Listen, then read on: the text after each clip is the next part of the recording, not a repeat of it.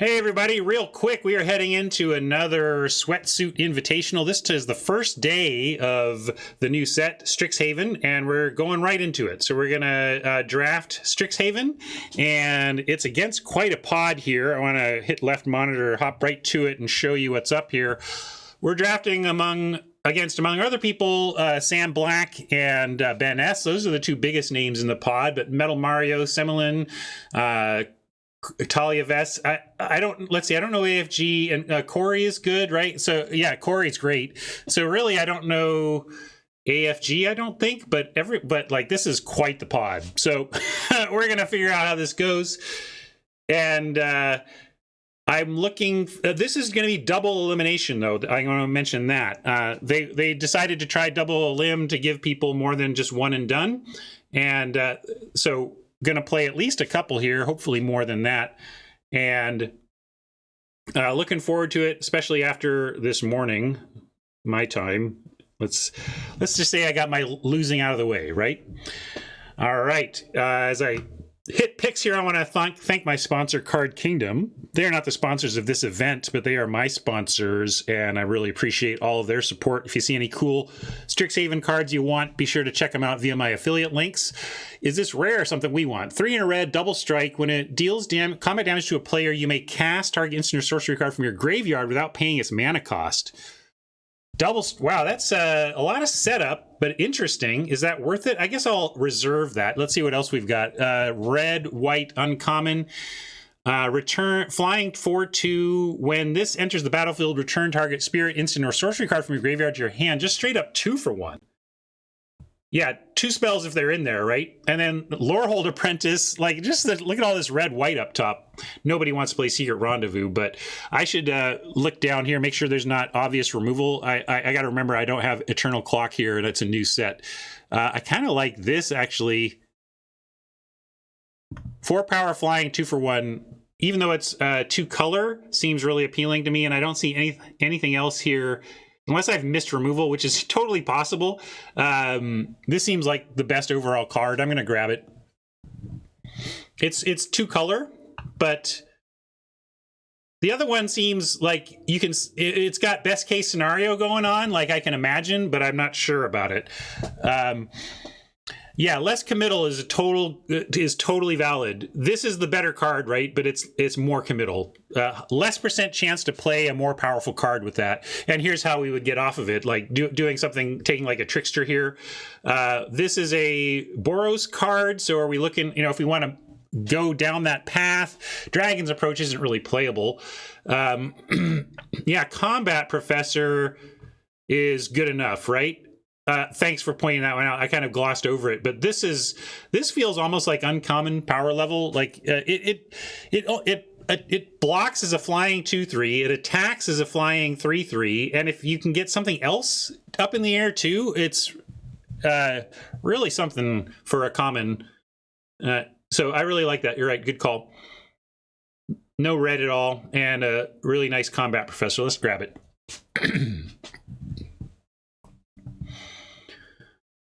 Are we married? Not necessarily.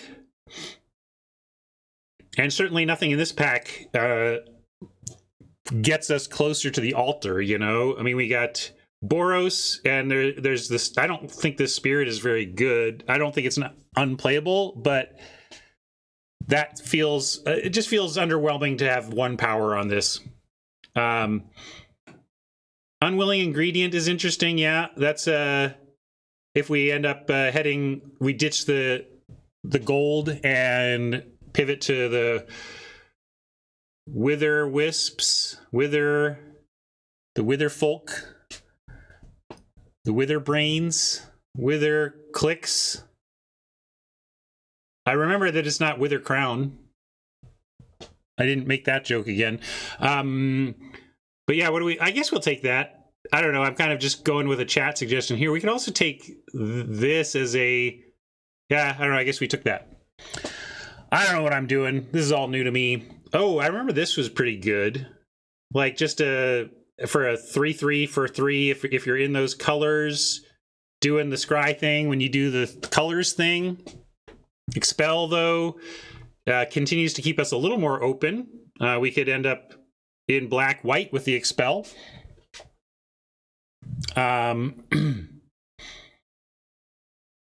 Oh, I want to get my... There we go. Introduction to Prophecy. You could start picking up... We could also take the Learn side of things. Maybe Rise is where we want to be. Is Rise just better than Expel? I guess if you're aggro, this is a little expensive, but aggro doesn't love a Destroy tapped either. So I'm going to try... Yeah, you think Expel? I'll take the cheap one. I'll take the cheap one. Humiliate. Target opponent reveals their hand. You choose a non-land card from it. That player discards that card. And there's Exhilarating Elocution. That seems like it could be good. This seems like... I mean, I think we're getting signals here that we should be in the black-white deck, but Compulsive Research still being here is also something else. Compulsive Research is, like, great. But I don't know if we're anywhere near it.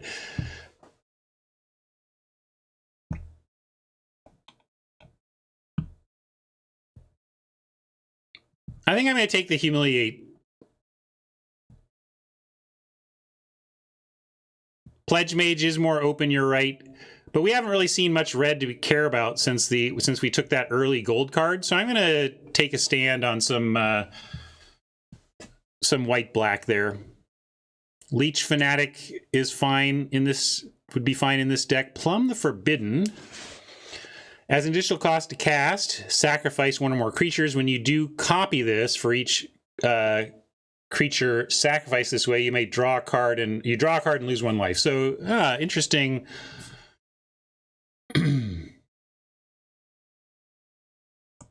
Option there. I think I'm on Leech Fanatic though.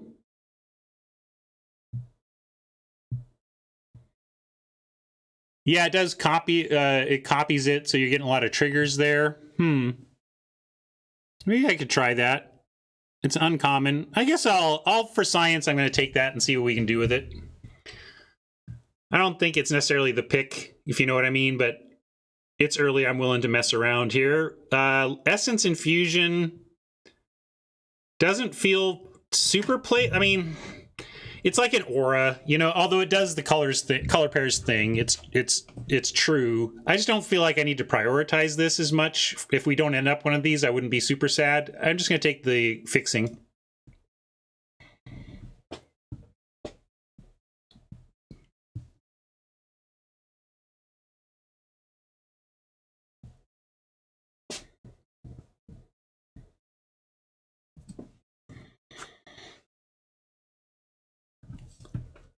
All right, this is kind of a good sign for us. A lot of stuff that goes with what we're doing. Maybe we take the Pledge Mage and keep things low curve. Table seems less interested in the Rise, even as it's a hybrid card and can conceivably go into a lot of different decks. If the table's not valuing it that much, I think I'd rather go cheaper and see to pick these up later, perhaps. Guiding Voice is tempting. Yeah. I think we can get those late too, though. I don't know. It's tough to understand Learn yet. But I like taking the creature there. This is a cool Magecraft ability too. Nice and flexible. Then we get a Summoning. We get the Lesson or the Learn-In. What do you think? There's also, again, this Essence Infusion, which I don't feel like I should prioritize. Yeah, I like the Summoning. Do we have a Learn card already? I feel like we don't, but maybe I need to learn what my own cards are. That's fine. I still think it's fine to take. And then Shield Mage is pretty good for coming back around at this point. Nice. Thank you for the sub. Although it's reminding me that I turned up volume earlier for louder music. Just that. Don't see why we want that over on color. But yeah, this is great. Looks like we found our lane.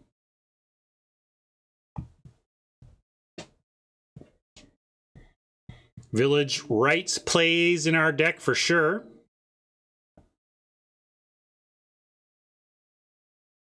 Sack this to Village Rites, and then get a card from it. You know, get 3 cards.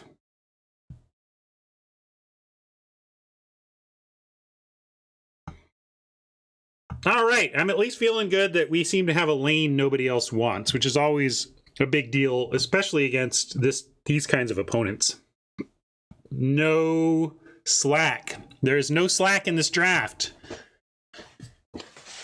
I mean, if you can't identify the slack, you're the slack.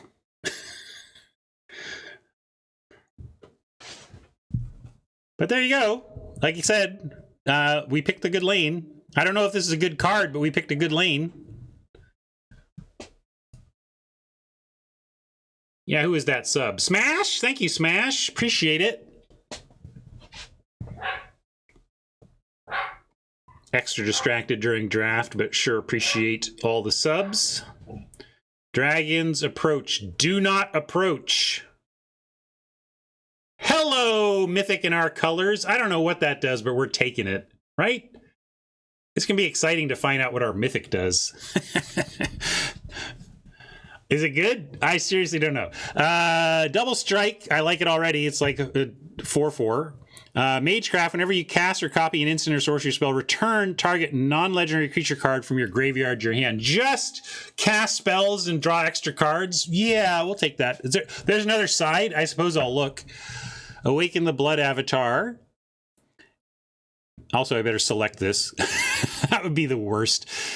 As an additional cost to cast the spell, you may sacrifice any number of creatures. This spell costs 2 less for each. Each opponent sacrifices a creature. Create a 3/6 black and red avatar creature for... that's complicated. I'll figure out if we cast that later. So this looks good. Look, we're probably going to wheel a lot of choices, honestly. I bet we wheel all these black-white cards. Although maybe somebody will take Fracture for a splashable sideboard card.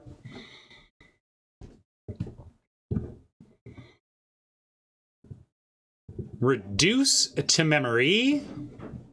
Exile target non-land permanent. Its controller creates a very good creature. So this is a classic lesson in that... don't get into a land war in Asia. No, the classic lesson here is it's not very good, but it's perfect in the right spot. Perfect in the right, like if you need that thing dead, you can get this and take it. Yeah, we can just take the dual as well. Casting spells is really good. This is not a good spell. It's merely an out to bonkers stuff from your opponent. Or I guess you could do yours. Like you can exile a random whatever and turn it into a 3/2, but that seems like the lesser use. Novice Dissect. That's not great, but maybe that wheels. Yeah, I think we can take the Campus. Sure. I hope so, because we're taking it. Apprentice is fine on our colors. We'll take that. Arrogant Poet would be a lovely wheel, but it's only mono black. I doubt this is coming back around, but we're going to go ahead and take the Apprentice.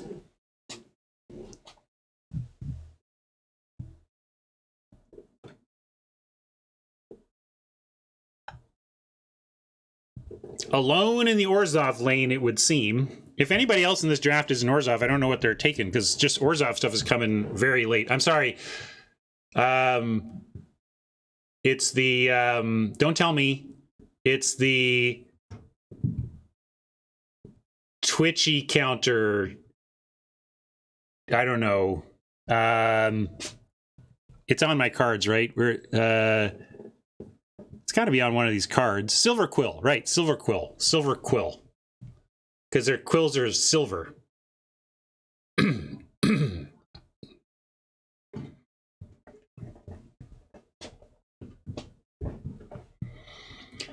I've been in there as being in the building as the silly words are introduced is a trip, because like we're all experiencing them first wave and none of them feel good at the time, you know? It's just like, really? What?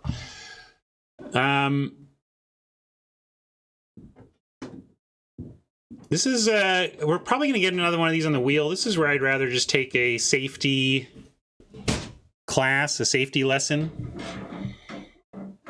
Dusk Mage, Promising Dusk. This seems bad to me, but maybe I'm underrating it.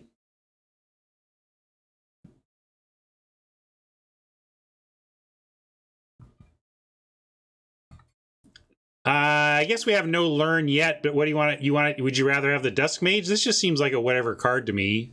So I was figuring still take a lesson.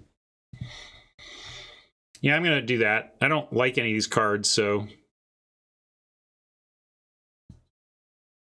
Lash of Malice seems real good. Nice thing to do early. I wouldn't mind a study break, I don't think, especially if we can get a lower curve going. I think study break may surprise people. It was pretty good against me today, for one thing. Loot Boots is reasonable as well, but I can't pass. I mean, this is good removal. I mean, this is a 1 mana kill 2 toughness, and I think we just take that. Instant speed.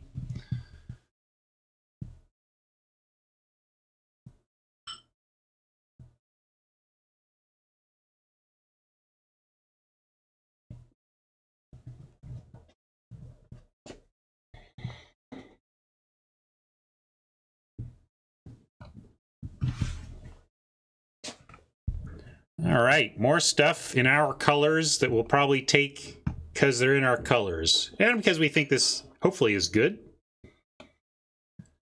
Got some sacrifice now with the village rights that I like. That's nice to have as well. This is a lesson that works with our color pairs themes, but as observed, we don't even really have any learning yet. So let's get some learning next before we pile on the lessons.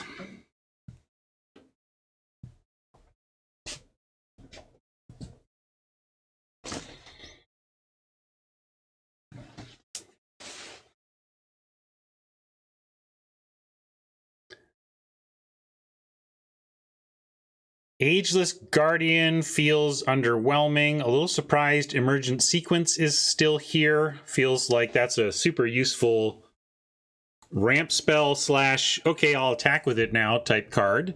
Ramp, fixing, and attacking all in a 2 mana card. Of course, the fact that it can attack and block does make it more vulnerable to removal, but Emergent Sequence seems great. Yeah, not much learning to be had. I guess we'll take another Elocution over Guardian, but I suppose actually, like, we're going to get all these that we need because the table doesn't seem to want. I don't even know if we want 2. I think I'll play the 1 for sure. I don't know if we even want 2. So, in case we just come up super short on 2s, 2 drops, then we better pick some up in case we have to. Here's a guiding voice we can grab. I like this here. Here's our first learn card. It seems matte, but it's only 1 mana and it draws your choice of all this stuff. So, I mean, if you start saying, like, take a look at our, these lesson cards, right? And if you imagine 4 mana, +1/+1 counter, scry, then draw, you know, they start to get reasonable when you put them all together. Again, here's this. Another Elocution, another Essence Infusion, which is this, except different. Let's just get Pilgrim, though. That's a fine 3. Yeah, this is fine. I don't think it's anything super special, but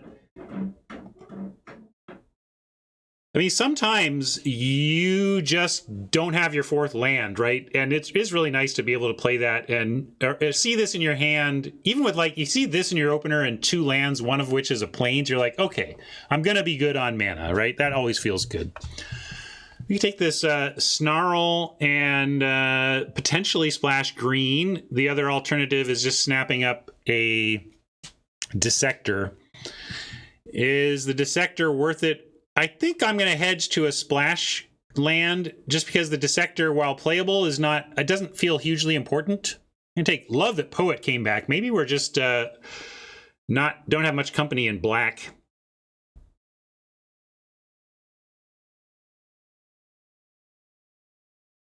I really didn't expect to get Poet back, and it's really, given the low curve I would like to end up with, really nice to see that. All right, fine. I'll take a second one, okay? I'm going to take Revitalize. This isn't even the life gain color pair, is it? I guess it is. Maybe there's red, black. Yeah, I guess it is. But I'm going to take the... Maybe I should take the Revitalize. Yeah, I'm going to take Revitalize. Why not? I mean, I don't think I'm playing either is the thing. Oh, this is interesting. I think I take the Campus because it gives us 2 lands to green. Like, I want the Study Break. We have a Village Rights already. But if Study Break's going to go that late, I think I like...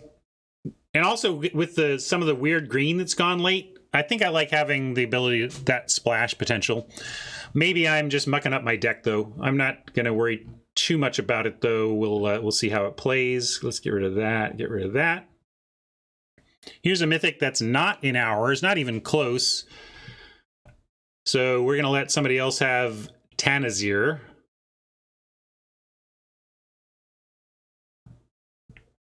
Humiliate. I think I would like a Oh, there's Inquisition of Kozilek. I mean, we got some other... Although that might even wheel. We can maybe take Inquisition and wheel the Humiliate, and then have a bunch of hand destruction. Yeah, cutting the dragon wouldn't be the worst, but I'm not there. Whatever. This is also a fun event. I'm not sure fun or competitive that I would think that's the right thing to do. Leech Fanatic could actually be an option as well. I might be overrating this Inquisition. Obviously, it's great in Constructed when you're building around it and you have multiple layers of that effect, so it's just super reliable. It's a terrible top deck. I'll take the Humiliate.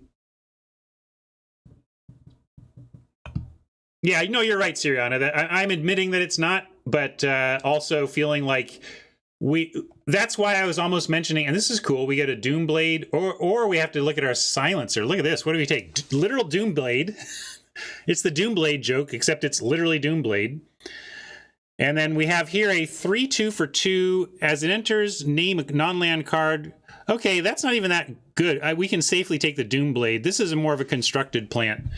This seems like a powerful thing in Constructed, where you have a really good sense of what your opponent's deck is about and can really mess it up by naming a specific card.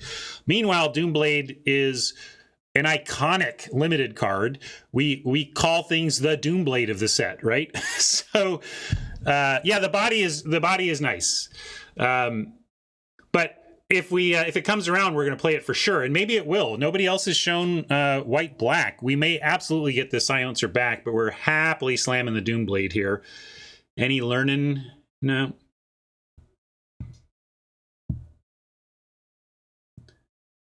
Devastating Mastery is in our color.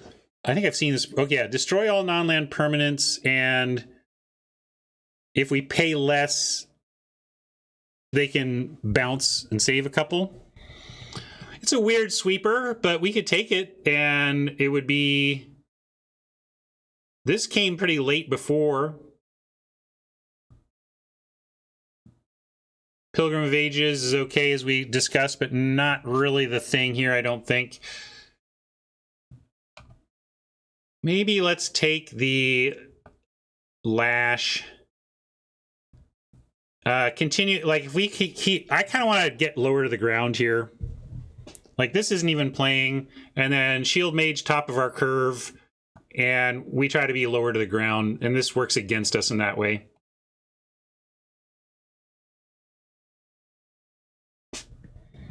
I don't know, Siriano. I forget what my Mythic does. You tell me. You tell me. What's this? This is our colors, but is it any worth it? Exile target creature you control, then return it to the battlefield under its owner's control. Rebound. So double blink. Do we have blinky stuff we like? I gotta watch my time. Luminant. Yeah, Luminant. This could be the place to start.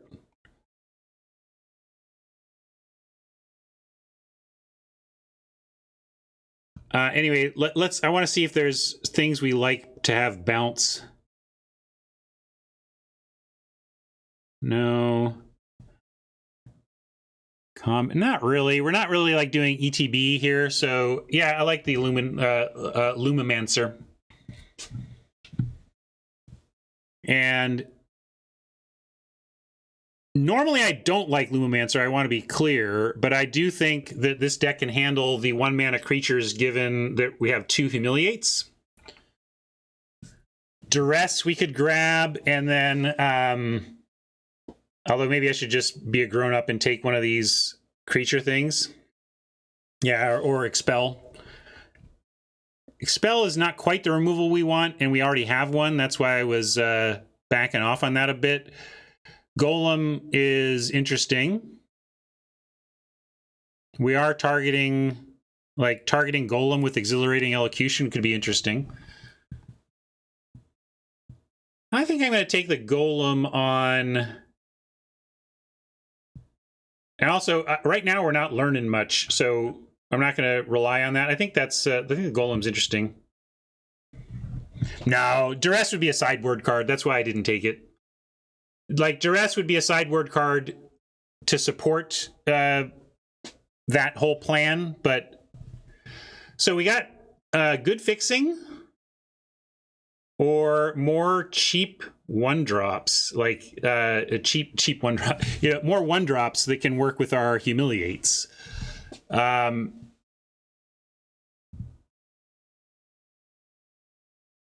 Professor's warning, what does this do? Instant target, yeah, that's all right. Is that really that good? You like that one? Maybe we'll take the ingredient. This might wheel with the way people are valuing black-white stuff here. I think we take ingredient.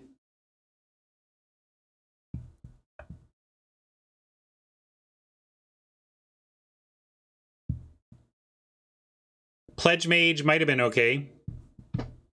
We got one of them. Defend the Campus. Maybe we could... That's not a bad sideboard card, at least. And we could also take the Commons if we're in pack 2, right? Oh, no, we're pack 3. No, never mind. That's a bad sign if you think you're in pack 2 and it turns out you're in pack 3. But it doesn't look like we're going to splash anything greeny. So let's just take Defend the Campus and have that for the board. Deck is okay, though. I'm just kidding. We're fine. Yeah, exactly. But, you know what I'm saying. If your instinct is, we got a long way to go, and you're like, you don't. You're like, oh, well, maybe things... Oops. So here's more fixing. I don't know how many tap lands we'd want to play. We could take a first Rise. I don't think we want more of this stuff. We could take Access Tunnel. We do have some reasons to want that, but we also have some lessons that we're never getting to without some learning. So I think we could take, small things get through. But yeah, you're right. I think we'll be fine. We can close out a game. Let's take some more interaction.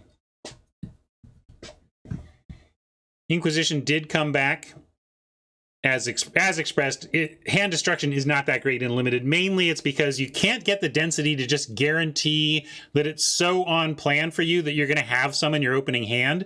The reason it's good in constructed is you put so much of it in your deck if you're doing it at all that you basically guarantee that it's happening early and you pick apart their early hand. And exactly, Math, that's what I was thinking. We could get enough to do it. But there's no need to prioritize it. We can take it now and see if we have the density to do it. Another unwilling ingredient. See, I actually kind of like the hand destruction plan now. Between Inquisition, 2 Humiliates, and all these cheap drops, it would really be an interesting plan. I think we're going to go for it.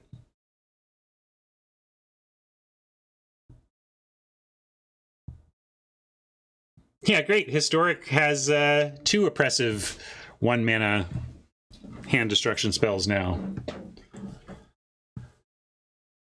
And another Campus. We could just take Cram Session if we really felt like we needed the learn, but I don't think we do. We didn't actually end up with that. It's not like we have some stacked educational sideboard we're going to go for. We're going to play our 1 learn spell or whatever and be happy to get one of these 2 when we do. Yeah, I would if we had more learning, but we don't. So let's take the land and decide if we want to do it. Lose 2. Oh, this could be good for top end, right? Help us close it out. I like this. I'm not disappointed with this pick here. And we don't have the ETB for this ephemerate. And I don't think we're playing 4 campuses. And while we can splash green, we're not really doing that either. So let's take the dissector and see if we want to run it. All right, look at this. So Pledge Mage or Warning? I'm going to go Pledge Mage. Some of you wanted me to take Warning before, but I just like having that creature curve filled out a little more. Can help us go even lower on the curve. All right, cutting the green lands and probably only playing 2 campuses at most, given how low to the ground we want to be. But I am willing to play 2. This may be controversial. Some people in hyper aggro want 0 or 1 of this type of land, but I'm so into casting my spells. I just can't tell you how into it I am. So don't want Guardian, don't want Revitalize. Let's cut the easy stuff here. This was a maybe. I'm not sure we really ended up. I'm going to put maybes over here on the land pile. I'm not sure that's a sure thing. That is. Yeah. I think we want to do this. Or do we? Are we targeting? I guess we have we have Village Rites targeting, or this Sacrifice doesn't target, right? So that doesn't target. What targets? Guiding Voice if we leave it in. Exhilarating Elocution. Yeah, that's true. Humiliate targets, right? Oh, wait. Put a +1/+1 counter on a creature you control. It does not target your creature. Maybe that's so that it, yeah, I don't know. I don't know why it uses that language. It might be some rules thing I don't understand. Anyway, we are still got to make some cuts. I think we're cutting this stuff, that thing. Spiteful Squad, yes. We're going to keep that. I want to try one of these. I think with what we're doing, an Exhilarating Elocution could finish a game.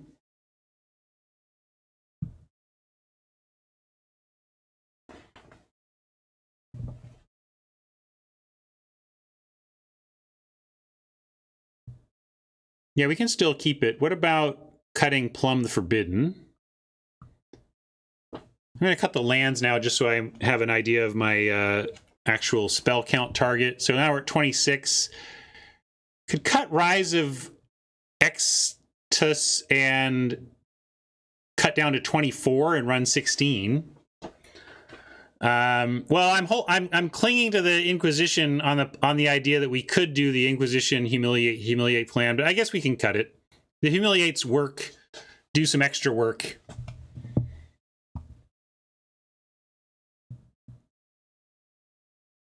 Plum combos with our Mythic.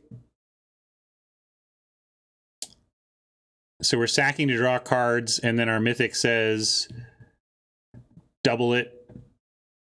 Oh, not double it, but get stuff back. I don't even know how much we're getting back. Yeah, I think if we're up, we can decide. There may be matches where we want to bring in Inquisition. But I think we make a cut here and then call it basically a deck. Is there something that's bad? Anything that I forgot in here that's just not that good? I think I like everything else I'm seeing.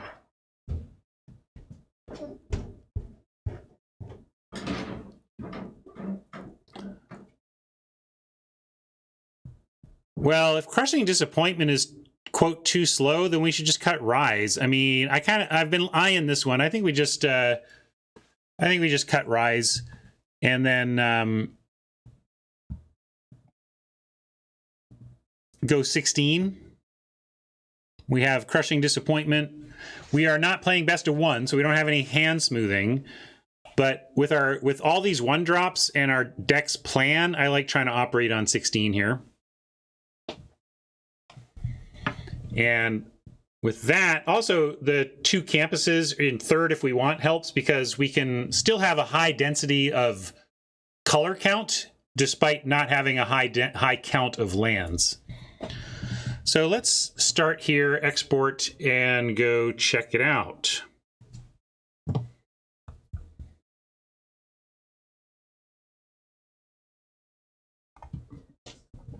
No, I'm going to keep the Humiliates.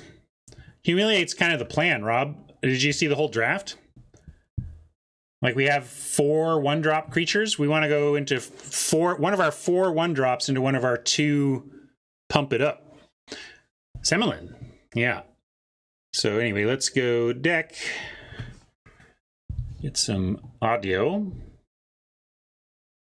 Pay no attention to that record. That's some old record that belongs to some other person.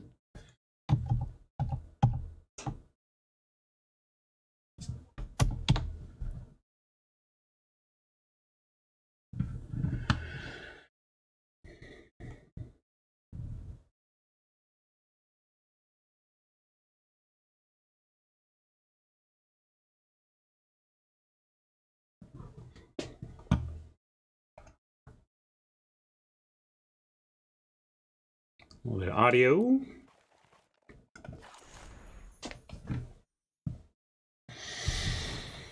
All right, let's carefully not send things into. I don't mind crafting commons and uncommons, but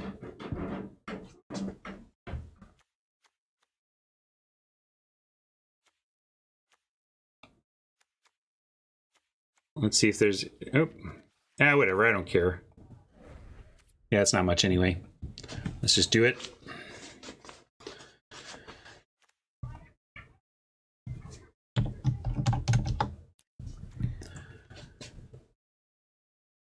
Do we like this? Probably that. Oh, wait. Oh, no, I need that. But I want... I think we want even though we have a lot of black 1-drops. Maybe that's the, 3 of these. This is a pretty good reason to be, I guess, and this is double black. Yeah, I changed my mind. Well, the suggester is correct. We should up our swamps and drop our plains. And we are unwilling something. Unwilling to budge.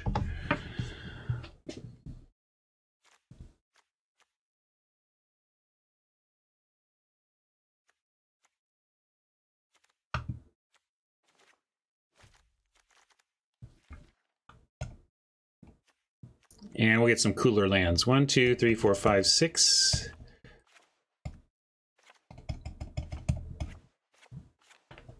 Chunky. I wonder why it's so chunky. Is it me?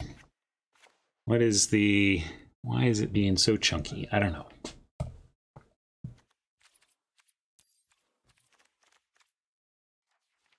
Anybody redeem bling? No, no redemptions. We'll go with our man Avon. And the best basics of all time. Seems reasonable.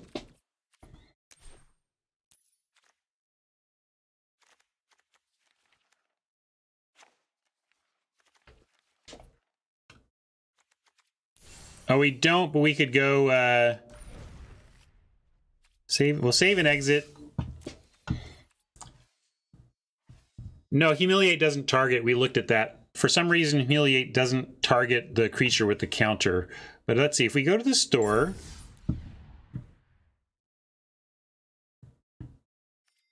yeah, I don't have a challenge that I see, but I should be on my main account that we have used before.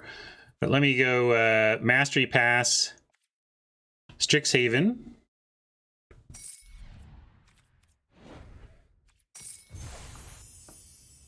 I'm going to do this, and then we can use these. Not using that, though.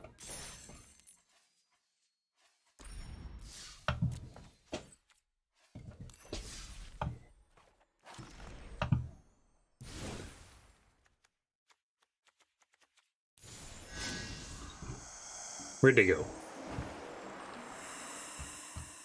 There they go.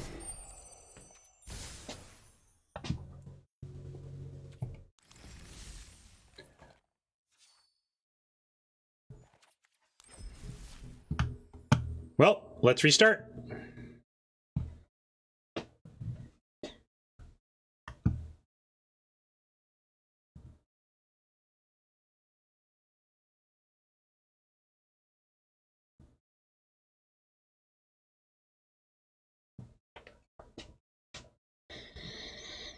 That is the Wizard's way. QA via launch. That's a little harsh. It's just a very tough game to catch everything before it goes live, for one thing. But this kind of thing should be catchable. I just think, again, my old buddy from work, Chris Kelly, who's QA lead there now, is on sometimes, and I give him a hard time. But they know the stuff that's busted. It's about prioritizing it on the inside. All right, now, what? Do I have to redo my friends, or is my friends list blown up? Well, I'm going to go ahead and try to challenge him directly, since the friend challenge thing doesn't seem to be doing it. Maybe this will work.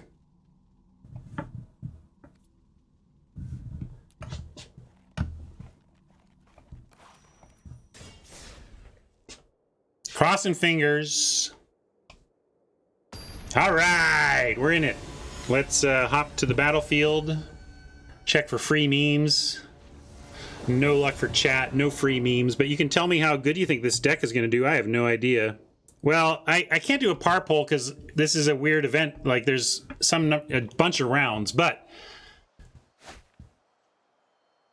we will see how this goes.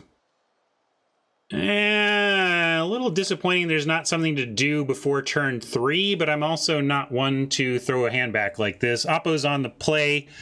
Hopefully we'll find 2-ball before our second turn is done.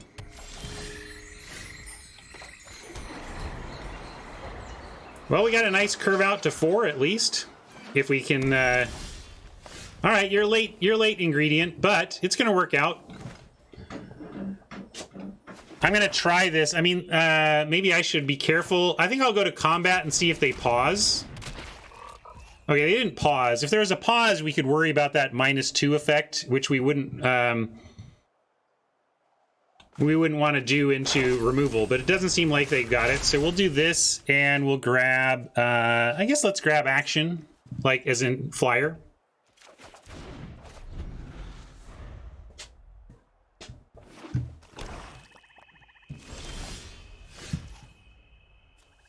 And then we could lead with this, but we're going to go Pledge Mage and get around to this later, hopefully when Combat Professor is on board and we're just doing a bunch of stuff. But I'll start with an attack and then a Pledge Mage. I don't know what flash stuff is going on in the format. Maybe I'm sending... But he's got Menace, so it's going to be tough to block with a flash creature. In fact, impossible to block with one flash creature.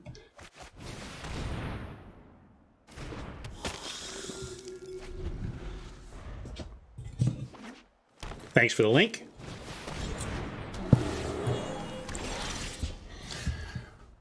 What a common. Like, remember when we used to get a 3-2 with a 1-1 and we liked it? Now you get a 4-3 with a 1-1, and when it dies, you gain life. That is a heck of a common. But we are not going to worry. We got our own plans here, and they look pretty good. We're going to drop this and just play the Professor. No, I like summoning fly-in next turn, and we can Professor and get one of these in now anyway. Let's send in the...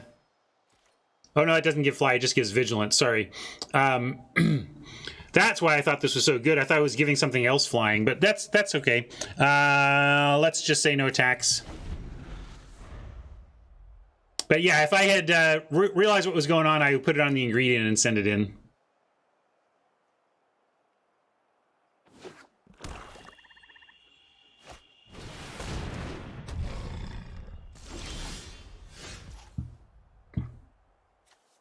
Pretty nice. Let's go try to race here.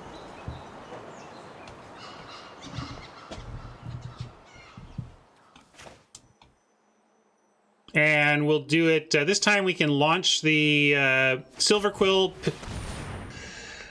and we can, now let's see, I can take the free flying damage here, but I can also put it here, and with the Menace, they got to give up at least a Professor to block it, or the 1/1 if they want to. And what I mean by, like, if we attack and trade effectively for the 1/1, then they got to sacrifice one of these two on its upkeep, right? Yeah. So right, they pest in 7/6, but then look at their upkeep math. We don't really mind what happens on the upkeep in that spot. Although, does it make us discard? We've got some lands to discard, so that's okay. But we might, that's probably fancy play. We should just go for the damage in the air. Yeah, but we're happy if they sack the 7/6 is my point. The point is that attacking with the ingredient means they don't get a free sack of a pest. Like, that's pretty good that they get to sack this pest.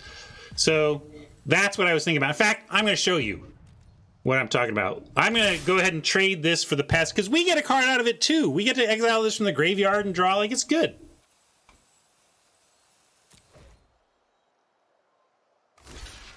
And they're not even giving up the prof, or the 7/6. Like, they're giving us the Zumancy. Maybe they think we have some kind of death touch, but we'll happily take out the 4/3.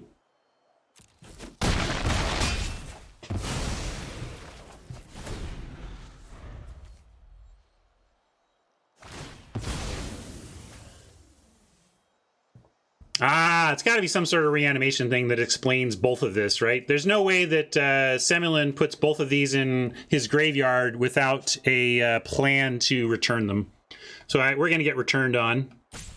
Oh yeah, it's true. We do need, well, we're covered. We have, I'll ditch the swamp, but we're very covered.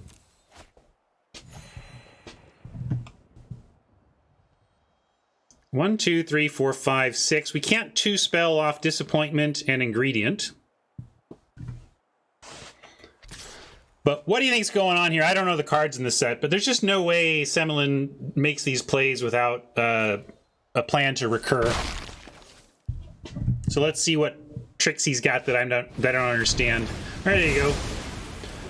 Wrath effect. That's cool too. We get, well, now what should we do? Let's see. This is, I'm going to go with exiling the ingredient, I think, because now we want to save Disappointment to trigger the Lumimancer. Disappointment is also an instant, so we could just wait. But I'm going to go ahead and draw off the ingredient. All right, I like that. And now we can go play both of these, and next turn, Crushing Disappoint.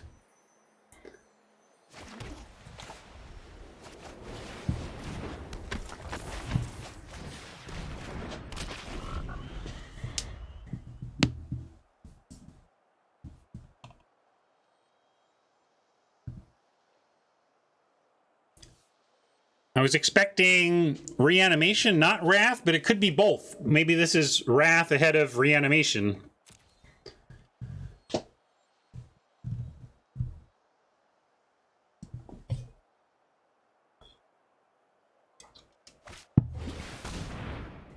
Well, not Reanimation, which is to say Battlefield, but Raise Dead, or looks like it is indeed. We will sack... do you like sacking the one that has power, or the one, I mean, we're going to go Crushing Disappointment. This draws from the graveyard. I'm going to sack the one that draws from the graveyard. It's just that this has the spots where it doesn't do anything, but with Disappointment we can try and not make that be the case. So now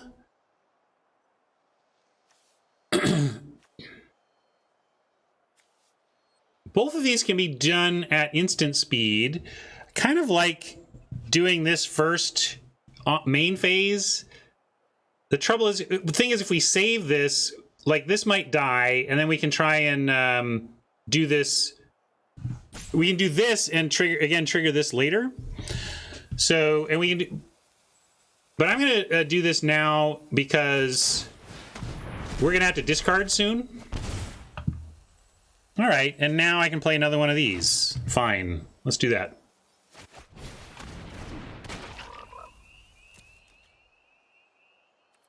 Saving the swamp, we're going to ditch it to this effect.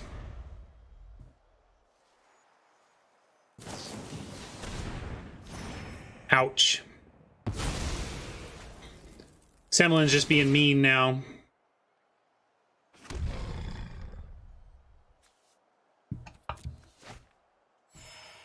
I don't think we can win this one now. Too much value. Yeah, but he's at 20. We're done for.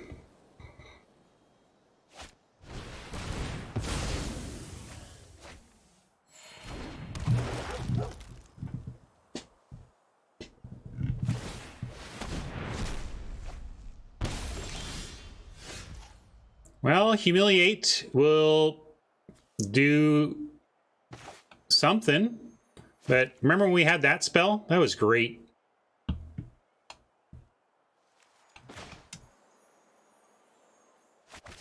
I'm gonna put the counter on the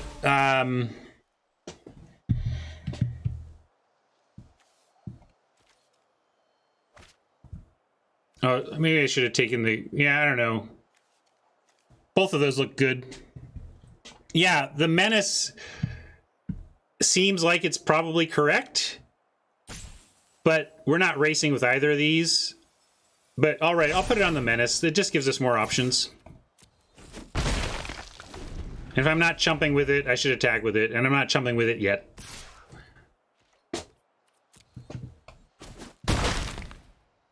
We got Doomblade that would help.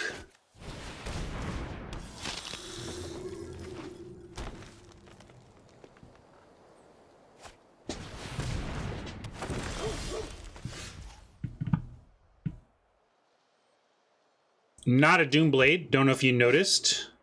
Definitely not a Doomblade. Well, I can send the ingredient, and he just takes it. So there's no reason to send.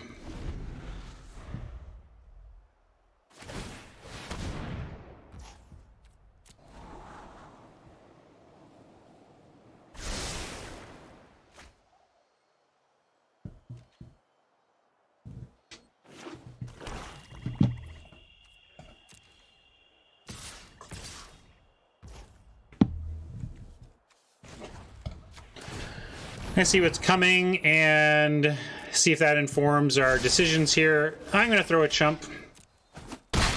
We are at that stage of the game. And thank you, deck, for your service.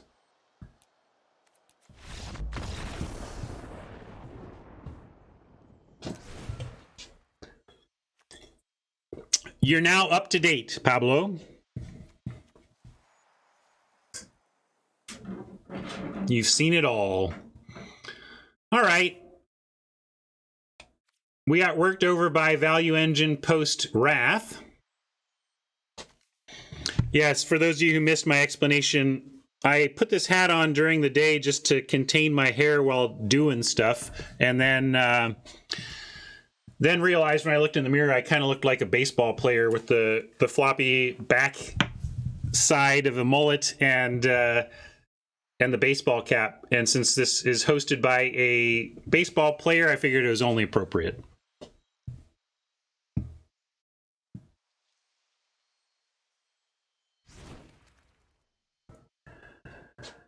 So, yeah, now we want Exile. I'm willing to put that in. We might need to add land, though. Although, I'm just going to be greedy. And what didn't we like? I mean, Village Rights is good in this matchup.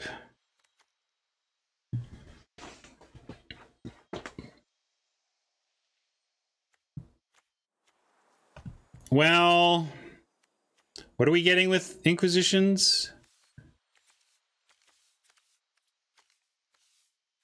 There's some stuff, I suppose. Yeah, this didn't, you mean the 01? We could cut that. But we're on the play now, like actually doing the thing. I think I don't want to. Which flyer? The Spectre? What are we talking about? You like the Spectre against the fatties? I don't understand that exactly. Well, I'm going to do this and say done. How about that?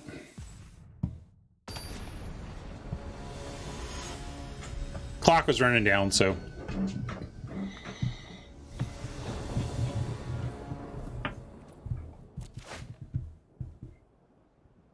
Boo.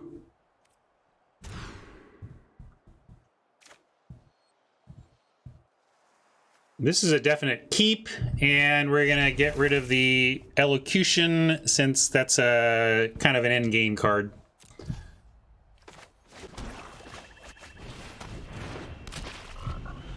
It's not, it's like, it's not so much that it's expensive, it's that we don't want to play it for a while.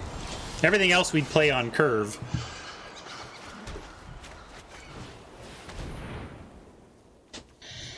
All right, Mage Duel. That's real good. Hunt for specimens. Create a 1/1 black and green pest creature token. When this creature dies, you gain 1 life and learn. Deadly Brew. Moldering Karok. Honor. A lot of good stuff here. We've got a Doomblade to handle non-black creatures. Non-black. So maybe Karok needs to go. Right? Doomblade's non-black, right? If we're taking away removal, let's take away the Mage Duel. If we're taking away the Karok because we just feel like we can't beat it with what we've got in hand, we could do that too. But we have Lash of Malice that could maybe trade. What did I say? Oh, it dies to Doomblade? Yeah.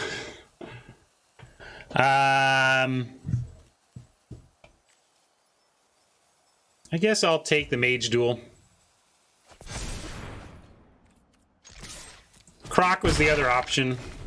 But we do have a Spiteful Squad that can block and kill it for value.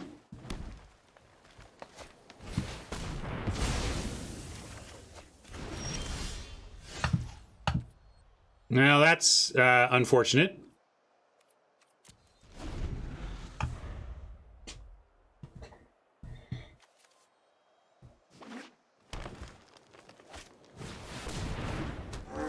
And we know we can't kill, we don't know what these other two cards are, but we know we can't kill the other creature with the Doomblade anyway, so we are going to fire this off. Also partly because we are stuck. We don't know if we're getting more land. And sometimes you want to wait and use a card as powerful as Doomblade to get one of those later spells. I don't know, I've got it on, it's updated.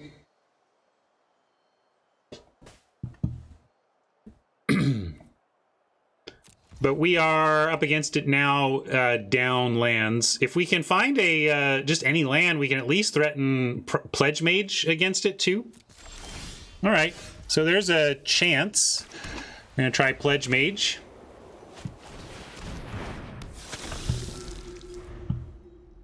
Well, I can try restarting the whole thing, see what that does, if it's not working on mine yet.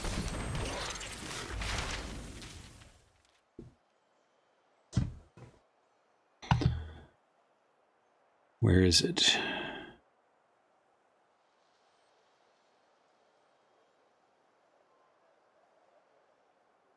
Maybe I can't.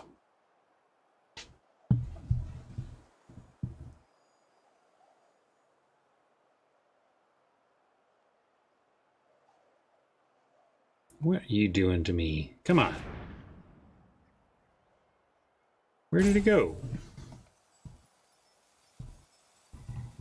Oh, there it is. Hold on. Environmental Sciences. Okay. Now let's try. I'm going to try restarting here on Cardboard Live. See if that does anything for us. Interesting. Let's see. Does this? Are there onboard tricks or anything to worry about?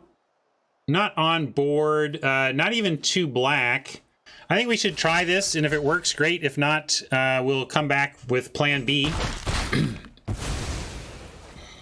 Probably just as Semlin being fine with creatures in the yard because he's got all this graveyard recursion.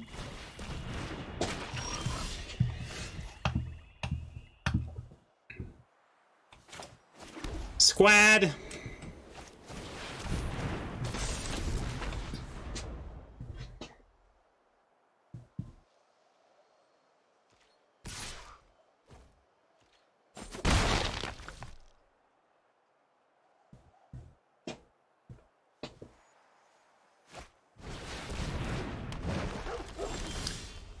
That's what I mean. This is the type of creature that you'd like to save a Doomblade for, but we didn't have time for.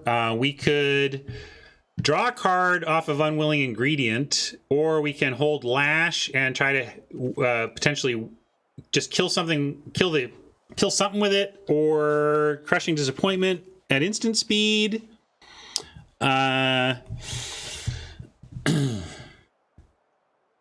Yeah, Disappointment right now is totally viable. We could maybe find a swamp and still have that play, and we want to block anyway. Since I guess that's fair, since our plan is to block Groff with Spiteful Squad anyway, so might as well do that.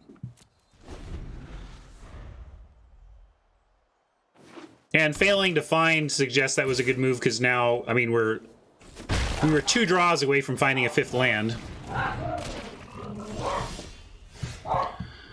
And we still haven't, but we can... We're choked on black. We only get 1 black spell from among all this stuff. We get a Guiding Voice on something. We could go... We could actually draw and then have Guiding Voice as a backup plan. Apprentice, keep up Voice. Well, that's not an instant, so if we do Apprentice, you just have to choose to do it. Let's go. I'm gonna look for land. We still need land. Let's do that.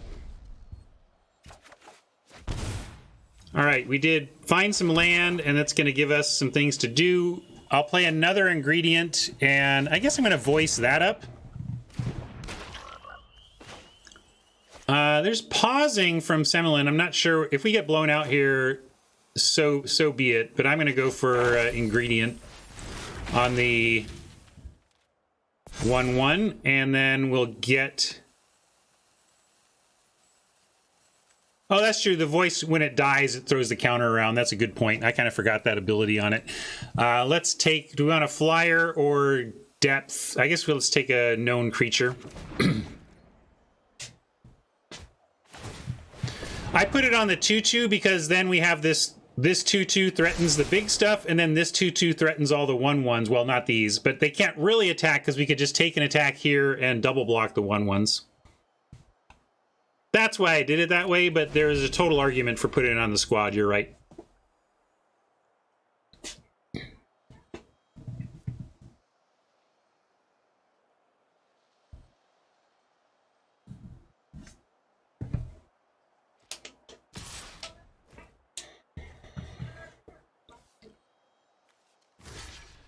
And we'll take it. Looks like it's not going to matter. Like if this were a 3/3 and this were a 1/1, this would hit it and then put the counters anyway. Let's see if they successfully move even.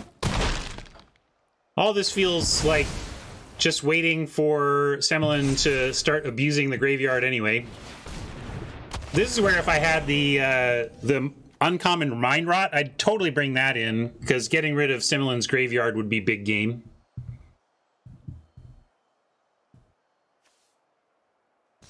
Four mana, 5/4 trample learn. That seems pretty darn good. I guess it is rare. And then what's the learning? Ugh, perfect lesson for Semlin's deck. I mean, that's not even an additional cost for him. It's like a bonus.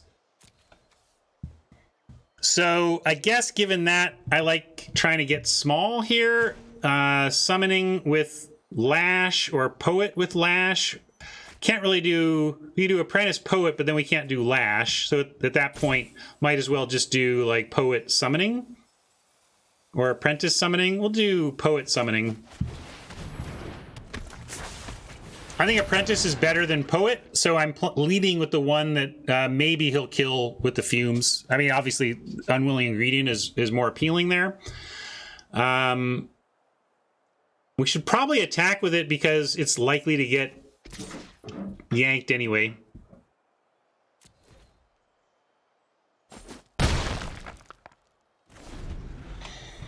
At 13 life, you maybe think that's aggressive, but we do have... I mean, it's just at Necrotic Fumes, if we leave this back to block, what is it accomplishing? As you see, it's accomplishing nothing. He's going to kill it, so... The only reason to not attack is if we think somehow by not attacking we could get him to do something else, but I don't know why that would be the case. All of this stuff says we can't block, so we're going to say no blocks and try and recover on the draw. Well, we get our Mythic. Is that enough? Can it help? Trouble is we don't even get our Lash. So I think we actually have to Silver Quill and Lash at instant speed and throw some damage around. Like we can lash the Professor and block it. The Trample just kind of gets us though. Close. Like if we just had more black, we could at least play this and play the Lash, but we can't do that.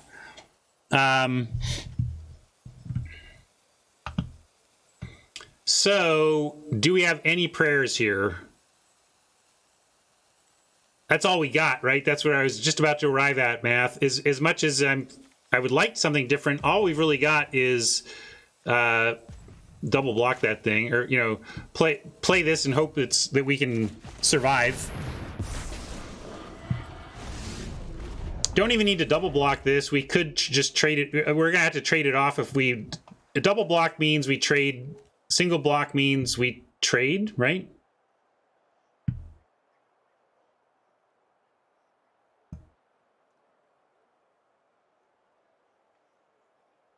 The only thing a double block would do is save a point of trample, but I think we'd rather have the creature for next turn than save a point of trample. If Semlin has pump, we're just dead anyway, so we'll put that there. And yeah, I mean, this is where, if I tried to play around anything, we're dead to anything, so we don't play around it. We're just going to hope that we're only taking 3 here. That's the plan.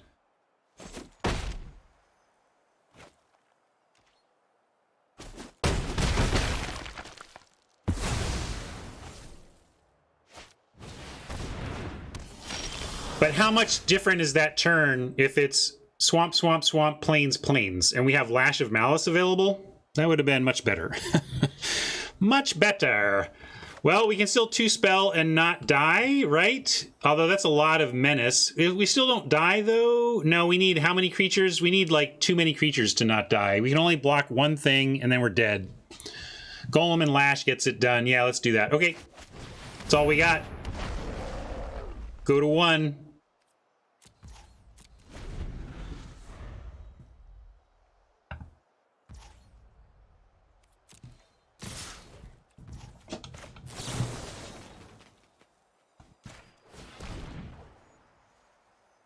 Watch the life gain.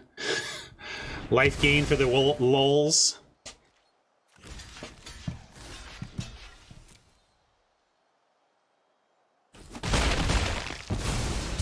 Your friend here is only mostly dead.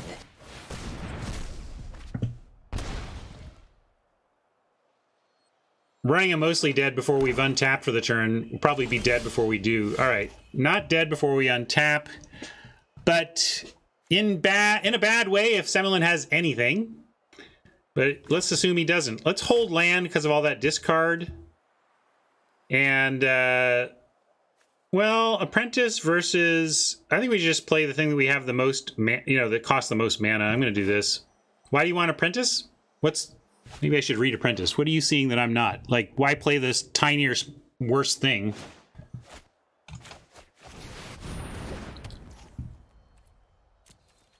Oh, well, why? He's not going to wipe the board. I mean, I don't know. We can't really beat that either, so...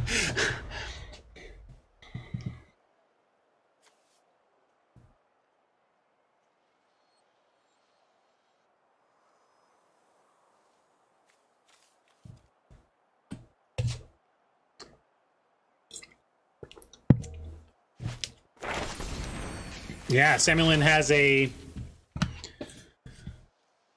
plagiarized art board wipe.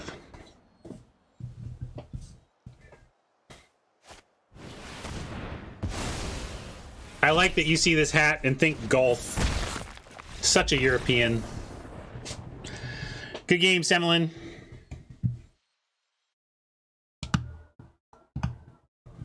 Yeah, big drama around that art. Have we heard from the artist yet? But if you want to see, I should go report my loss.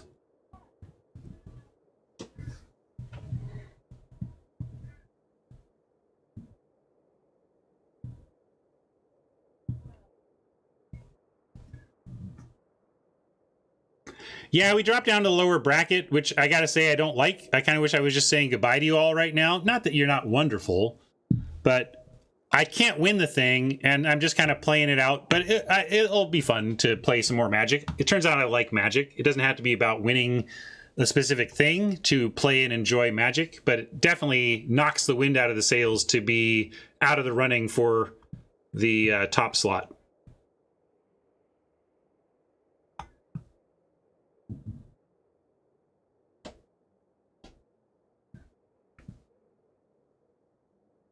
Well, that's a good response.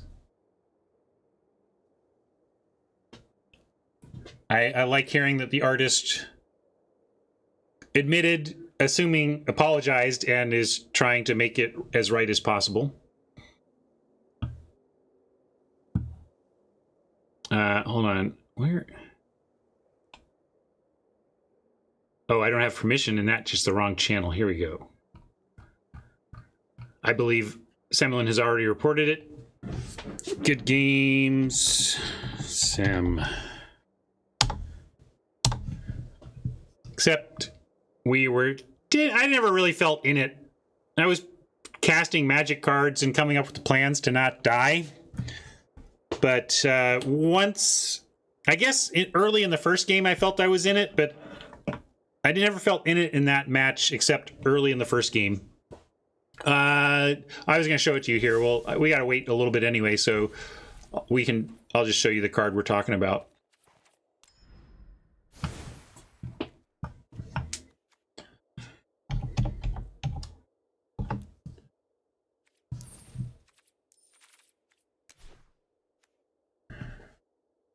This is the card, and the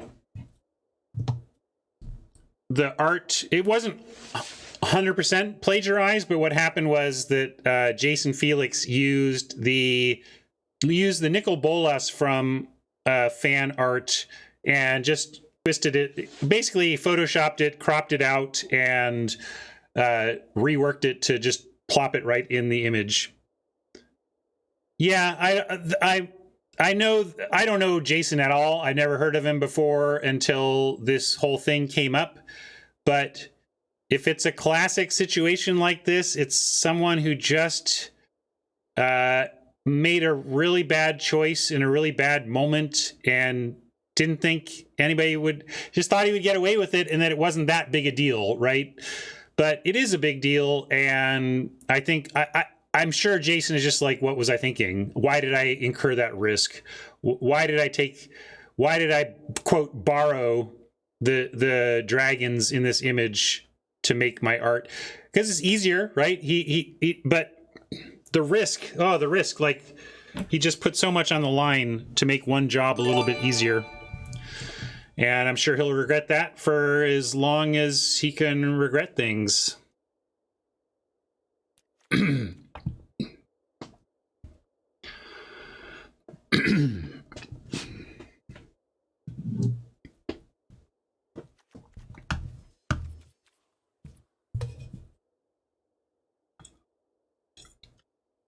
I believe it. I mean, that totally makes sense. Like, that sounds like the desperate work of someone who was behind schedule on a bunch of stuff and chose to do that rather than say, I need extra time or I can't do this. You know, he just didn't want any of those balls to drop and made a really poor choice instead of choosing a ball to drop.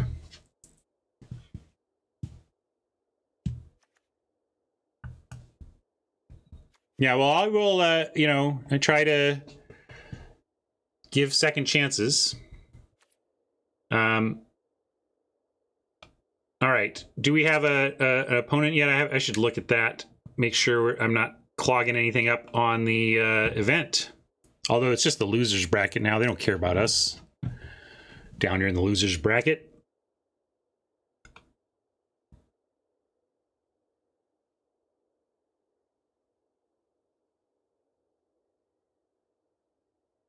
Looking for loser of Metal Mario, the AF Gaming.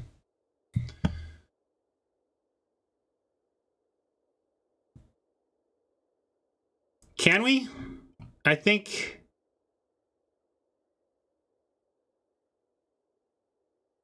I just saw that the brackets pushed us up here.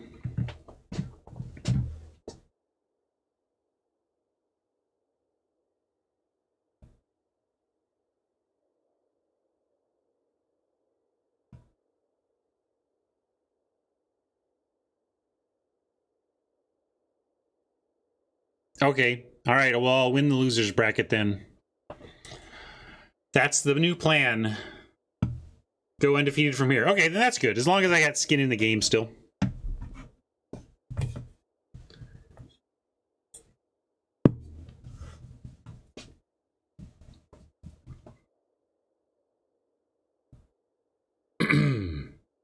All right. Metal Mario 1-2-0, so we'll be facing the AF Gaming. Looks like his name is Aaron. Is that AF Aaron Forsyth? Am I playing against Aaron Forsyth? No.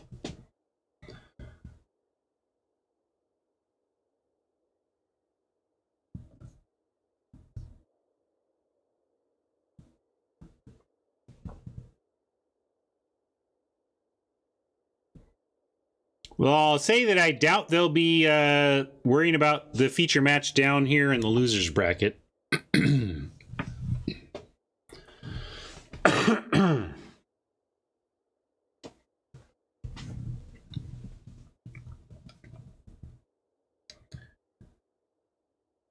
Yes, that's interesting, Siriana.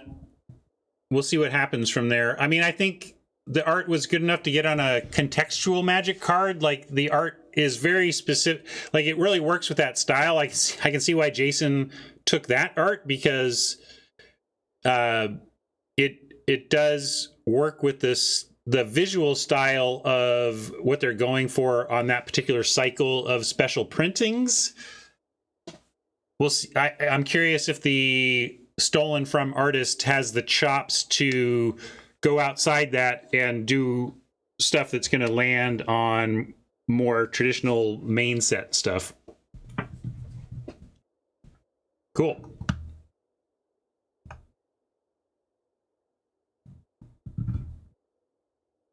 Why is that fearless looting so ugly? Because I was going to make a mom joke, but it's too mean. Careful calling art ugly. I mean, it's earnest art. I don't know. There's some. I get you. There's some art on Magic cards is better than others, but I don't like to bag on anybody who's doing earnest art. And the answer ultimately, though, is why do I find that art unappealing? Is one, some people like different things from other people, and two, art is hard. There you go.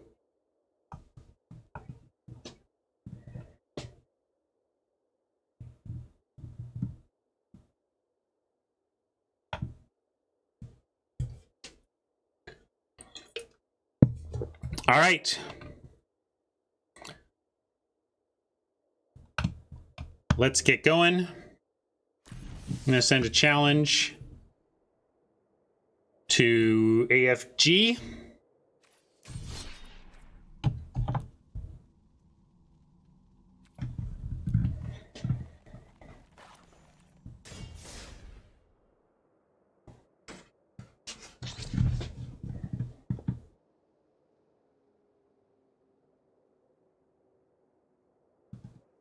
I know what you mean, D. That's just a picture. So you're saying the artist is so talented they can create photorealistic images with their brains and their hands? That's pretty cool.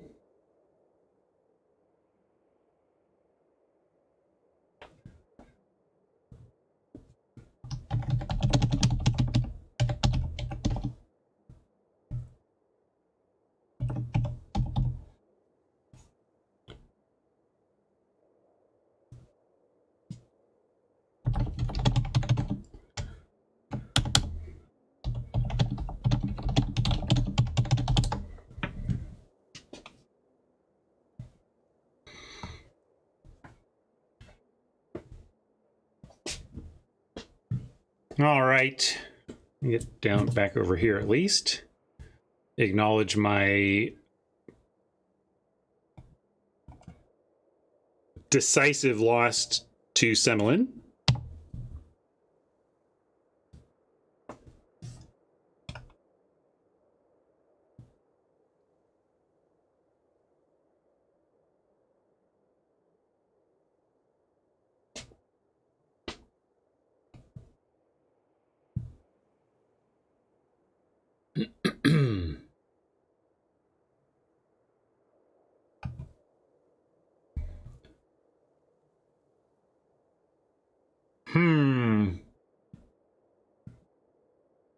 AFK gaming, am I right? Am I right?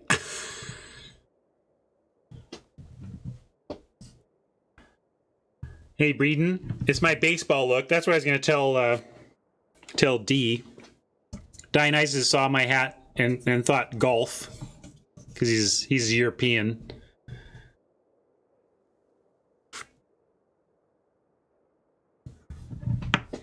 And I wore this hat earlier today to contain my locks, and then I wore it now to reflect the baseball spirit. I feel like a baseball player, like a pitcher specifically. I feel like Jacob deGrom or, you know. Here, let me take it off though. Let's see how we go hatless.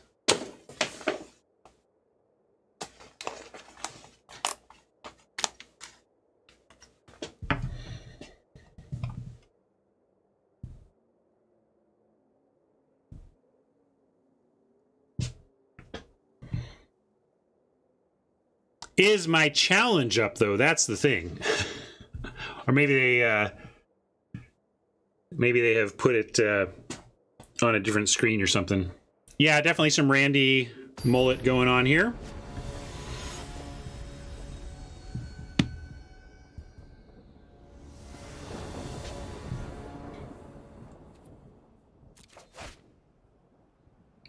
I hope so, or else someone has taken over. Well, this is a nice curve out. Let's keep this and put it to them.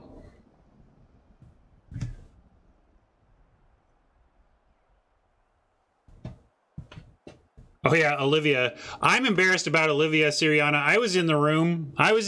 There's a thing. In fact, here maybe I'll make this my AMA. Tron 15 days ago asked, what was your favorite experience while working at Wizards? And it was really a lot of things, but I'll go with this one since I can now mark this complete. The slideshow. Every new set, every Magic set that got released would have a Magic Meeting slideshow in which everybody in R&D would sit in a room for 2 to 3 hours, however long it took, and go through a new card set shot by shot. And it's basically the first time anybody who worked on the set is seeing the whole deal. But it's also the last time to make changes. It's the last time to say, and even then it's like, it should be like, you gotta let, it's gotta be a big deal if you're gonna make that, if they're gonna make a change at that point. And anyway, my point is, Olivia, everybody was watching Olivia Voldaren, and wait, is Olivia in Innistrad? Maybe I'm not to blame. I'm not to blame. I wasn't in that one. Innistrad was already in the can when I started at Wizards. But it is interesting to note that all of R&D All of R&D sat there in a room and looked at that card on a screen together and was like, yep. No one caught it. So, risky keep. We're going to... Let's take the other one. Well, the Zephyr Boots is a good one. We just take the boots. But with the second ingredient, they actually have blocks and plays. I'm going to try and punish them for the lack of land. Just take the 1-drop. It's not a very good one because of the... it has an ability in the graveyard. But it takes him off a... I'm assuming his name... I'm saying he because AF Gaming is listed as Aaron. So my presumption is if you're going with Aaron, your pronouns are he. But I'm just trying to punish the land shortage. And now we're getting land flooded, which is the inverse punishment. No, yeah, Olivia Voldaren, who has the old triple-legged vampire...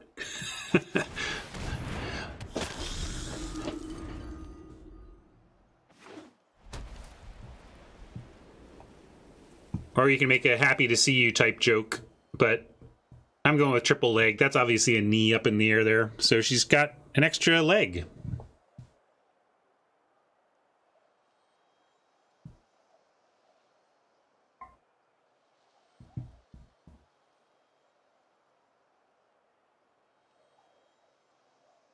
Now, we can try and Stan Lee this. You all know the no prize. I've talked about the no prize before. The deal was if with Marvel Comics, if you ever found a continuity error or something that was just clearly wrong, like this character has 3 legs, you couldn't just write in and complain that they got something wrong. You had to actually write in and explain how it wasn't wrong. No, that was on purpose. Here's what's going on here, right? And yeah, you call it the no prize. We passed this. We were hoping to wheel it, but did not. And it looks like we were not alone in white blue. In any case, I think my no prize for Olivia would be that Olivia is throwing a party. She's a vampire. She's chopped up a corpse in the other room and has snuck a 3rd leg from a corpse under her dress and is holding it up to prank the room, like to see if anybody notices. And it's really just it was just a leg corpse, right? There you go. What a prankster. There you go. That's my no prize for that art. Now, let's get a prize for not timing out of this game. Let's go ahead and lash the rare, and then we can fly the Pledge Mage and get in.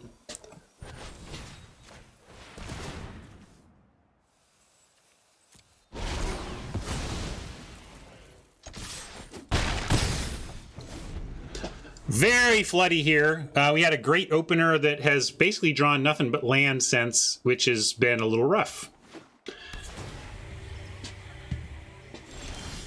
All right, now you get the meme. I liked my plan of punishing the 1-lander, but then we got punished by Flood.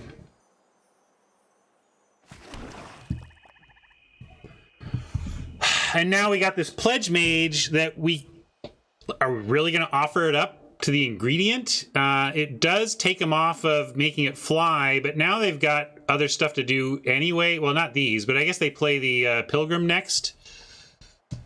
Yeah, I'm going to say Unwilling ingredient, get in there, and we'll try and find some action.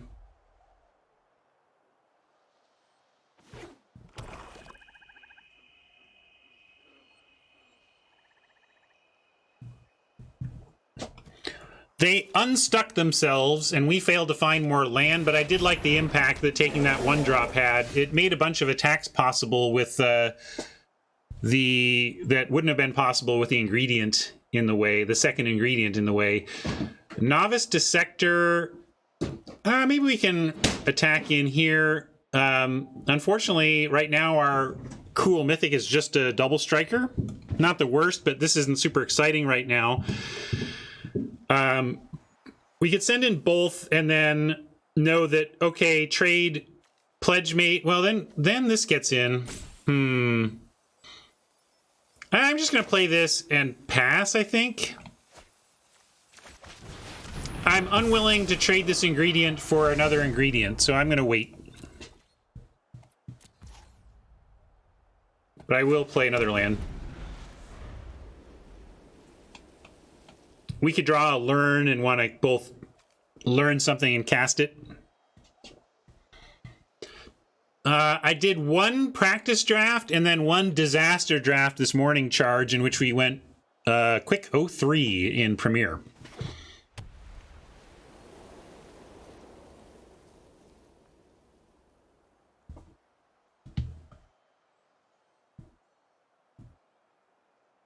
I'm 0-2 in this event, so currently winless at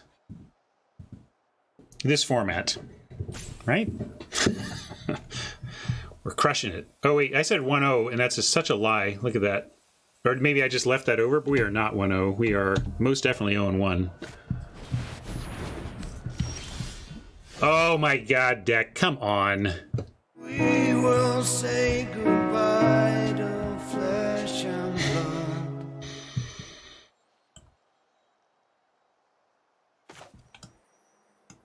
I mean, could send the Overlord. What does that get us? It just trades for one of these, and that's not good enough. Just get us a spell. Actually make our Mythic do something. Get a spell, we get these two back, that'd be great. So Hat is absolutely right. We are so in it, I wouldn't even play the Mostly Dead meme. Just bummed by our land draws.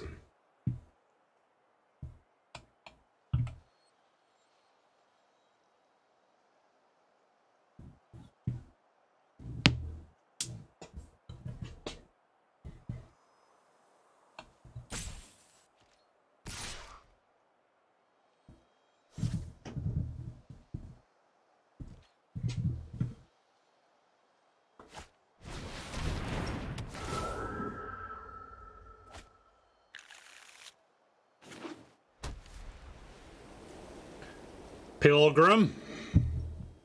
These boots are made for flying, and they're going to fly all over us for some card advantage, potentially. Oh, Arrogant Poet. At least you're not a land, but we can't really do much until we find ourselves a spell. They have the loop. I don't even know what we're talking about. What's the loop? Pilgrim? Sacrifice, get Pilgrim back? Oh yeah, Novice. Yeah, sure. Expensive, but sure.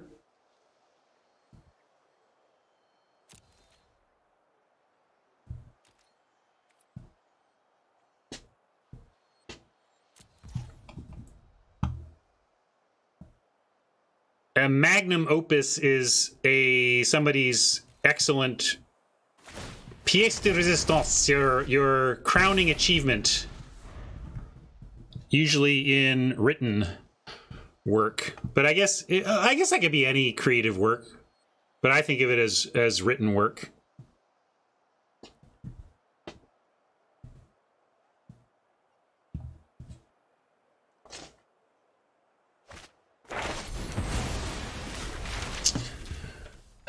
Can I quit yet? Now. Your friend here is only mostly dead. Oh, deck. Well, losing 2 and being done might be the best thing for my life, actually. But right now, I'm not going to block. There's our own Pilgrim. That'll help with the land situation by getting rid of some from our library. I really thought we were the only black-white drafter. I guess I should have figured out that we weren't based on what did not wheel. But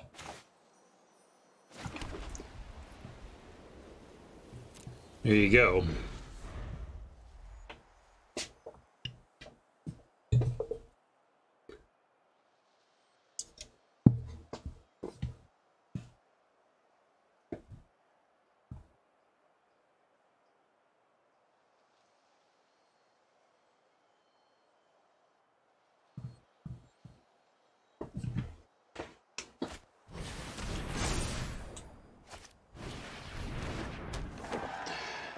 Yeah, all cards I didn't want.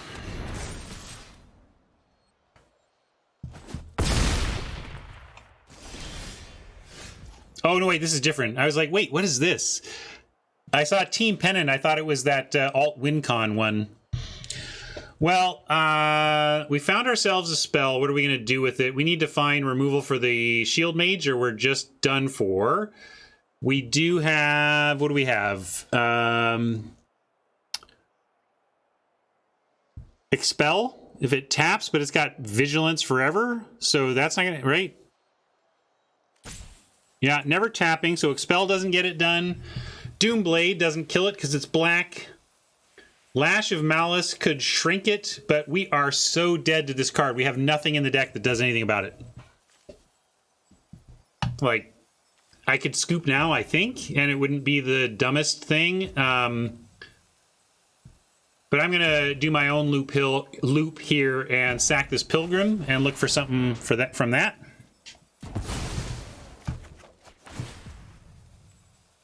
We can give it flying in case we find something that would make it be worth attacking into this, like Death Touchy somehow, but nope.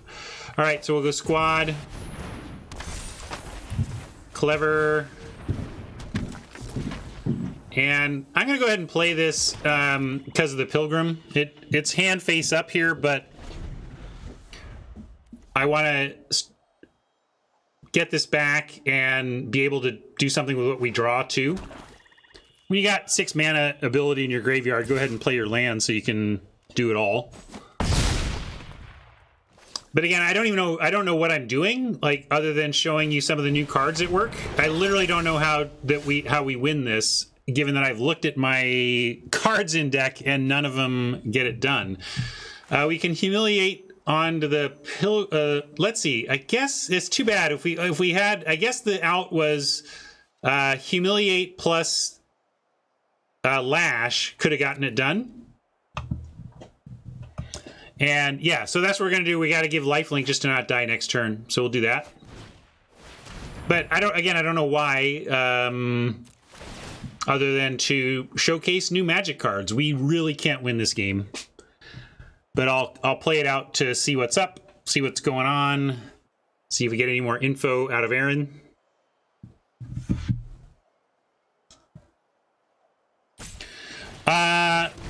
Luis and Marshall throw Fs around like nobody's business, and I don't think they should. I think what they're trying to do is say, you're better off if you just think of this as unplayable, but it's really unfair because it's not unplayable. It's just bad.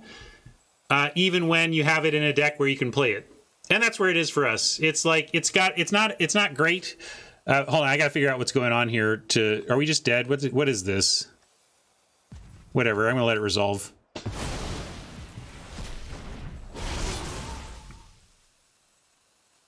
Oh, I see, so that's why. We're just dead from that. So we get to see this rescuer though, and then we get to scoop.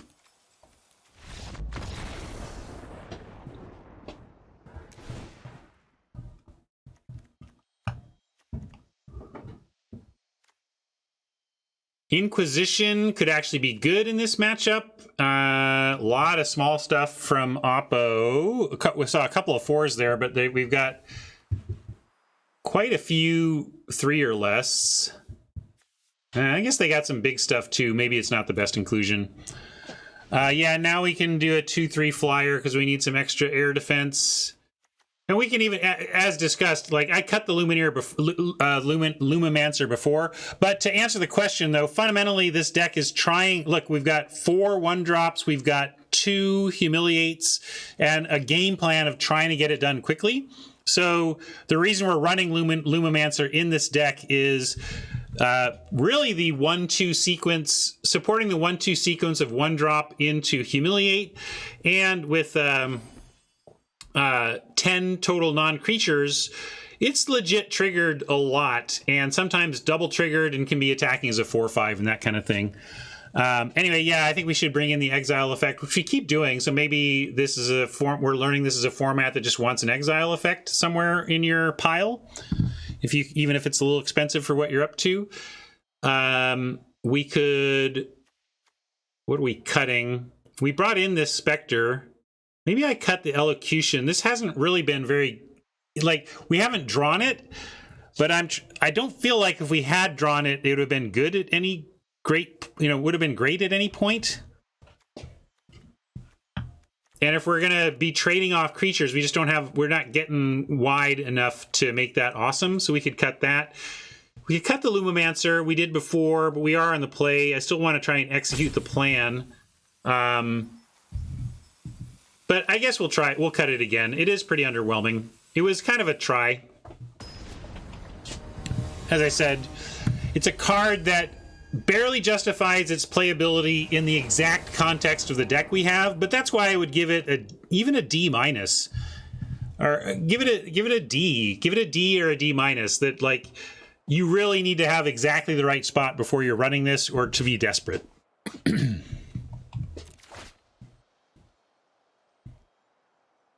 Good enough. Apprentice on 2. Possible Pledge Mage on 3.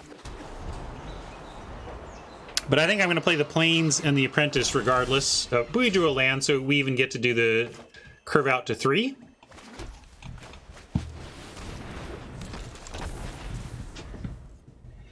Bet we get to lash something pretty darn soon. That's interesting too, but we're going to go ahead and attack with our voice, or with our lash up. If they've, I don't know, again, I don't know what their first flash or anything, but we get to do this and then drop a Pledge Mage, and then next turn looks real good for us if they don't remove any of our creatures.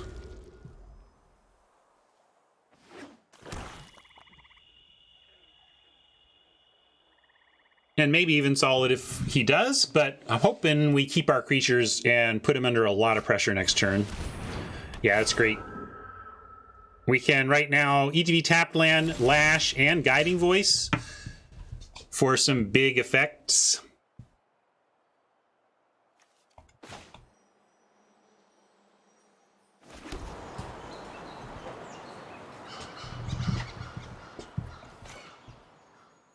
Let's start here.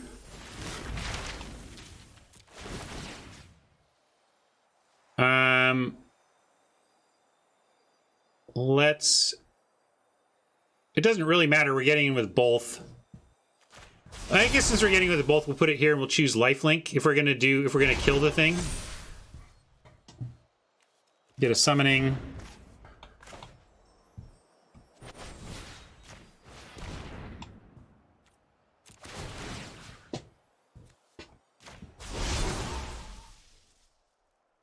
Hey, I can give it both.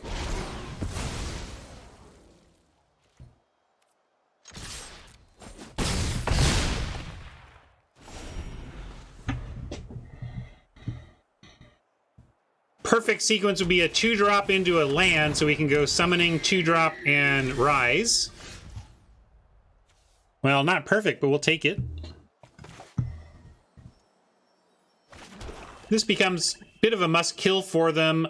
We could summoning and make this scarier, but kind of just like send the Pledge Mage, trade it off for the Combat Professor. Well, maybe we don't. This is a pretty good plan with the rise, possibly getting rid of the Combat Professor. What do you think? Are we going to offer that trade or not? I mean, they're at 10, so that's, we could send in, and with both it would be pretty scary, but they would still probably just block the Apprentice, right?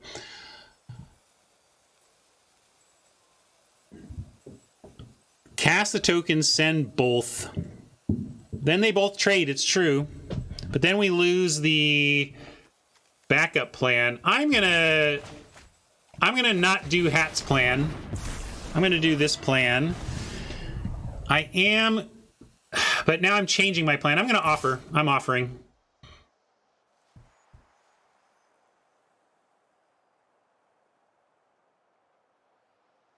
We put a big question to Aaron here. And given, to be clear, I said I changed my plan, which is to say I was not going to play anything, or I was not going to attack. And that's why I played the creature. Then I changed my mind and decided to offer the trade. Because frankly, like looking at this, they trade this off, and then we have a 4/4 and a 2/2 with, and the 4/4 has way upside. Like that, they couldn't even take, didn't even want to trade. They didn't take the offer, so.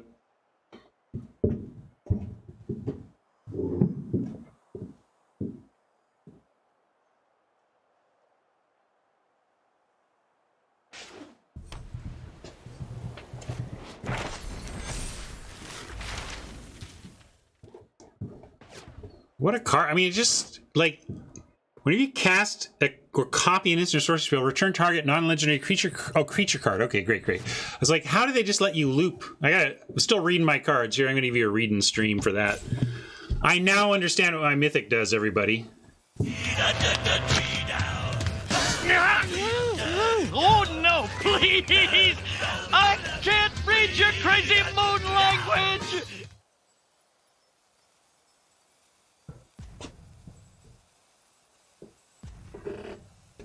All right, they get our mythic, but we get more action. And if we get a land off the top, we just got this, right? Land, basic. All right, they're all basics less. Land. Not a land, but we can turn any block into a trade. And I like that. Let's go... this is a sorcery. Let's do this now. And we throw this on Apprentice. And now we should just have it all anyway, right? So we'll go lifelink. Yeah, they got it. They gave up on that. Yeah, my brain is a little behind. My brain is, as usual, in board control mode and just trying to piece it all together and then says, oh yes, I see. We're going to just kill them. Good to see you in chat, Lizard. Welcome. Glad you could make it. So here we are again. We made changes before. I think we'll just run those changes back, especially on the play. I was considering keeping the Lumimancer because of the play. Sorry, on the draw. But on the draw, we definitely don't want Lumimancer. But I like it better on the play. On the draw does make Inquisition better, but I'm just going to run it back.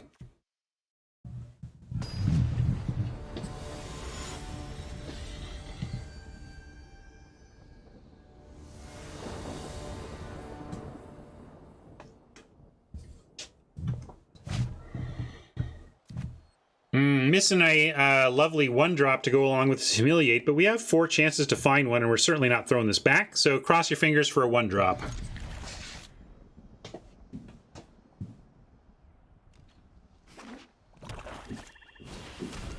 No, that's not what I meant, Magic Gods. God. So, now comes the question, do you get greedy and wait? Well, we don't have to answer that yet. We have a turn to figure it out. If we draw a different 2-drop, absolutely playing a different 2-drop. If we don't, I am going to fire off the Humiliate, though.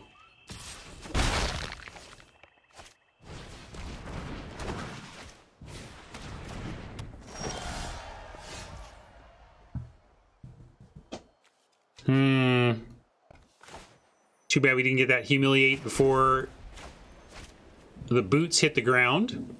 Yeah, I'm not gonna wait. I think we just gotta do it. We got a curve out plan anyway. We got 2 cards left. What are we hoping for? Take it.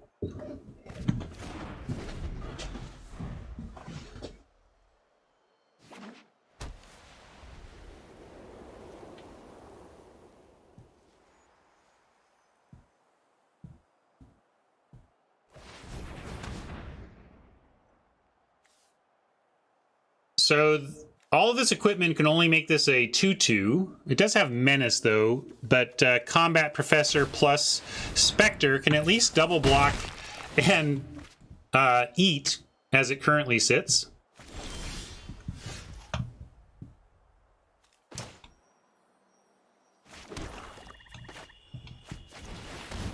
Aaron, kind of doing what we're trying to do. Very similar decks, I mean, which I guess you would expect given the identical colors, but sometimes the same color pair can have different strategies in the same format, and we're just both clearly doing the low to the ground aggro, although I am not greedy enough to run a mountain in my low to the ground aggro. I think that's sus.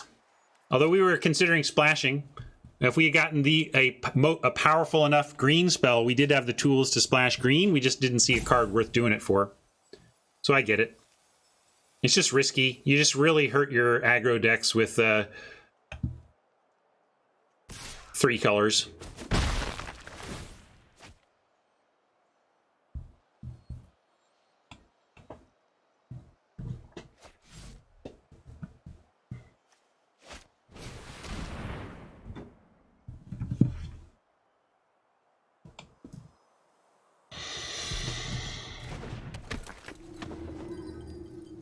A 3-drop would be all right. We have something to do at 4, but a 3-drop so that we could 3-drop in Guiding Voice might be interesting. We can go learn, and we don't have removal in our learnings, but not to be. So let's just drop a 4 then. And we'll go Combat Professor. Definitely targeting that. Do we want to offer this trade?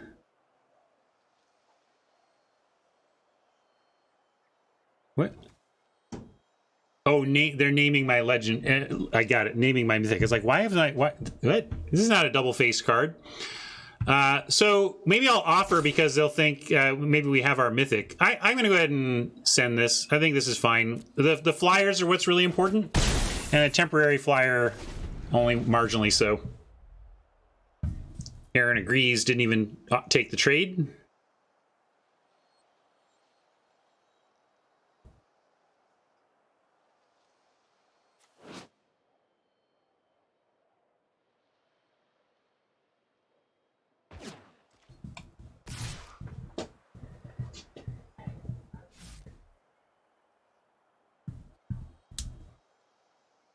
Is Aaron missing the menace? We can't block that if Aaron attacks, but it looks like he was starting to, so I think he knows the menace. He's just considering maybe if he wants to be on D. I think you get to play the other side because these double face cards, they are 2 spells. Hey, they're 2 spells stapled together, so you just can't play the one. You can play the other one though, right? You can't cast the thing named, and that other side isn't named. If it doesn't work that way, I'd be shocked, and I'd be like, Wizards, that is counterintuitive, and am I missing something? What's the design justification there?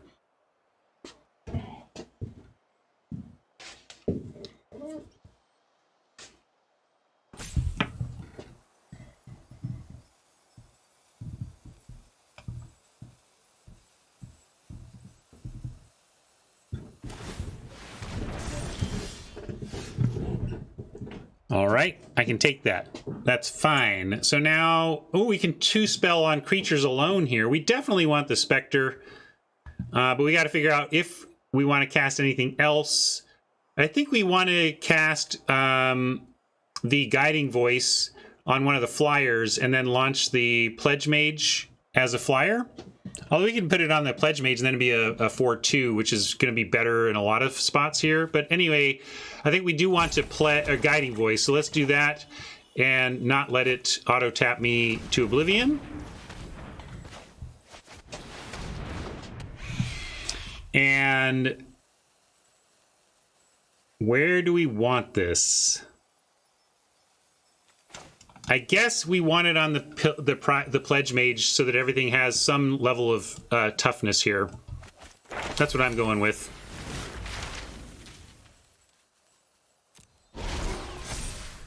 And scry 2 draw or just get another flyer.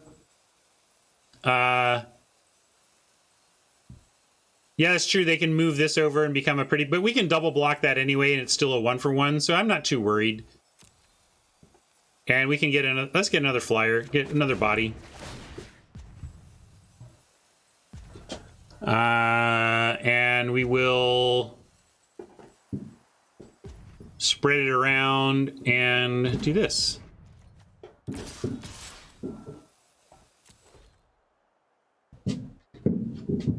Perhaps I'm enough the aggressor that I should have just sent the Spectre as well. But that looks pretty good for us.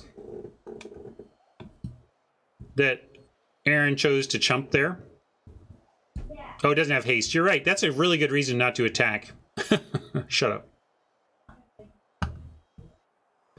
Disco Dragon is so mean to me. Reading cards in front of my face.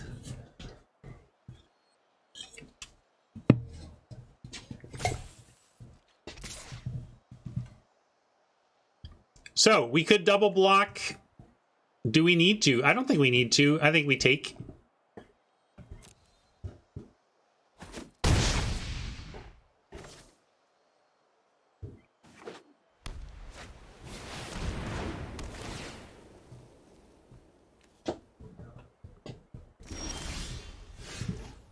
Solid value there. Village rights, also nice for us. But I like that we're just doing it in the air here, and we can play everything from our hand. So we start with summoning, except don't do that to us. Auto tap, summoning, and definitely flying, and then play the Unwilling ingredient. I like flying because I guess they block with they have the rescuer either way. That's fair, but it makes, I guess they would not block with. Yeah, we could have done lifelink. Maybe lifelink would have been better. We have a chance though. We may cast village rights mid combat anyway, so lifelink might be around the corner. And gonna send in Prof again. Send in everything. We can lifelink if we need to. And Pledge Mage for flyer is also okay. And all of our other flyer, like trading for this, I guess they can put a equipment on it and make it 3/3. So maybe we do just want to take that trade. But we could also sack the ingredient to give it lifelink and make sure we're winning that race. So I'm going to do that. Just get some lifelink here.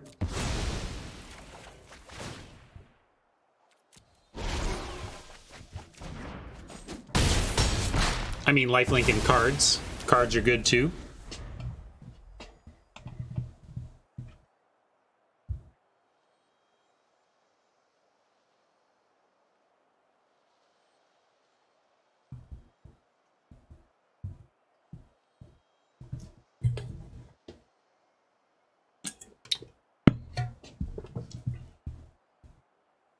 Yeah, Doomblade has been bad. Like, this is our second opponent playing black, so we've had to dodge some black options with our Doomblade, but we'll get something.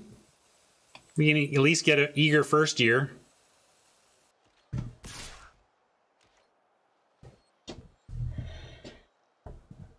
None of that says lifelink. If we blocked with everything, it would be a 2-for-1, you know, so we're going to say no blocks.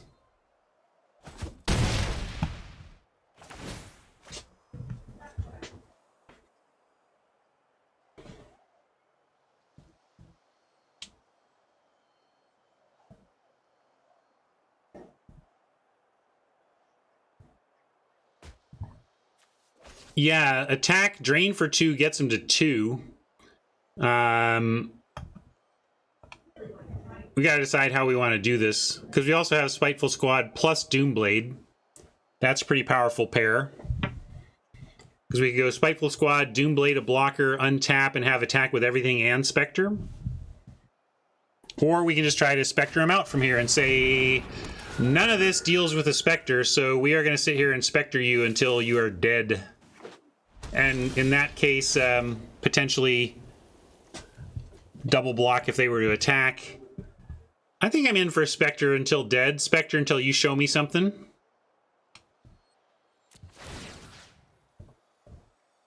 Could even send this. They want to trade off that. That's fine.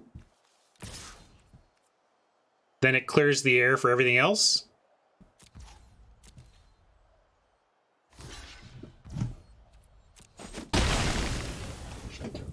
Seems good. Yeah, now we're going to be on Spectre Drain. If we find a basic land, we even get to play another ingredient and still Spectre Drain. And now the air is empty, so we're basically presenting lethal. 4 in the air and 4 off of double Spectre activation.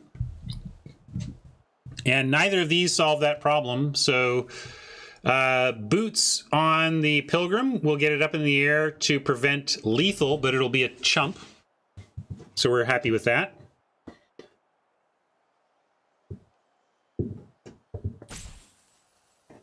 Can put both on and it would be a trade instead of a chump, but we have the Doomblade too. So let's let all of this stuff go on, activate the Spectre, and then probably Doomblade on our turn. 6, that'll get him to 6, and then not quite kill him, but be pretty darn close. And if I Doomblade now, we for sure waste 4 mana. If I Doomblade on our turn, we can at least like play the Spiteful Squad. So, you know, we're gonna wait and Doomblade on our turn, do the drain here.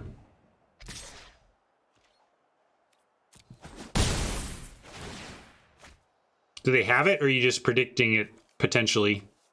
It's not a God Willing, is it? No.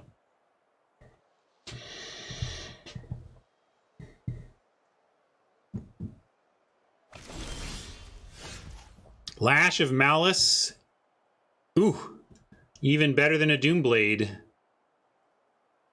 Cheaper, but maybe we should Doomblade while we've got the Doomblading, but it's just Lash. Can also Lash for the win, right?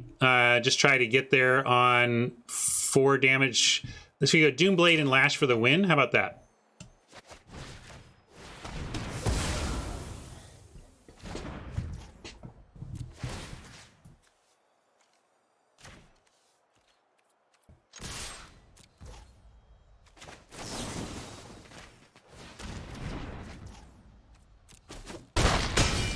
All right. Good game, Aaron. I won a game in this format. What do you know?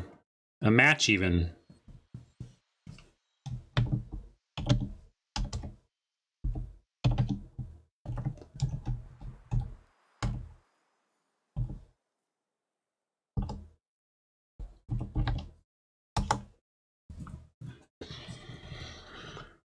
All right.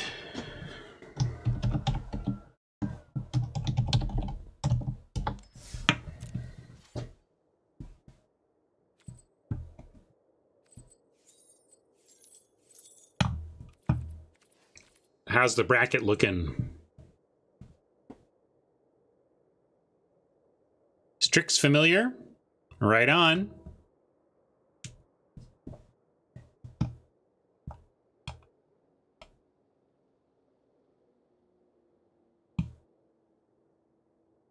I'll look at the brackets, see how it's going. Where did the brackets go? What did I do with them?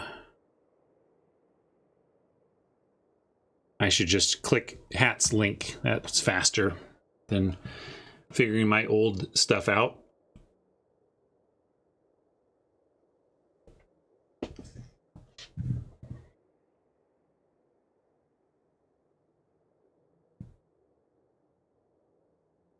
All right.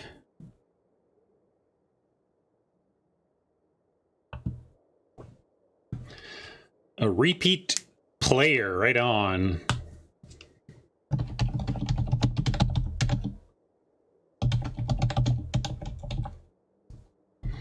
He needs a second. So we're gonna let Strix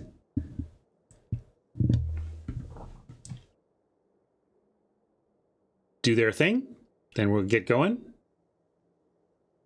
Maybe I'll go get a beverage refresh since we're waiting anyway, so I'll be right back. Hang in there.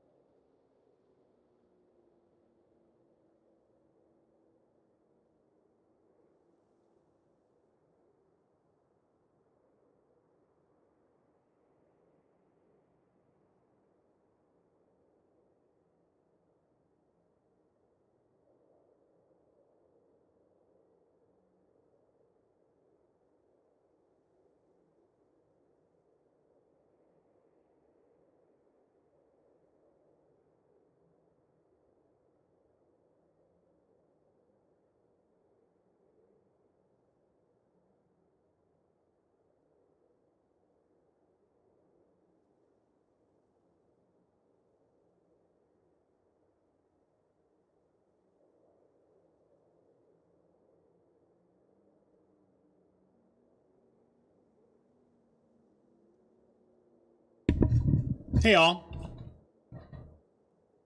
No, I lost the first round, so I shouldn't be in the winner's bracket. I'm with the losers. There it is. Look at that. 2 years. Can you believe it? I can't believe it. Motor City Mama came wandering by 2 years ago, and now one of our mainstay mods and great friend of the stream. Thank you so much for all your support, Mama. Happy 2-year anniversary, which means it's a year since the video, which also means that's probably like I probably got a haircut pretty recently before that video. And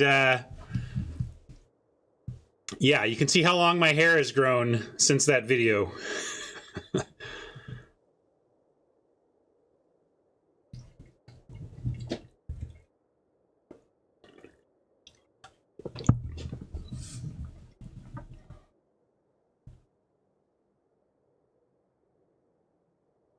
Awesome.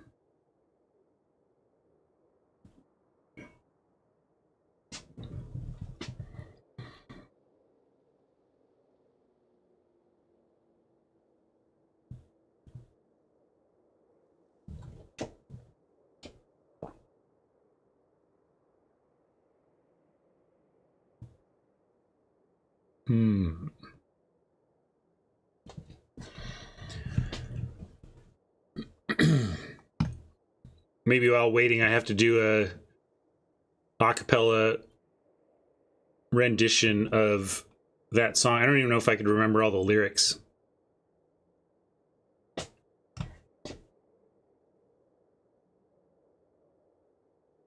Oh, that's funny. So that was the first time it was available to resub today? Interesting.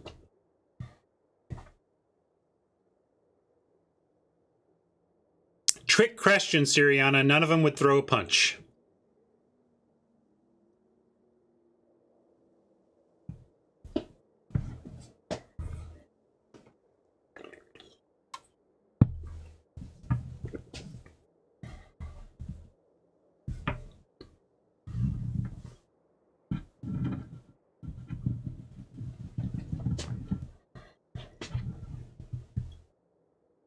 Oh, it looks like Strix is chatting, so maybe we'll get going here.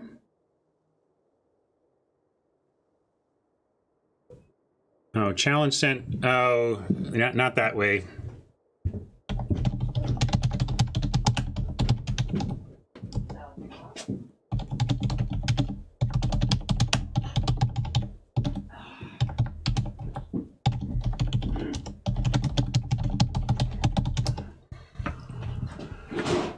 What do you know? He's trying to challenge me here, and my friend system being broken is causing issues. Fix the friend system, wizards. It's embarrassing. It's like legit embarrassing.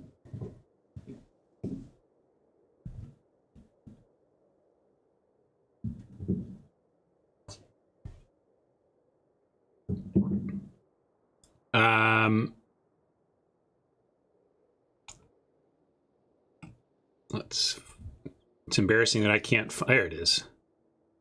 Let me try the challenge.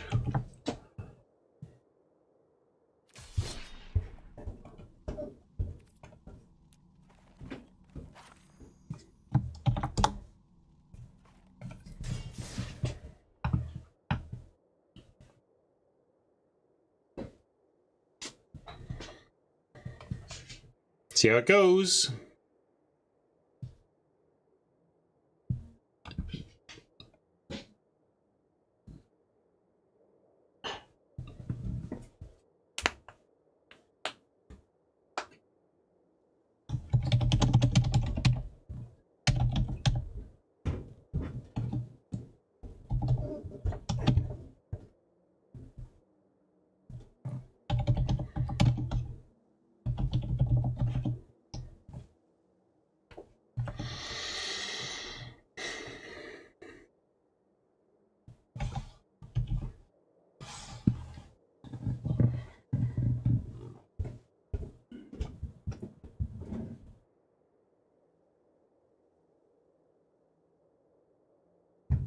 Tonight's break will be before starting round 4. Once you finish round 3, please wait for TOs. Oh, there's a break too?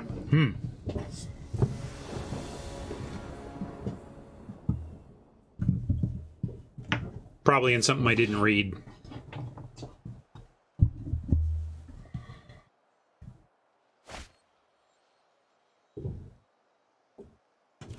All right, let's keep this. Campus into Poet, into Doomblade something, into... Maybe we'll find something else to do. I'd love to Doomblade, play this latent curve after one of these has died, get it back when we Doomblade.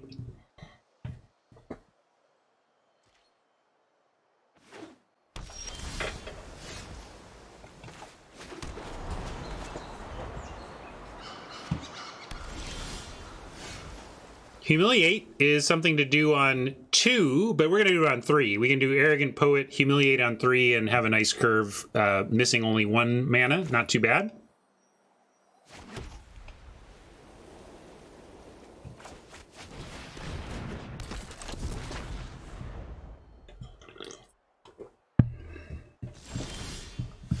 Guiding Voice says we could do 2 things here even. I like it. Let's do it. Why not? Let's start with the Humiliate, see what they got in hand, and then voice it up.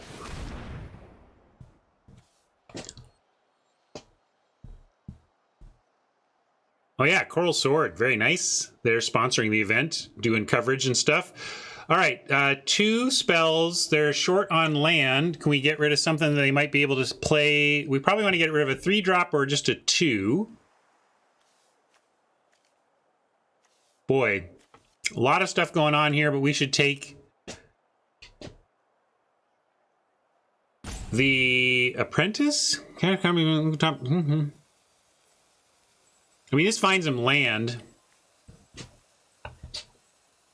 And this untaps lands is true. Probably this or this. Let's take the Kelpie. All the others need green. So this means that taking Kelpie is good because if Strix finds another island, he still can't play it.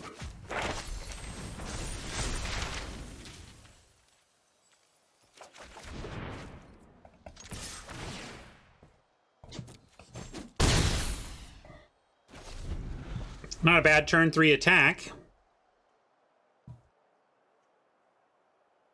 Having lost no card advantage in the process. Pilgrim of the Ages is nice, but we're going to drop the Combat Professor after getting in. So, found a mountain. That's got to be a frustrating thing for Strix to draw. Not what Strix is looking for in the land department, but also shows the value of having discarded the Kelpie, right?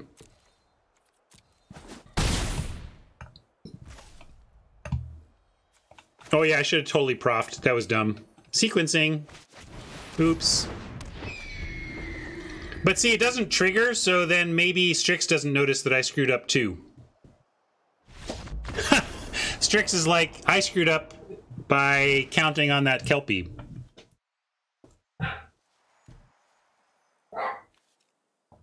Oh no, if I win, I have to... Well, actually, during my break, maybe I'll... I don't know how long the break is. What am I supposed to do during a break? Go eat? I don't know. Why is there a break? We're streamers, dang it. This isn't a GP.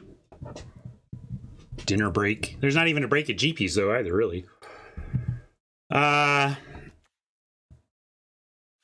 to the question at hand. What did we want to do? Green, blue, splash, red. Looks like he's ramping. We can make this adjustment again. We're going to be on the draw, making that less appealing if it was ever appealing to begin with. I'm thinking we're doing this every time. Maybe what we'll do on our break is bring Spectre in over that that small one. Yeah, the Exile keeps coming in as well.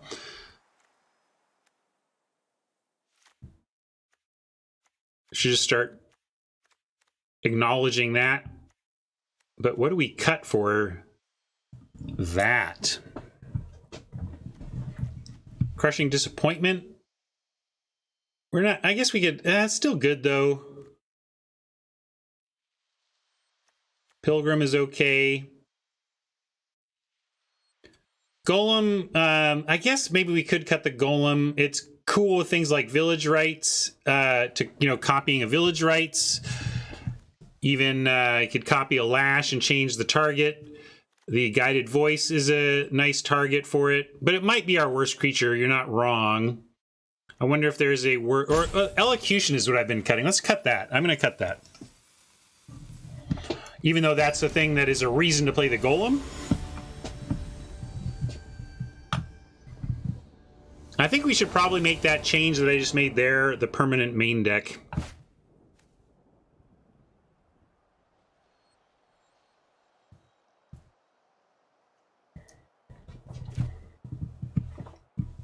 Gonna keep here and see about what to do turn 1. We can go ingredient, but then we're not guaranteed a Silver Quill Apprentice on 2. If we draw planes, maybe we'll do that, and then be sure of that. Maybe we need to play the ingredient early so we can village rights it away if we don't draw a land. I kind of like that. I'm gonna go ingredient. Because then next turn, if we find, let's say we find a plains, great, we can rethink. If we don't, we can go campus, attack, village rights, and try to find what we need. That's interesting. It's a land, but not the plains we were hoping for. I'm gonna send in, play the campus, and probably just sack the ingredient at the end of their turn.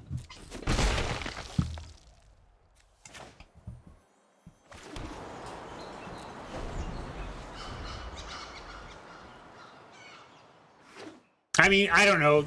This isn't a GP. Like, I'm not trying to cheat. If somebody thinks I shouldn't do that, let me know. Maybe I should look up the rule. I just didn't think it really mattered for this type of event, but maybe we're trying to be all real. It's certainly not something you're allowed to do at competitive events, but I don't know what the rule set here is intended to be.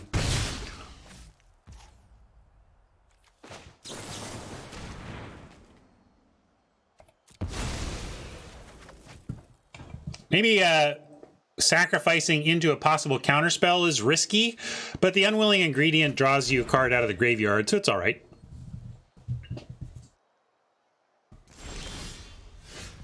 And speaking of Unwilling ingredients, I was thinking I'd go Silver Quill Apprentice, but now maybe we still should. We can just go Silver Quill Hunt Unwilling and then try to get to this and then save our instance for potentially these dead creatures. So I like that. Double spell, but not with Humiliate. We'll double spell with creatures. And Humiliate in some ways gets better because it narrows down and tends to get to their late game expensive cards that you get out of hand before they get out of hand.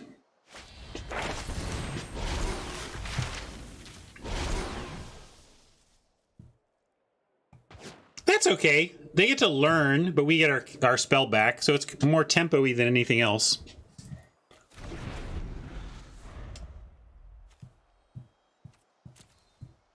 Looking for that splash action. Find the red on purpose.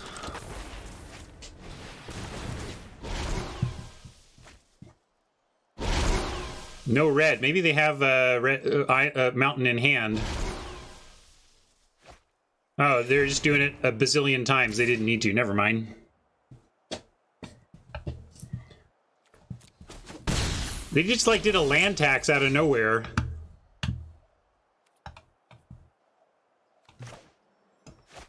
So, what are we doing? Well, I guess we play our Overlord and say, have something, I dare you. We could also go... Yeah, we can't even do 2 spell if it involves white anyway. I hear you, Siriana. I'm going to be a little greedy, though. Maybe I should be... If I'm going to be greedy, though, maybe I play the Professor, and then if they kill the Professor, we get the Professor back off of the Mythic. So I'm going to do that. Professor's awfully good anyway. And look, I remember to do it pre-combat and support my attacking creature this time. Hat liked that play. That was Hat's plan. Ooh, really too much black here. Looking for some white mana that would help things, but we can do some stuff here. With 5 mana, we could ingredient and play one of the 2-drops. 2-drop and then ingredient is also nice. Putting a counter on this ingredient means they have to double block and it'll cost them, although we already had that with the combat prof, huh? So let's go humiliate poet, but I think I want, if I'm going to do humiliate, I want to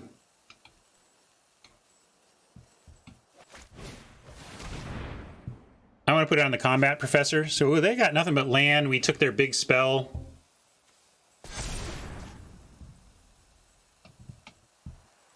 And now we'll go poet. Maybe I'll go, yeah, we'll go poet.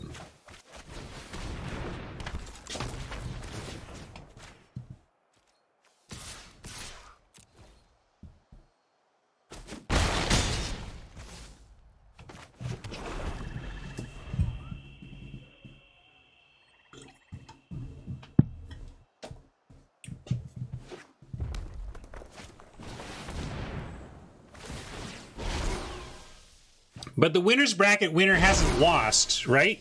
So do you have to beat if you're the loser's bracket, do you have to beat the winner twice? Oh yeah, there you go. Yeah, thanks, Hat. That would be what double elimination means, right? Well, we're trying to race here, but we could also block knowing that we're trying to get value out of our mythic. So I think I trade off here, actually. Because right now we don't have a good creature in the yard anyway. We have an unwilling ingredient. We kind of like that there. Maybe I'm just supposed to be aggro. Maybe this is a mistake, but they've got a 4/4. That's real. The race is real here. More swamps. But we can just play this in exile. But I think we should go ahead and do the Overlord now. And then if Rise plus Overlord happens next turn, great.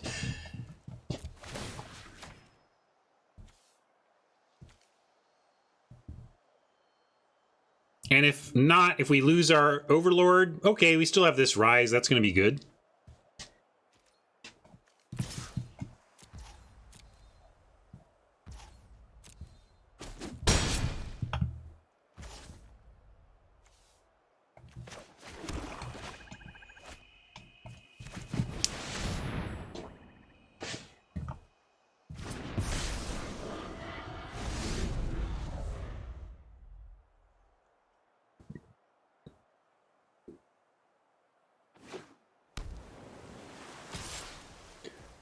Four swinging in, no big shock there, but we're going to take and hope to rise that away and get our poet back.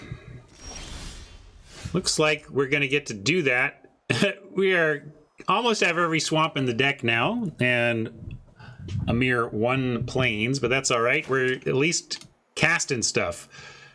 I am going to go for their... I'm going to do this now and get my creature back. Although maybe I'm supposed to...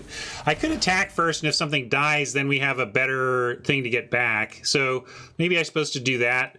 This is sorcery, though, so I can't... They could double block, although we have double strike. So yeah, I'm going to go ahead and attack with all. And go ahead and put this on here to facilitate an attack all.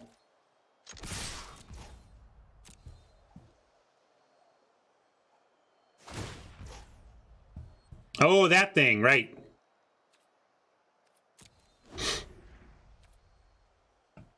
Still a trade for the Overlord, but it means we don't get our cool thing. I'm going to actually do this now in case we find an instant that lets us trigger the Overlord.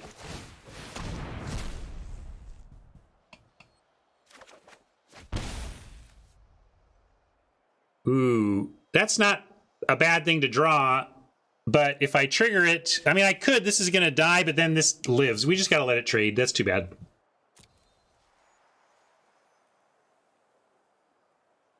Or try. Let's see.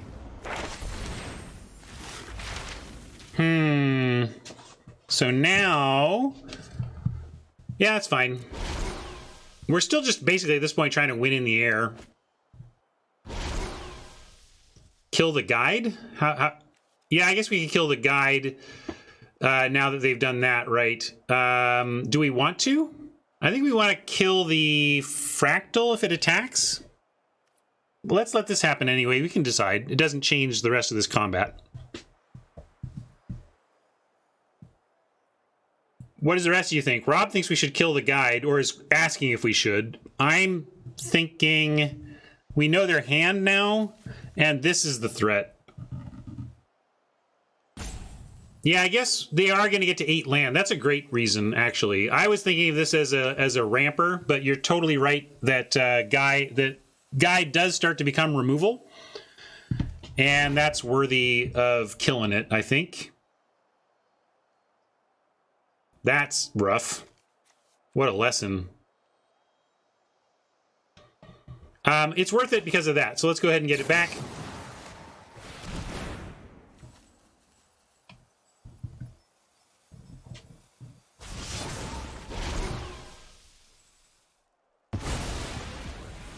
And more flying is really kind of what we're looking for anyway in terms of getting this game over with before we are up against it on the back swings. There's going to be a big ground creature to go along with this one. A lot of stuff on the ground. We're just trying to win through the air. And I basically think, like, if we can find a cheap spell, we get to apprentice and just win. Let's see if that happens. I'm going to go ahead and chump, save 5 life, and give us an extra draw.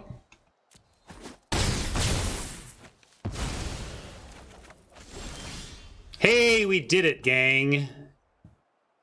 Oh, we didn't because we're stinking low on white.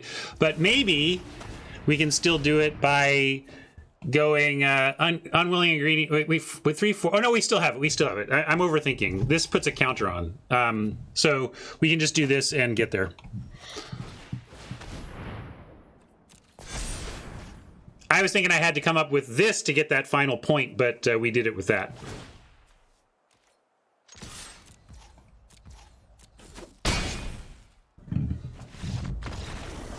All right.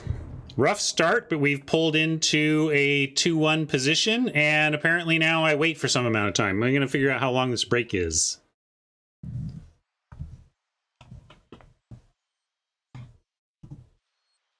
Oh, loser's bracket, please keep playing until you don't have an opponent. Breaks can be agreed between players. Winner's bracket will be break before starting round 4. Okay, so the winner's bracket breaks. And I'll say good games to Strix Familiar.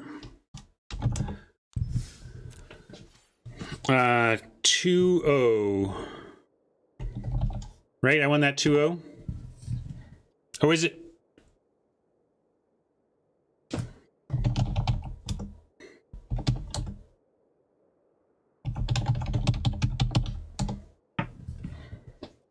Chat will tell me.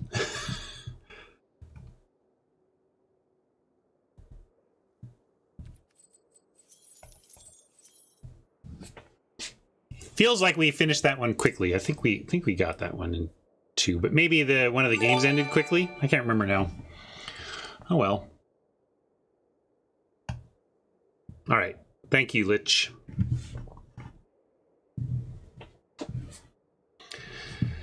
So we get to have a little break, but not an extended break. We are going to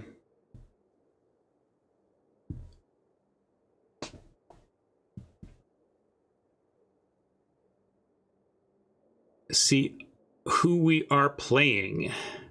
Oh, Ben S. Right on.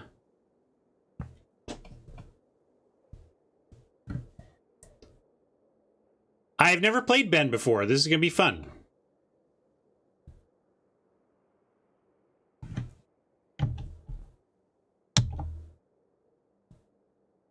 Is he ready?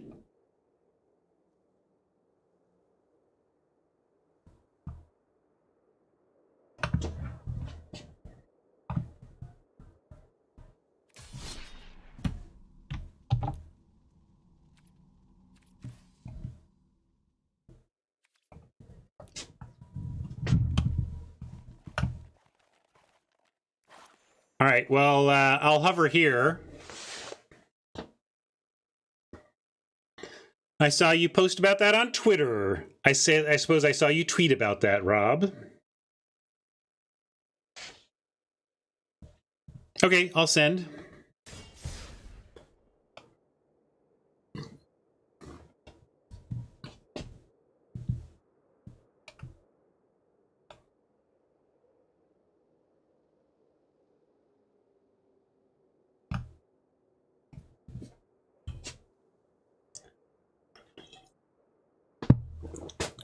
Yes, poor Ben S. Needs a little exposure as a Magic player.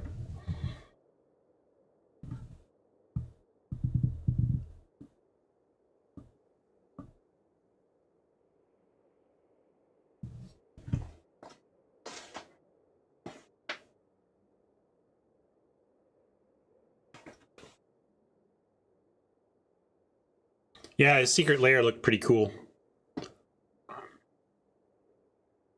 No, I was just saying that, Happy. I don't think I ever have. I certainly haven't in paper, and I don't recall facing him online. If I did, I didn't notice or don't remember.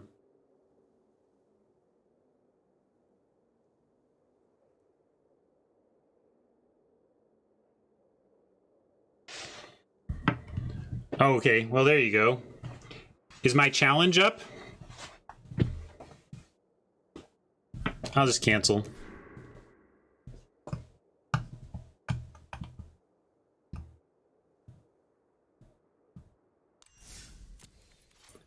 I was feeling like that, like this was supposed to be correct, this one card that we were going to cut, but the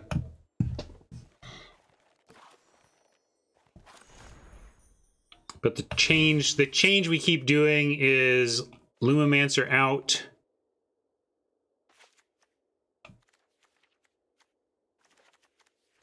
Elocution out, and what's going on here? Spectre of the Fens in, and big mana removal in. Where'd that go? Is it down here? Did I accident? There. It's down here. All right.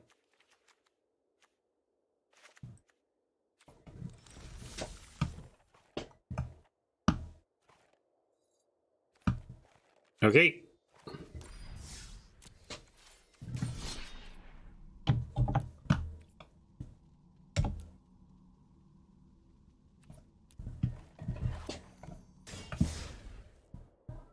What's up, East?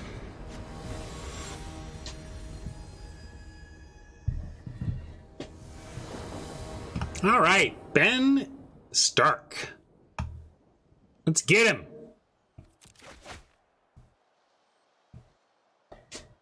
A little rough on lack of 2-drop creatures here, but we are going to keep this.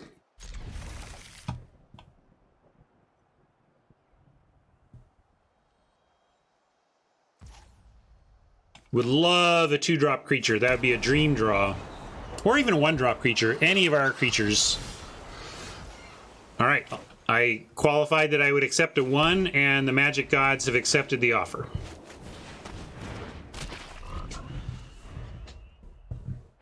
No, I'm not going to cast Humiliate. I think it's too good to be putting a counter on. I mean, it's a 1-for-1 either whenever we do it. Might as well do it when we get more out of it. Could even make a case for another ingredient here. Oh, on 2 with no other plays, yes. If we didn't draw the ingredient, yes. I thought you were saying in the face of the ingredient.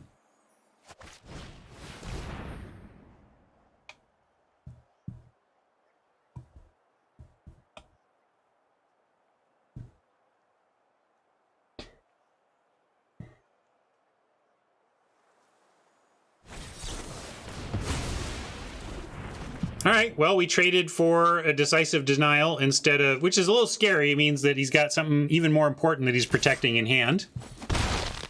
And we're stuck on land here, looking for our 3rd.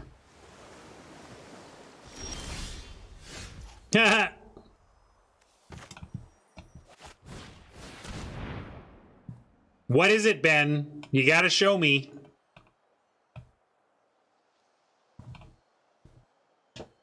You're gonna hide this one too?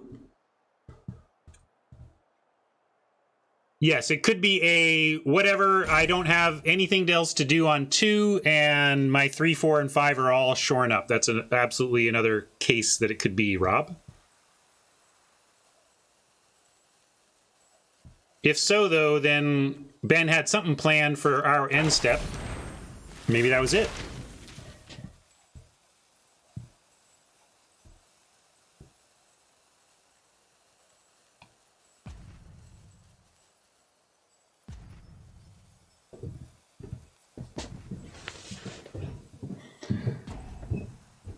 A lot of value, and we're not putting a ton of pressure on because of the lack of lands here.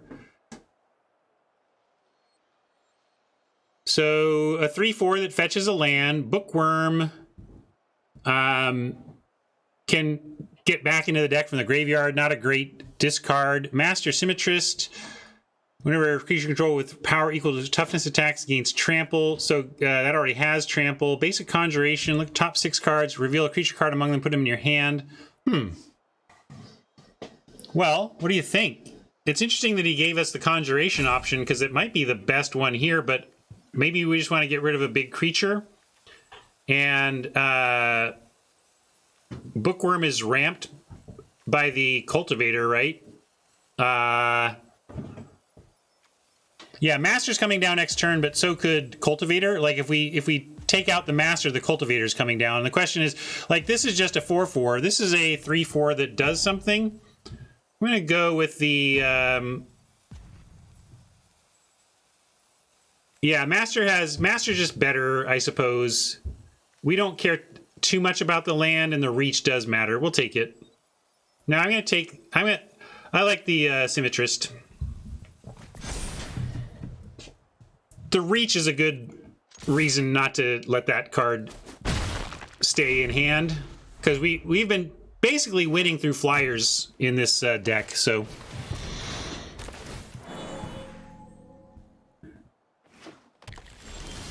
all right, third land is good. Maybe not the land we were hoping for. Funny, we were looking for white last time, not as much this time. If we Unwilling Ingredient, we can't lash, but Ben can't block anyway. I'm going to keep racing here. Send in that and drop an ingredient.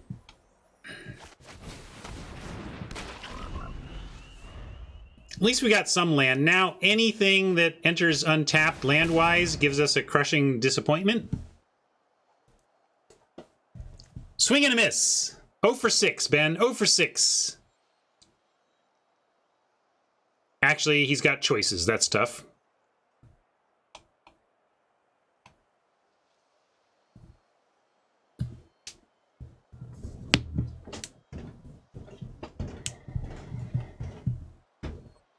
If Ben stays off board here, but he's not. He went to find something that he could play this turn and now has blocks. But we got this lash that's going to get us through. I still want to land, though.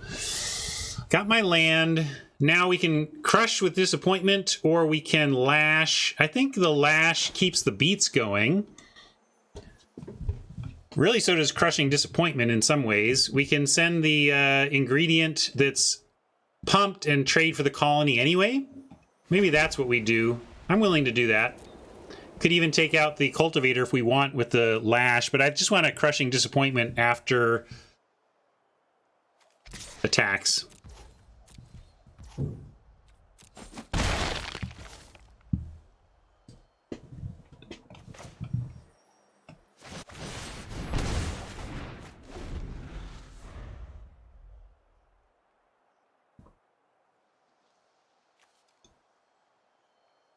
Is it going to be...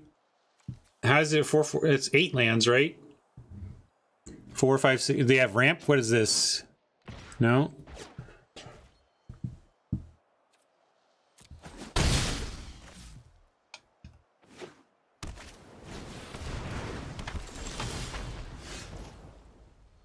Certainly coming close to some nastiness. Do we care about this? Draw a card. If you have 8 or more lands, draw 2. So draw, draw, draw. Like, we're just gonna...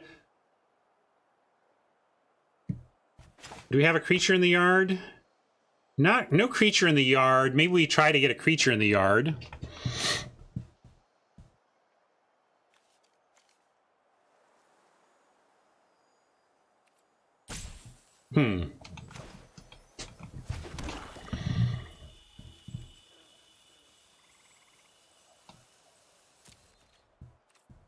Yeah, next turn the golem could repeat lash. I like sending in... I can send in both, though, and if... but we don't get lash and overlord, right? Because of all the black requirements. So I am going to just send this in again. And then golem. And we're going to lash the colony or the card drawer. I think we can lash the...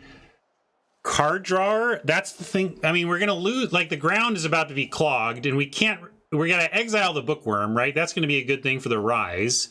So then I think we just deal with card draw and we can handle some big guys with some chumps, especially chumps that we can get back with overlord. So let's kill the card draw engine before it does its thing.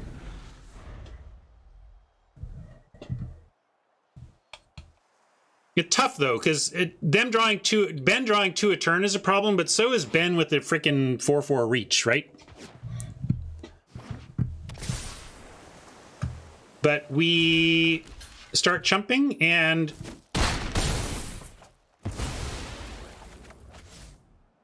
the big bookworm comes down. We're going to exile that, and we still have somewhat of a racing plan. Although, do we go... Let's see. Now we have... Rise only. I guess we have to rise. I mean, we just have to. I'm going to do that now.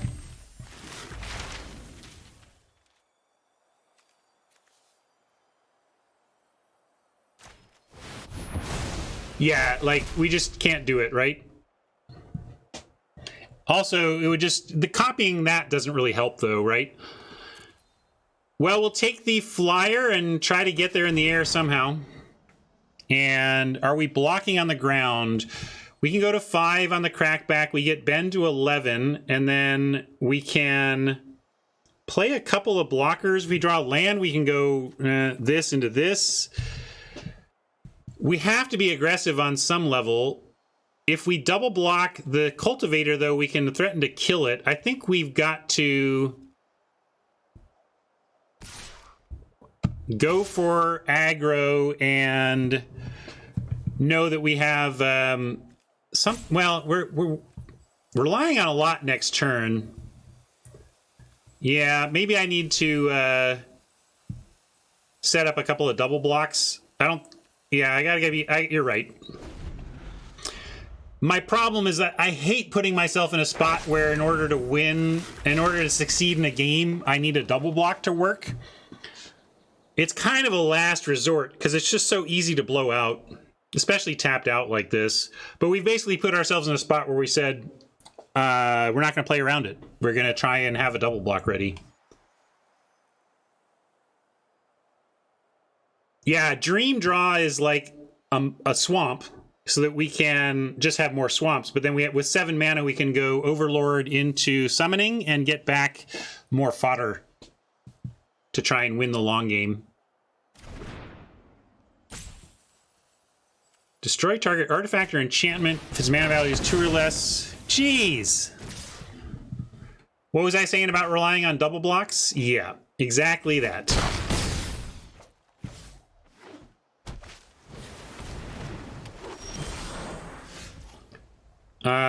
Well, we found a land. Our play still works technically. In the sense that we get Overlord, we play the Inkling summoning, and we do get something back, and maybe we have enough to block with here. And yeah, we'll get the bigger thing.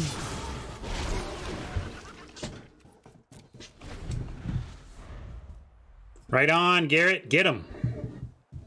I think we're losing to Ben here, but I mean, in the first, this is only first game. I'm gonna try and get the match, but I don't like the position now on this board. Feel way low on life, and just a couple of good spells from Ben away from not being able to close it out.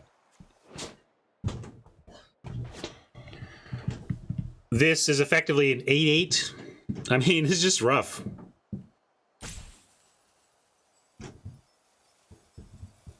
Good to see blue-green big mana doing stuff. I kind of love this deck. We've done our pre-switching. Now I think I just like our deck. I don't know what we would configure to stop any of this. It's not like we can add more Death Touch, or I don't know. What's good against big ground beef that we don't already have in the deck? That's the question. We can take a look when we get there. So we got to chump the 8-8 and do it this way. Forces him to activate, and it gives us, when it dies, it gives us something to draw, although we already have one of those. And then we gotta try to kill this thing, but I don't see putting on, maybe I put the, I mean, if we put both on, he has to spend all his mana this turn to not lose the Amplimancer. What does that do for us? Then our board is wiped, and Ben has a potential 8-8 and a 3-4, and we're basically dead. So, no, I think we just got to do this.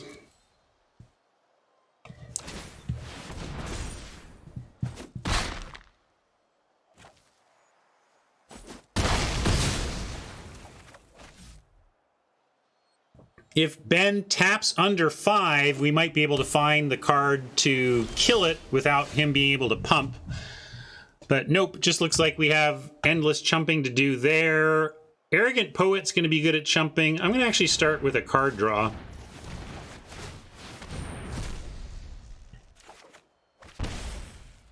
And now, really, I guess we could even do it again. But we don't. Yeah, we could try for a Doomblade. Let's try for a Doomblade and then play Arrogant Poet if we have to.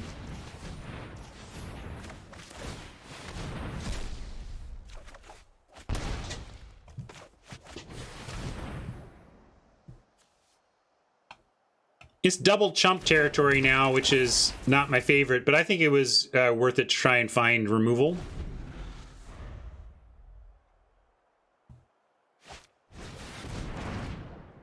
How are we dead? I mean, we had double chumps. Now we are, but we weren't dead. Are you watching his monitor? I mean, I just don't see how we were dead until that. Well, now we are dead.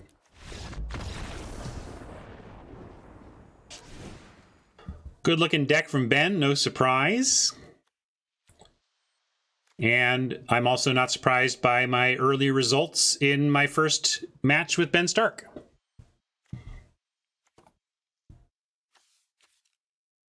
So Rampin' and Recursion, but again, I just don't think, it's not like we have much to do about that. Let's look at only our black and white cards. There's some green, maybe, I'm not going to splash, but getting some Death Touch, not the worst idea. We do have the 2 sources. Defend the Campus. Somehow I forgot this was in our sideboard. Here's an option. Wow. Easy Defend the Campus, right? And not good enough. Need that in the board anyway. Nah, we're not showing enough to sack, although we do have the little ingredients. Inquisition, I'm still on nah. I think we just find our cut for this removal spell and call it good. Maybe I will let the Golem go here. We're getting pretty low on creatures, but it's intended to be a spell-heavy deck. This is fine. Let's do this. All right, Ben, take care of me quickly so I can go get back to the boring, annoying stuff in my life.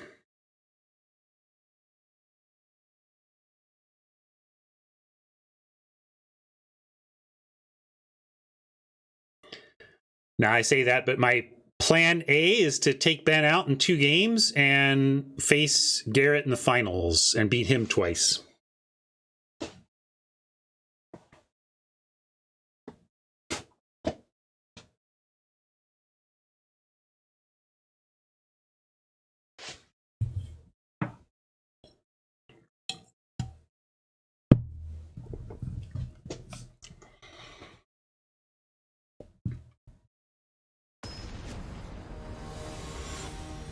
I've actually done the tax part of my boring stuff. Taxes is just the thing I needed to do to...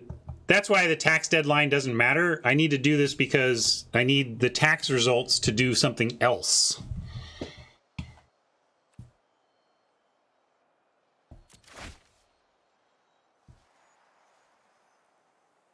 I don't think we draw with this deck. No, we're unwilling ingredient deck. We're trying to get in there.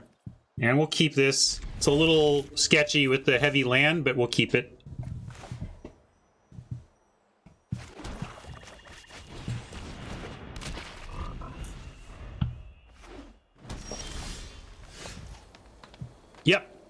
Yep, I got a 10.99 dealio from Twitch. We could keep Doomblade up, but let's play our tap lands here.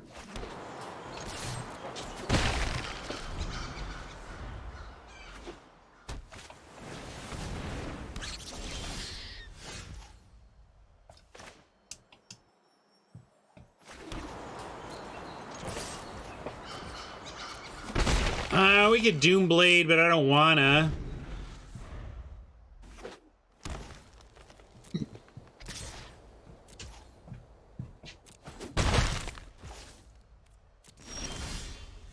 Oh, Poet, you arrogant bastard, you're a turn late.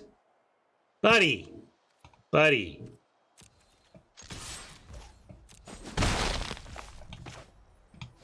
We do get Arrogant Poet and Doomblade up, though.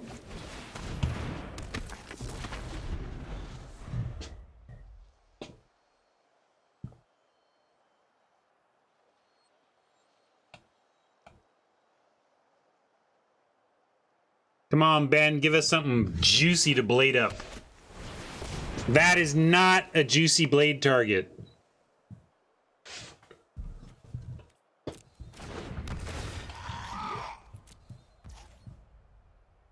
Somehow, Ben Stark's 4-mana 2/1 flyer is still annoying. We can still kill it. We have an Arrogant Poet that gets in through the air, and then we'd be attacking for 3 a turn still. I think I should. That's a saddest Doomblade of all time, perhaps. Oh, reach. Yeah, that's fair. Well, we're gonna offer that on the ground then. At least the ingredient can still attack.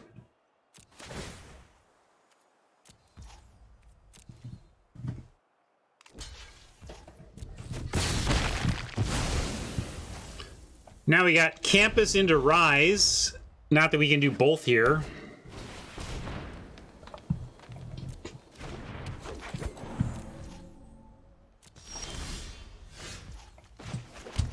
Oh, here comes the flood. Oh yeah, I forgot to scry. Oops. Thanks. I don't have it in my head that these are scry lands yet.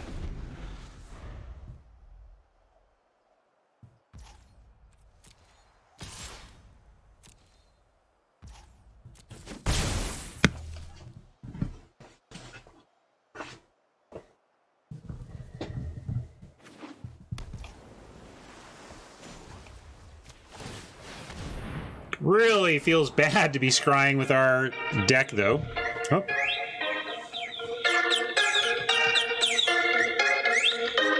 That is the take your son to work sound. But I think my wife can handle it. We'll keep that. Do something with all this mana.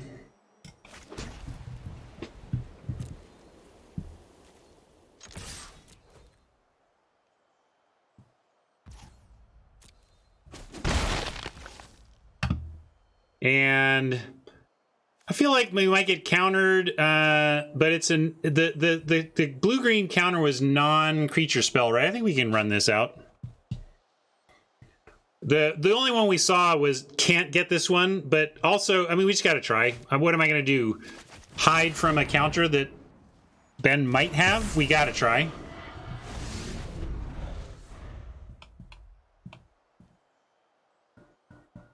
Kind of like... It's too late now, but a bluff stop or something suggesting we might have a instant That's not going to do anything. Punch doesn't get it done, though, right? It's +1, +2 on that punch spell. Do I have that right?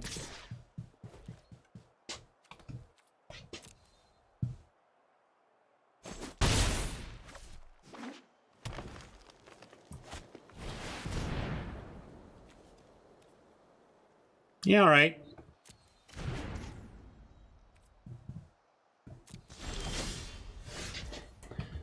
Guiding Voice on a double striker, getting back a creature. I'm in.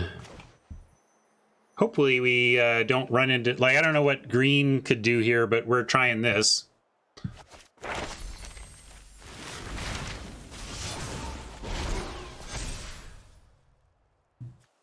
And we'll get Summoning. Try to win in the air.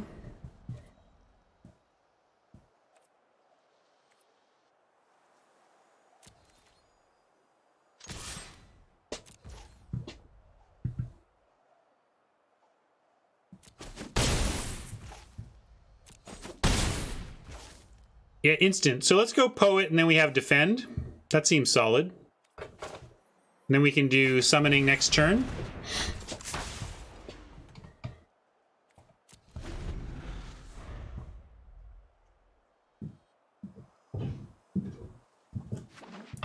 Well, somebody has to have favorite dishes at the Cheesecake Factory, I suppose.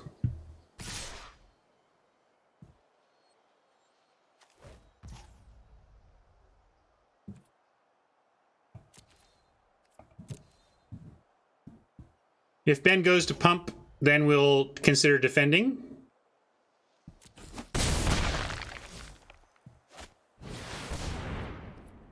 Now, I could kill that, but it doesn't... I would rather just exile it, so I'm going to let this happen. Or we could... Actually, we could just kill it and then exile it when it comes back. It's probably fancy play not to kill this, really.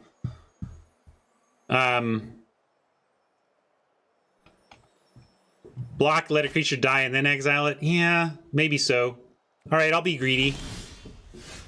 Humiliate. Interesting. But letting a creature die doesn't seem right. I think we just humiliate... Or I think we should just exile it now, actually.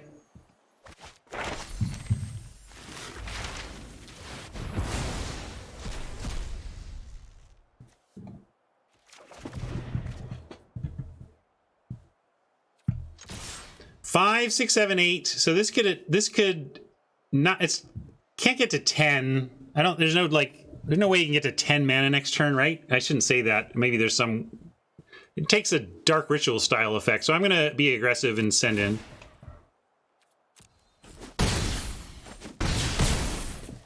You're leaving the 2/1 back. Why, Rob? What are you worried about? I want a reason. And maybe there is one. I'm just legit asking. I don't know what the reason is.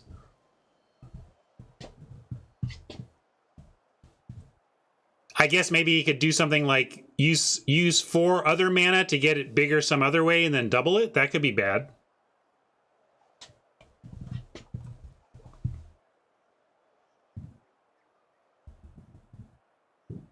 It does change the clock, though, in the sense that, let's say Ben takes care of our Overlord, we can humiliate, counter, and attack for the win. So, I mean, it does matter.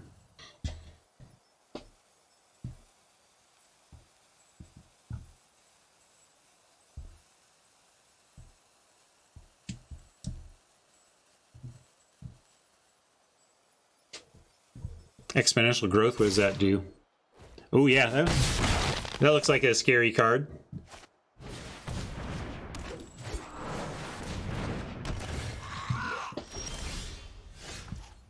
All right, well, we got some land. Nothing here can be defended. Oh, the defend has another mode, right? We can +1/+1 and maybe just win that way. Humiliate plus... Boy, I don't want to lose from this position. Let's do this. And probably humiliate... and have defend the campus up. to save the poet, and maybe we leave the Overlord back. Although sending the Overlord, we can also make a flyer that kind of stops that one. We also have, we can get the poet back if we leave this back on D. If we send, it's a forced. Maybe we start with the humiliate, because then we at least understand what blocks are forced. And then we can do this.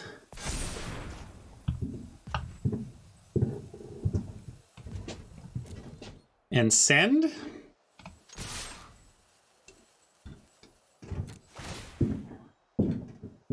And then this becomes a must block both. And so we only have one scary dude to deal with. We don't even need to give it evasion. I'm just going to accept whatever blocks Ben wants for this. And we can decide, we can defend and introduce.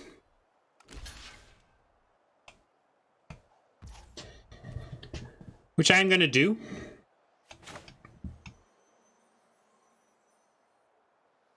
Although, no, we just let this happen because then we can, sorry, the plan is to let the poet die and then we can get it back. Right? That's what I need to be doing. And then we can even play it. So we go summoning, and then poet.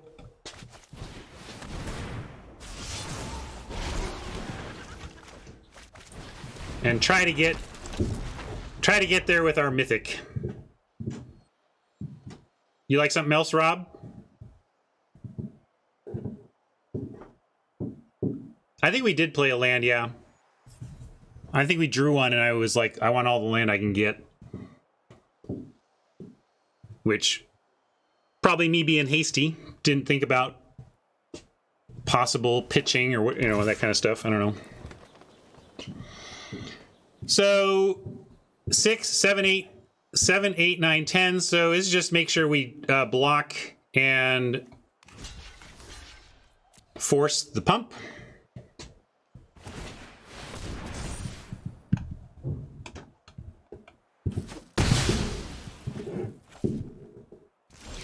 I don't think you can lessen for a land, right? Or, oh, this lesson for a land. I hear what you're saying. I thought you meant, like, go find it.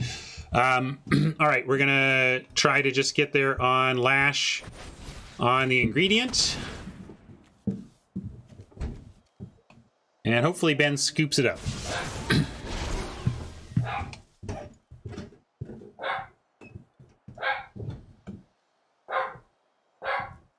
Defend the Campus gives us a win with the Inkling, even if Ben's final card takes out the Mage, the Overlord. So I think we have this one.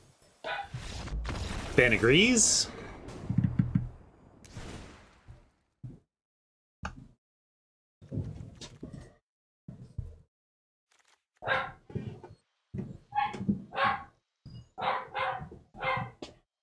All right, I have won a game against Ben Stark. Put that in the memory book. Now let's get a second game against Ben Stark, shall we? I'm going to run it back.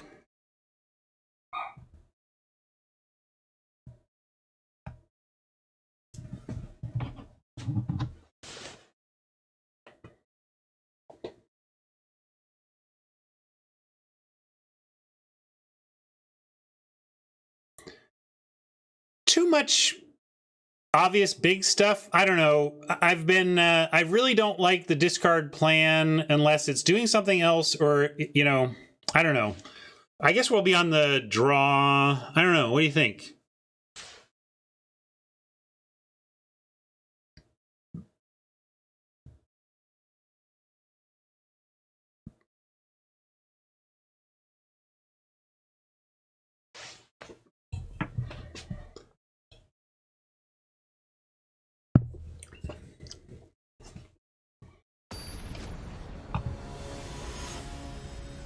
Now, he showed some other stuff.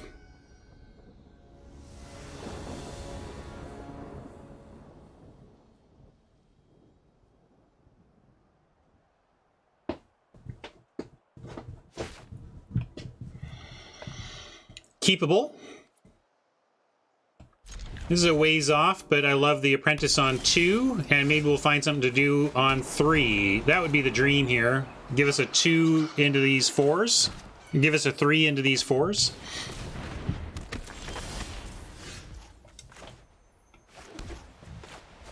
Yipe!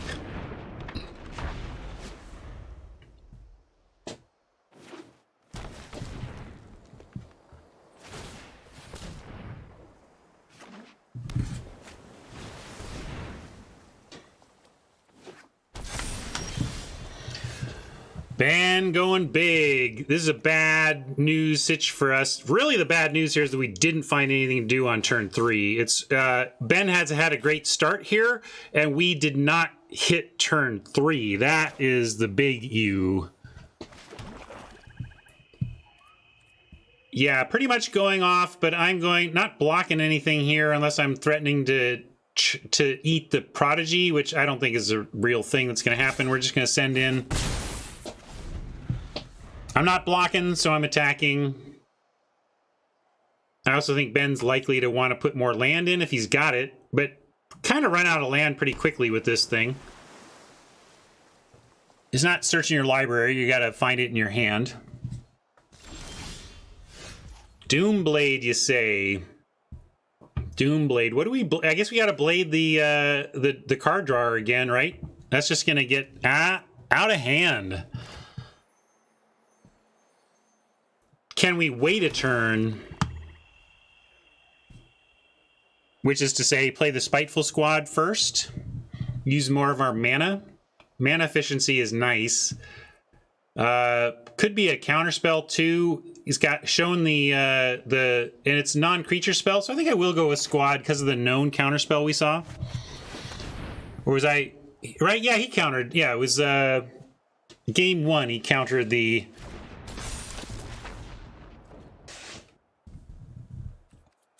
Countered the hand destruction.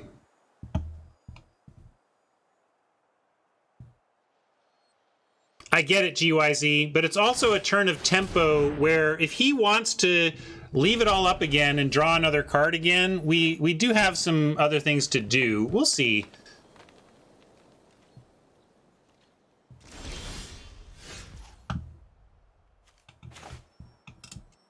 Might have to do it this time, though.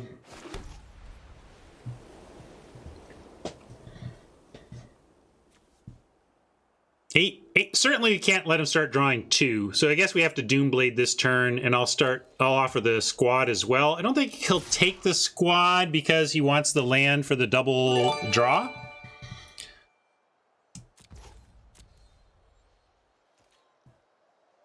And also, if he does trade for the Squad, we just get the counters on a different creature, which isn't very useful to his end game anyway. Ah, but there you go. Now, oh, you can still get a card draw. How lovely for Ben. Yeah, we're just going to let that happen. And we're going to, unfortunately, just Doomblade at end of turn when he goes for the tap. Might as well, we can do it now, but let's let the counterspell mana go away.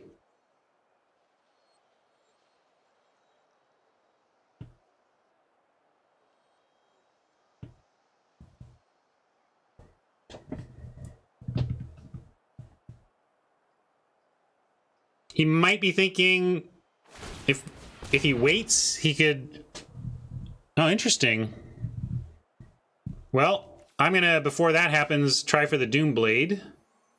Although, if he's got the counter, he can counter it, right? Sure feels like he's playing the counter, but we have the 3 mana, so we can pay. Never mind, we'll do it.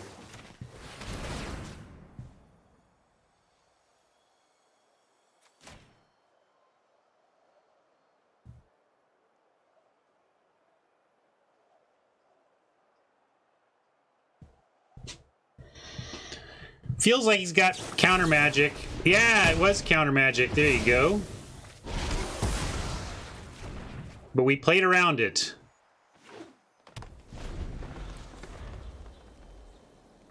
I say bring the worm. Absolutely, bring the worm. We have a plan for that.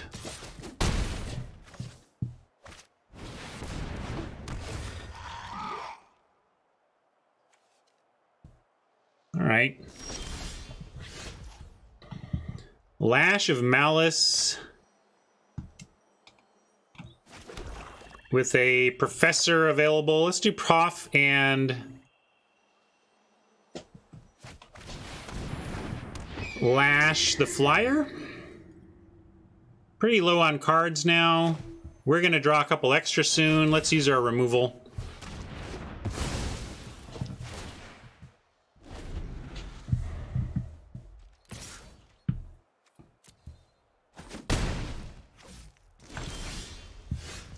There's the Spiteful Squad. Back again. See if he wants to bin the professor.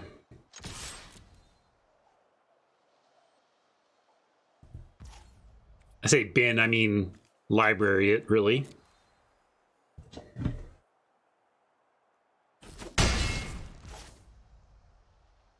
This one? I don't know what crippling we're talking about. You talking about crushing disappointment? But we're gonna go Spiteful Squad again.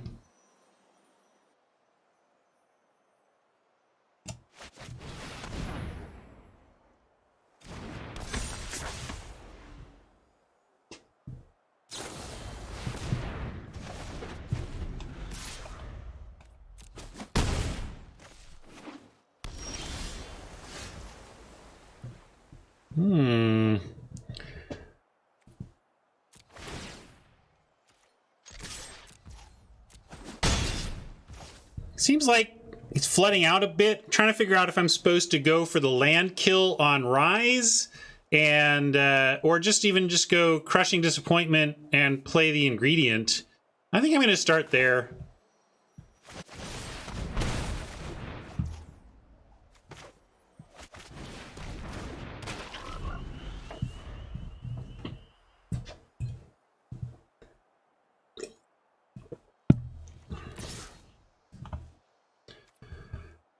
I think at this point we're winning by, am I supposed to block here?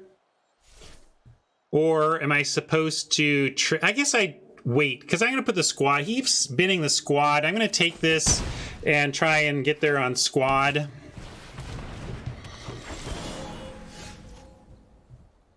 Could also just exile the huge thingy before it gets even huger. Spectre. Yeah, rise this and get an Inkling seems like a race-winning type play. Let's do that. Ooh, and it's actually been making use of this. Let's get rid of this berry.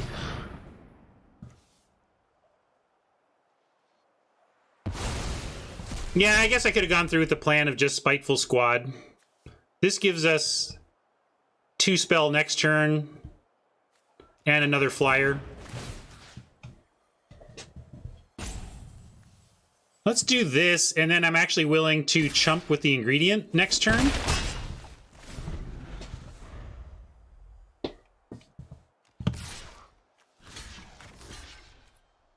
This doesn't change the clock much anymore. Got 3 in the air or not, basically. I'm gonna play the land. I'm gonna play, he knows both of these cards, and they're both what we want to play anyway, right? So let's go squad summoning, but we can actually attack first.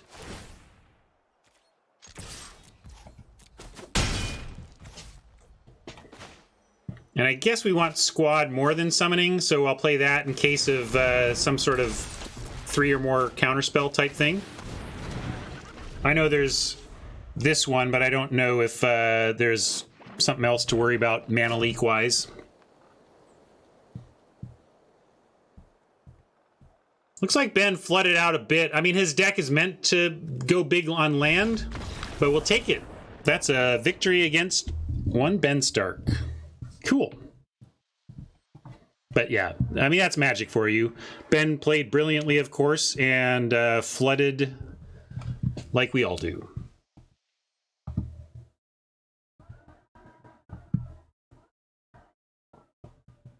Why not the 3-1? Evasion, but reasonable suggestion cast.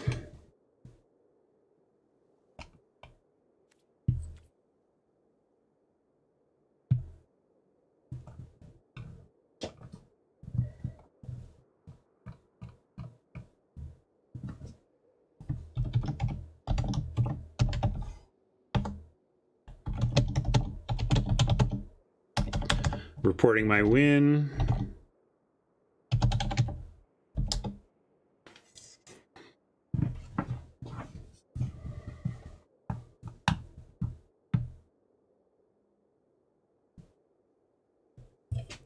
That's fair, Kaskar. Played too quickly, didn't think it all the way through. I think he had the better line.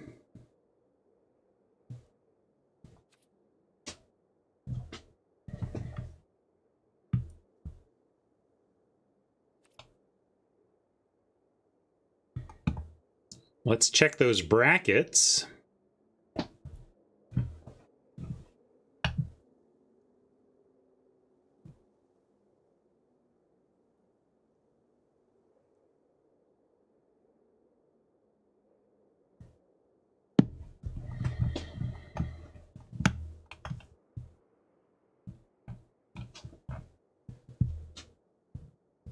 Here.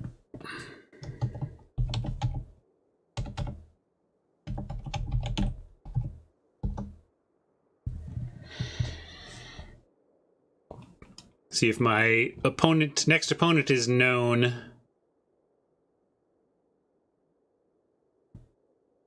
Yep, looks like I can take on the Magician here if they are ready.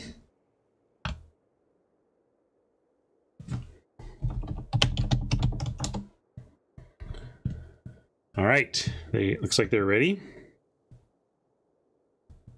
Means I gotta find my challenge side.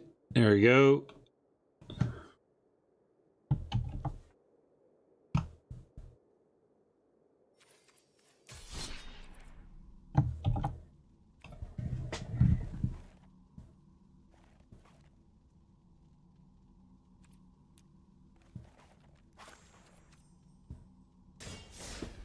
Glad you enjoyed it, Neuromancer.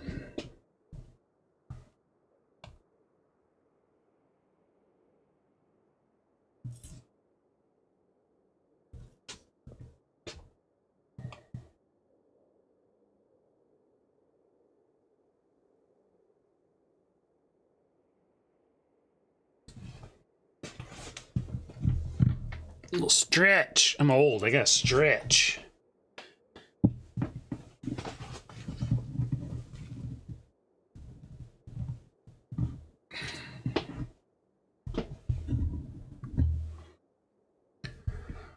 What can we do while we wait here? I can tell you one of my current food obsessions. It's Mama Lil's Sweet Hot Peppers, which you can get at Trader Joe's. Pizza joint in town has them as an ingredient on pizzas, and so I've always enjoyed Mama Lil's Sweet Hot Peppers on pizzas. But boy, they're kind of a pickled pepper. Not kind of, they are. They're pickled peppers.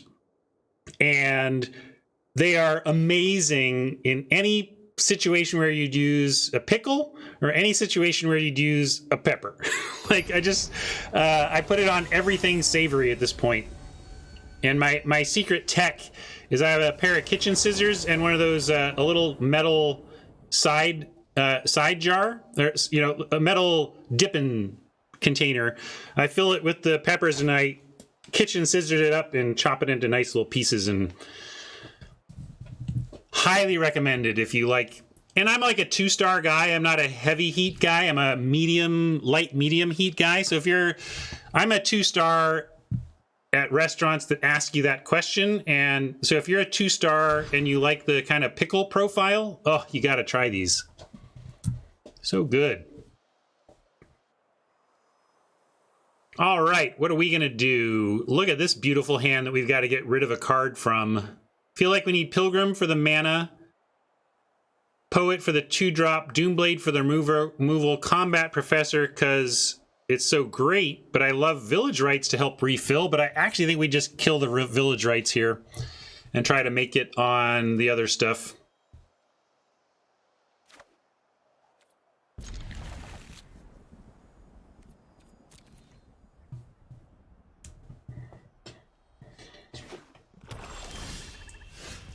Not a bad find off the top. Just want one more untapped land before turn 3 so we can Pilgrim and guarantee our turn 4 prof. There we go. That qualifies. I'm going to Poet here, not Doomblade. We'll save a Doomblade for later.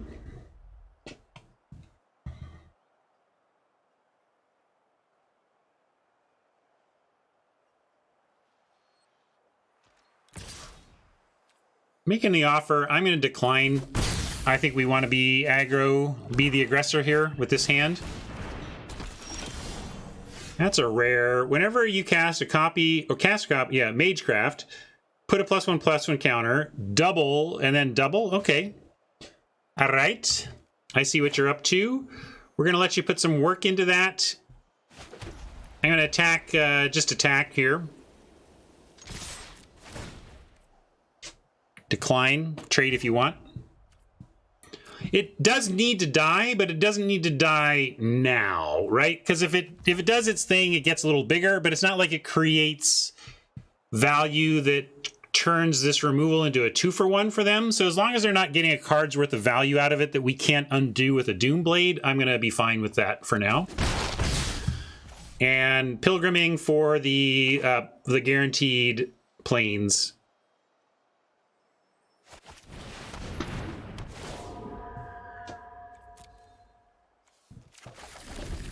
We'll see if they send in. If they do, it means almost certainly they've got something at instant speed that will put a counter on the elite.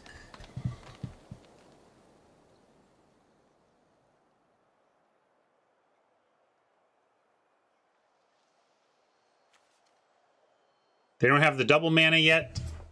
It would be pretty telling if the elite came in and the Amplimancer did not.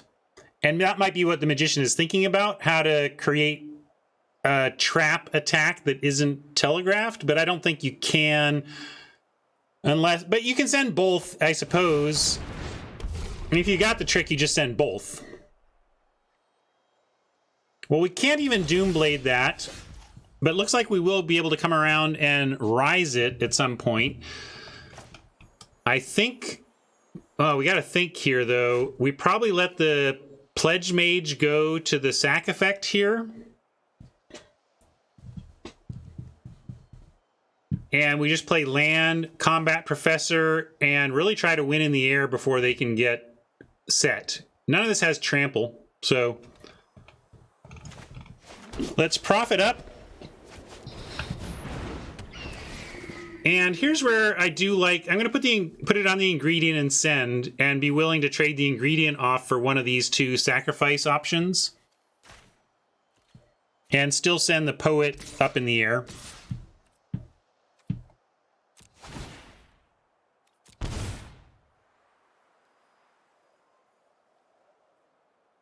Pilgrim destined to die here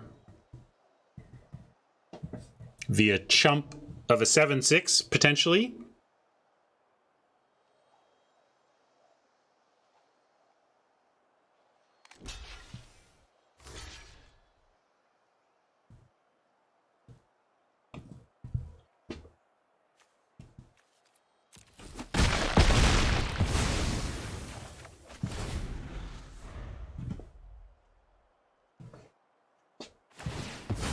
All right, it did itself. We're dropping the Pledge Mage. And that's good. Maybe it means Oppo's looking to invest a bunch into the elite here that we can then Doomblade. Or, more scary, green-black deck has ways to recur this and it's going to be tough with the recurrence. Do we cut Doomblade against this deck? I don't think so. All we need is a mono green creature and we've got a target, and removal is still great. And yeah, we're gonna go ahead and draw. I guess we do this first for technically correct sequencing.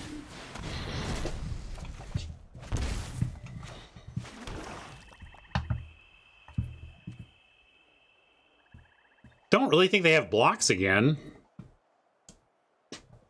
I'm going to put this plus on the flyer. Offer both things on the ground. I don't really care if these trade or get through with the Doomblade waiting.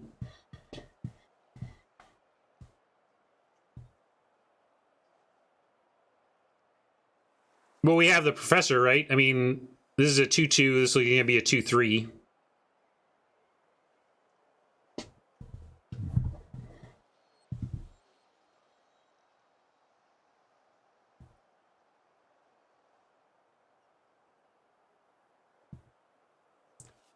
Yeah, I actually finally fully read the professor and found out it was worse than I was thinking, but still incredible. I thought it gave flying to the thing it targeted as well, which would be just kind of busted. All right, perfect. I kind of didn't want the lifelinker around mucking things up, but the Doomblade on the elite is going to be fine. If they've got, I mean, you could make an argument to do it now, but they like are probably going to spend their turn equipping and maybe putting counters on it and stuff. I'm going to go ahead and take some risk here. Take on some risk of like the snakeskin veil in the cool slot or whatever, hexproof that I don't know about in the format. But I feel like Magician is going to go for an equip here, and I want to eat up that mana.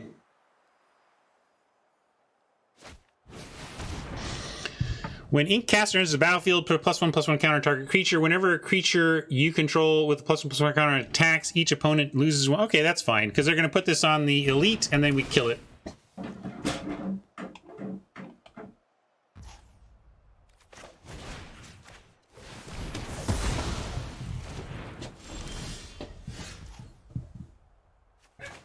And I'm not going to mess around. We're just going to rise this thing and submit 0. I guess they didn't have any.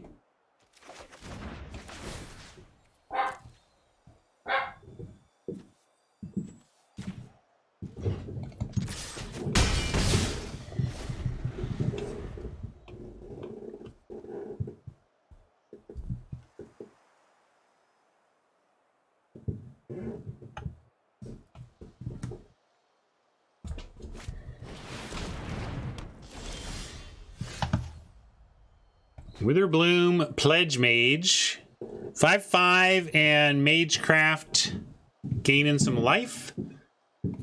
That is okay, but we are on track to present 2 lethal threats next turn through potential boots, but they need removal or another flyer to not lose next turn. With the go wide attack of all 3.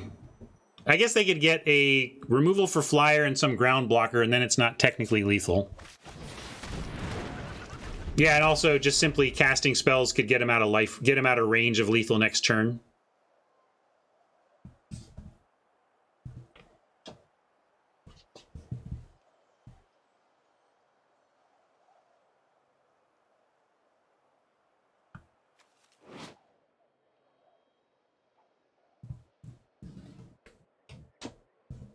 I didn't know we had new school symbols. Is that the new school symbol? Should I look on? Let's look at these new school symbols.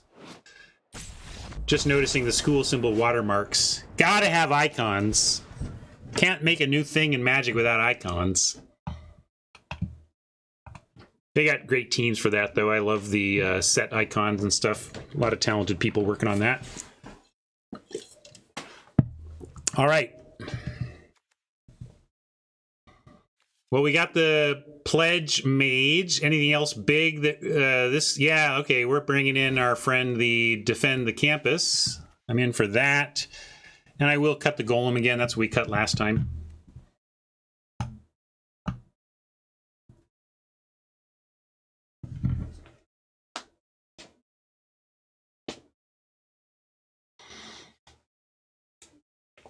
Grandel Blam sounds legit to me.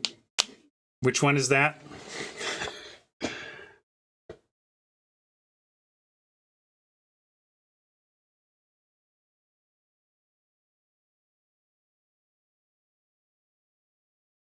I wouldn't call it despair, but it certainly losing a bunch in a row in this format is hard on the brain. Losing a bunch, I should say. This format, doesn't matter the format.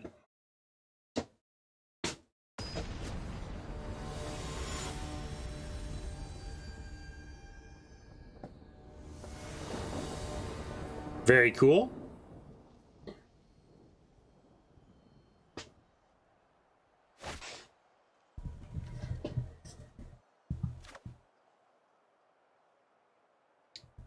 Ooh, if we can find one of our unwilling ingredients, it would be excellent. But we're going to keep this on the strength of the cards in hand anyway. But right now, you know, Humiliate on turn 2 with no counter anywhere is not ideal. But I'm going to do it if we don't draw something. Plan right now is Plains Humiliate. But if we get a 2-drop of any creature stripe, we'll do that instead.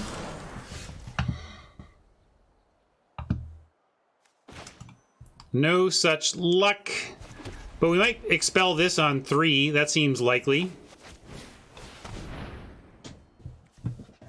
Frost, Trickster, Pledge Mage, super solid. This is just okay. So it's got to be Frost, Trickster, or Pledge Mage. Pledge Mage not currently going to get bigger.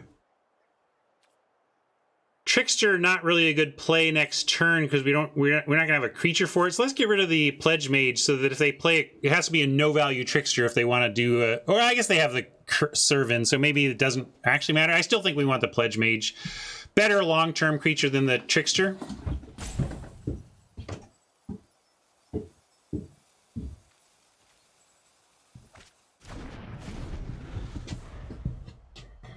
Yeah, good point. I could have played to the mana available. And that could have been smart. But they do have they could have played this with the green, right? That's a good reason to not bother with the Sphinx for sure. And now we have to decide what gets expelled. Do we want to just get this?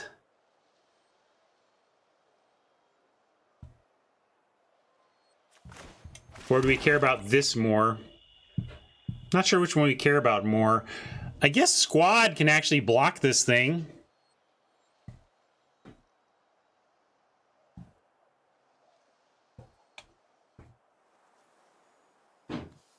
It's true, but then this would be gone.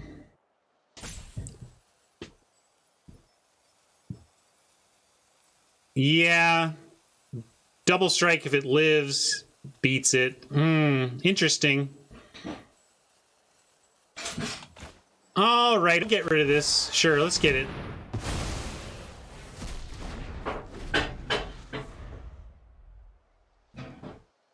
Not even sure we want to go with the Overlord, though. I think I like... I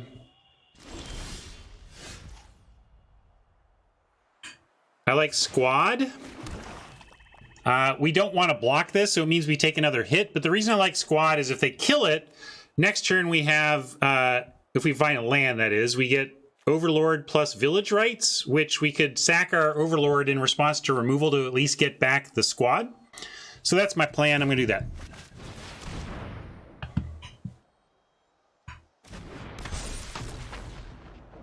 I don't want to block the 3-2 because this dies into counters somewhere. Now it just dies, though. We did. We got Ben. He took the first game, but we came back for the next ones.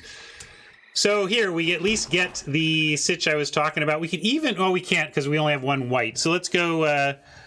we'll play our Overlord, and we have the Village Rights up.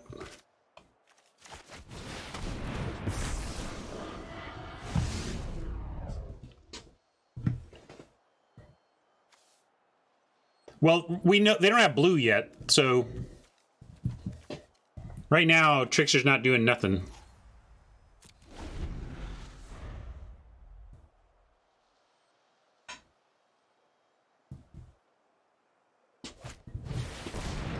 Blood Mage, when it enters, create a pest, or draw a card and lose a life, or exile a graveyard. Interesting. Let's see if they go for the exile graveyard. I don't think I'm going to sack... I'm not going to use Village Rights just because they go for my graveyard, but it'd be interesting play. Yeah, I didn't think they would do that anyway.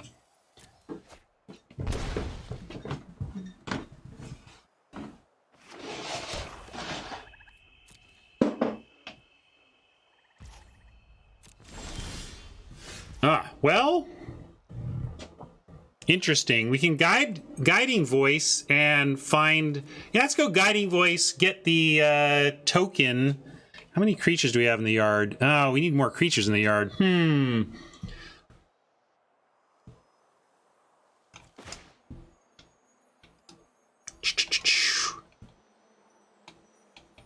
Could also just Spectre and hold up village rights. Yeah. I kind of like holding up village rights no matter what, but we could do Spectre Flyer and get the creature. That's fine. Let's do that. You're right. I'm being too greedy. It's fine. That's a fine play. Because it gets this back right now, right? And maybe we go shields down and they get our mythic, but the mythic's already performed now, right? So good call.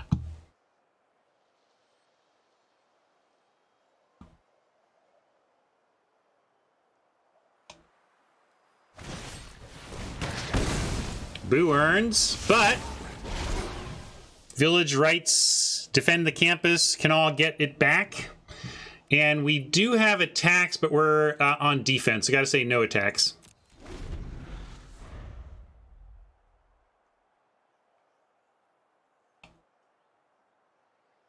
Couple of times today, Extus has been a 2/4 double striker for 4.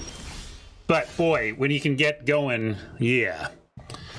Now we know what their final card is. It is a blue source, so we got to be aware that this is coming. If they go for a double block, we don't even need to use anything. We just get it. So I'm just going to send in. And then Spiteful Squad on D with the village rights should be okay. Although, I mean, we're at 12. This is going to tap down our blocker.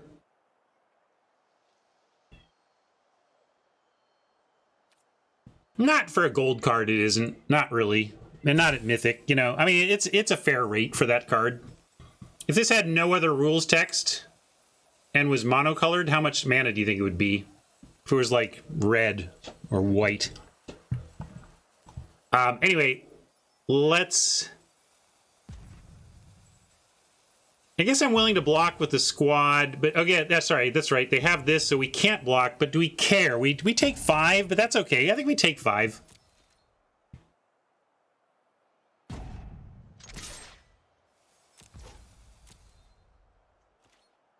You like squad and pass. I'm being more aggressive just because we know their card situation. And I mean, we can do that too. We can even block with the squad, put counters on our double striker. Like, there's a lot of things to do here. Like I say, block with the squad. I keep talking about this, but we could village rights and put counters on the squad. And as part of casting it, we sack it, so we can even get it back. Right? Wow.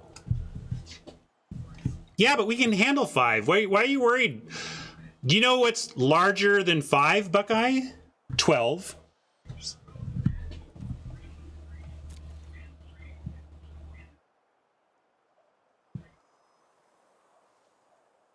And if they attack with both?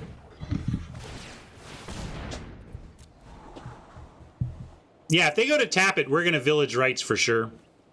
Although we don't even need to do that till end of turn.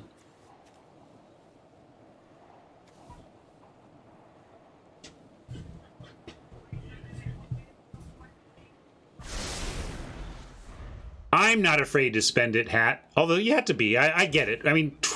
While 12 is greater than 5, it is closer to 0 than 20, right?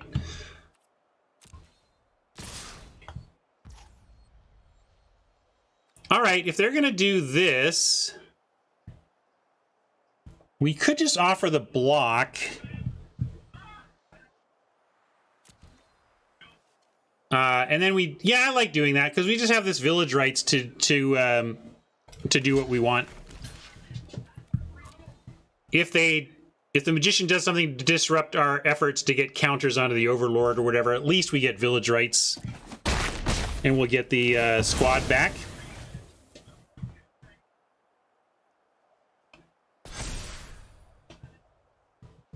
Maybe they were just knew that would happen and they wanted to hold down our overlord. Hey, everybody! Do you know me? it's Big Dude, it's Trickster, it's a good sequence, but I think we get, we're in pretty good shape here.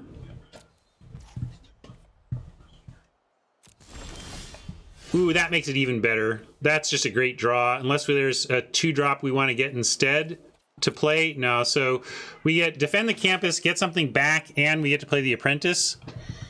I mean, I could run it out, but this is just an end of turn thing, so it doesn't matter. What's up, Math? What are you thinking? Everybody's like, wait. Yeah, this is an instant good point. So let's put this out, and then we actually have 3-2 on defense, which isn't bad.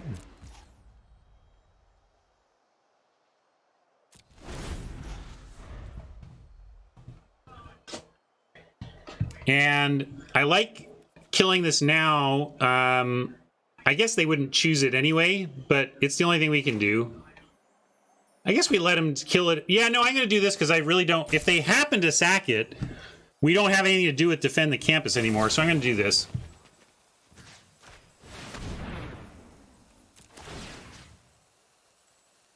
We let him sack something. If they chose to sack the 7/6 because they're going to do recursion stuff, we wouldn't get our play, so I like doing that. And we'll go... want flyer here? Let's get the flyer.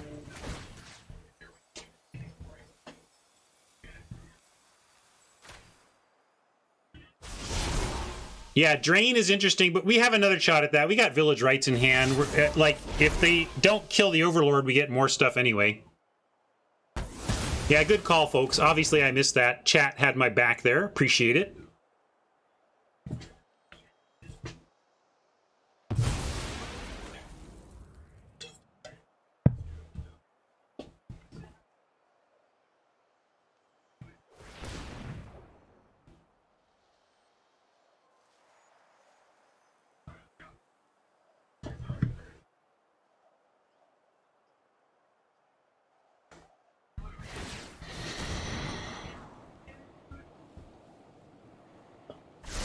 That's a good thing for us to see. The old scry to the bottom. Spending a lot of mana.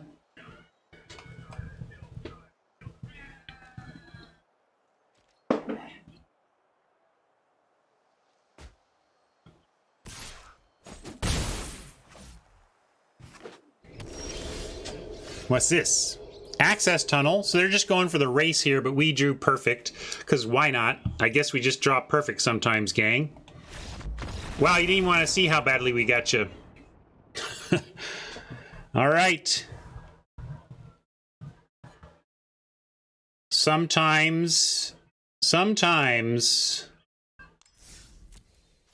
Everything's coming up Millhouse.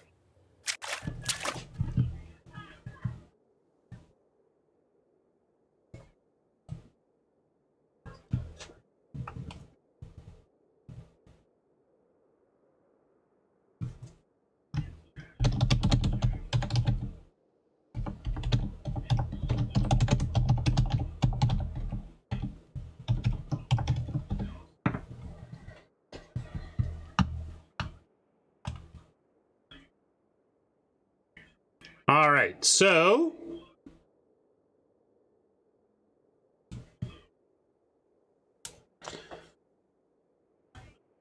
I'm not going to, it feels immoral, certainly immoral to sideboard in anticipation of a specific opponent. I sideboarded to correct my deck to a better main deck configuration against anybody. I think that's fair game. But I wouldn't sideboard against someone for game one.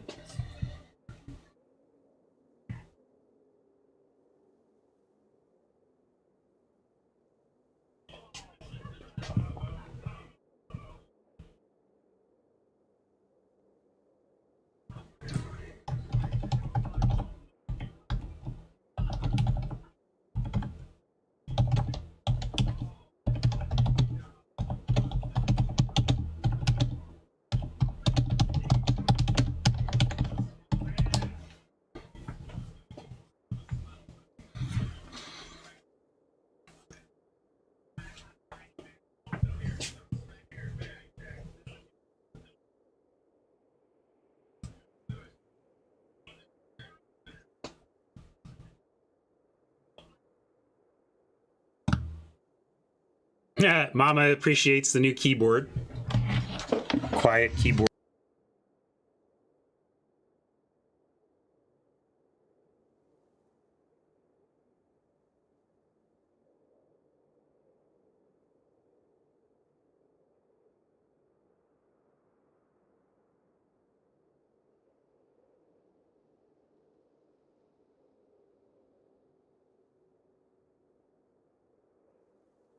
Oh, must have muted. Oh, that's funny. I accidentally muted when bringing up the thing or something. How did I mute?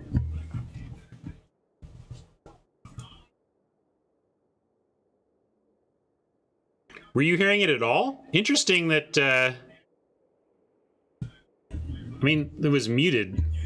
Was it muted? I'm just curious. There shouldn't be anything that you heard. What I said was, it's nothing fancy. It's just quiet. And I was like, well, I guess it's fancy. I can change the backlighting to be rainbow colors and breathe different colors and stuff. So I guess it is fancy. And then I went into old man mode. When I was a boy, we had typewriters that jammed the keys. You couldn't type too fast or your keys would get stuck.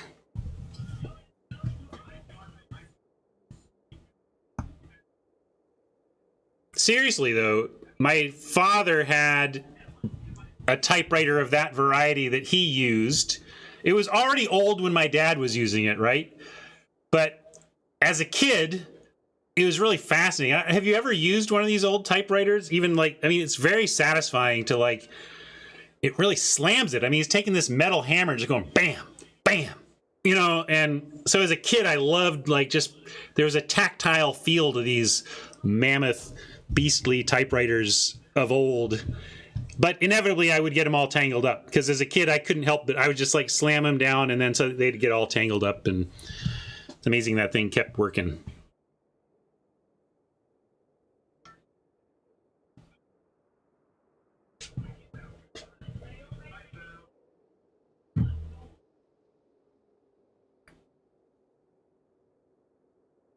One of my typeface pet peeves is the use of 2 spaces after the period that was instilled in so many people by typing teachers everywhere, even though in the age of variable width fonts, you do not need a second space after a period. I hate seeing them. It bugs the hell out of me.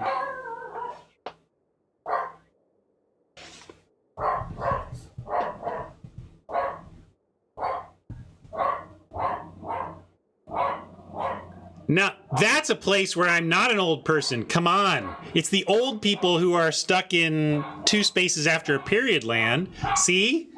How old are you, Happy? Any youngsters out there who are 1 space?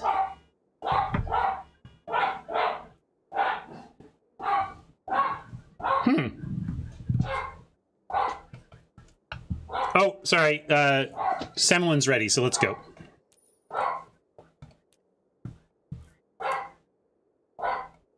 Enough talking about old keyboards. Rematch time.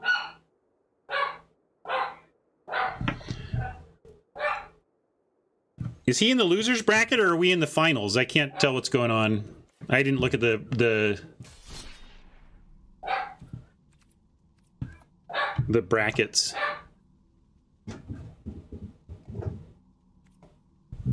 Both in losers. Okay, so I can knock him out here. I didn't think I was in the, didn't feel like I was in the finals yet, but is this win the finals? I should look at the brackets. Oh yeah, cool. So this is to try and fight our way. Oh no, maybe. Let's see. Horn lose round 5. Not sure.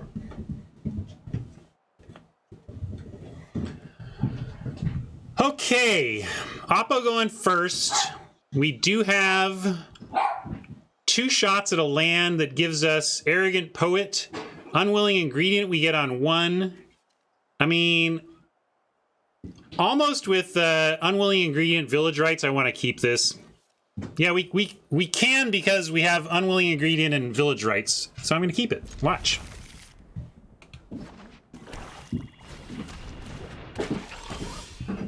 Did he get dinner? Yes. You were lying.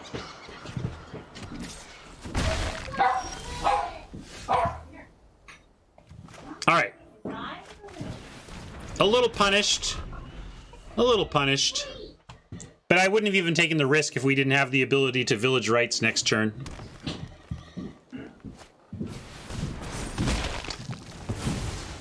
Semlin knows what's up. Figures we're probably doing something like that.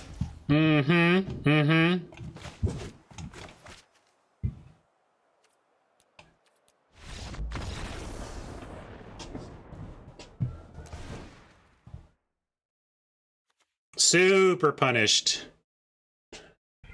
That was not a super likely thing to happen. That being dead before we could fire it off. We played Semlin before.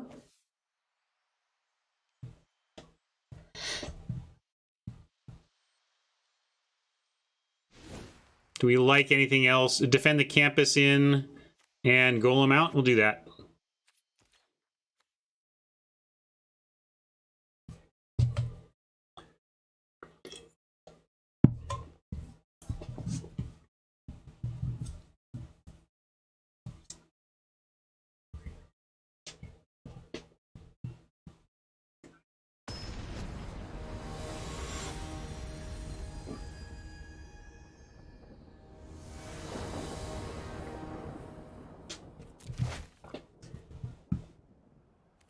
Better keep this time.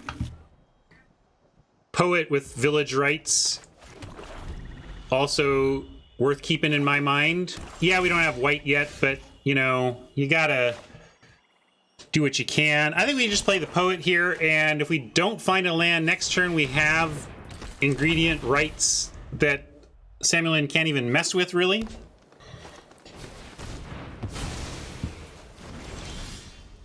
As it is, we can go ingredient and probably still... I guess if I was going to fire it off, I should have waited. I should have done it. I should have waited on land because we might find a plains, but can't really cast anything yet for that anyway if we found the plains, so it's not that big a deal. Now, do we need to village rights here? I'm going to say no.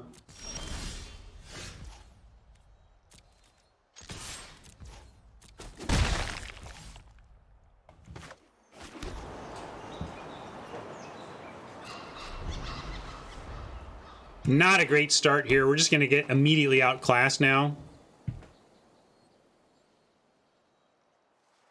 Hey, Manalik, how you doing?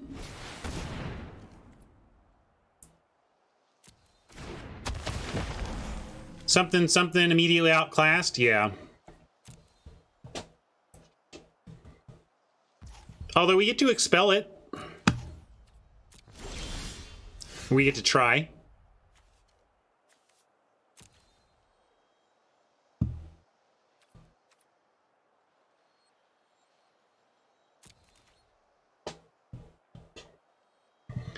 I'm going to attack.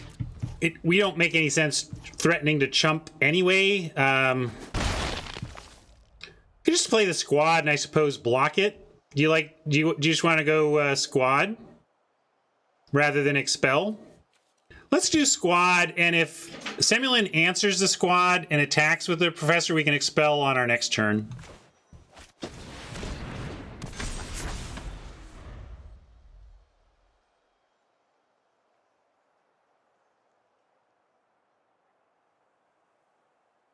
Yeah, 3/3 Menace doesn't suck either.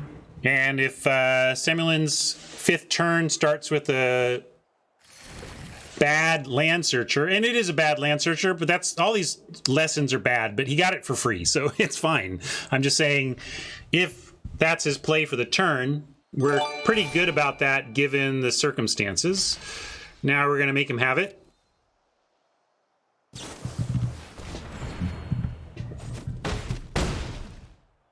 This all works out, really. Although the second lesson is tough. All these free draws.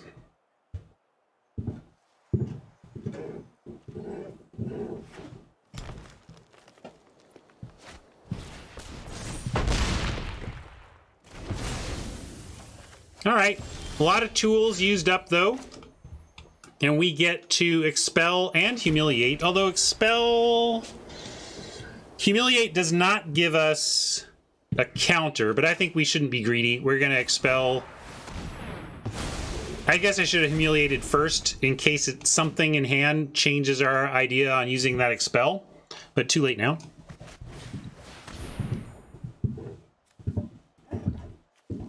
Growth. 2 of these is Trouble Town. This might even be worse. And we don't get to block anything. We don't get to actually keep a non-land permanent anyway. I think I look at this hand and almost just want to scoop. I mean, we can't beat that hand. Look at this. What are we doing? We need to, like, ingredient into another ingredient. Village writes it into all of our removal. There's no 5/3, so I don't know what you mean, but we at least have Doomblade outs to the Groffs. We don't have Doomblade outs to the Karok. But 5 damage is a heck of a lot of damage, right? So I think we just got to take one of the 5s. And hope we can find the tools to deal with the other ones. But that's bad news bears, and I expect to lose this game.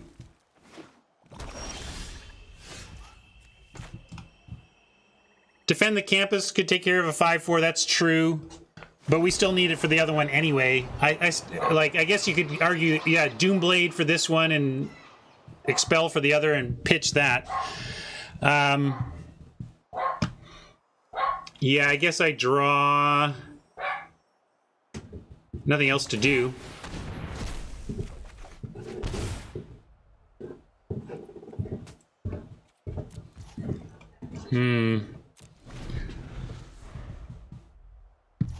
Is it better to scry than draw? I don't know. I think drawing is going to be better. Because if it's a land, we actually just get it instead of bottoming it. And yeah, we did have Doomblade outs to this and everything. That would have been nice.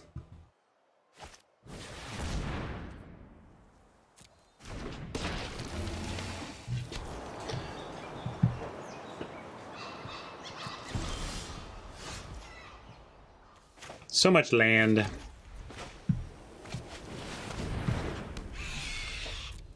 We got Lash, we got Village Rights.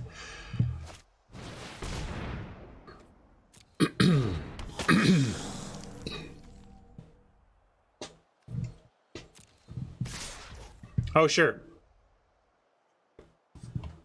Not going to last long, though. Let's see. Feature match 2A.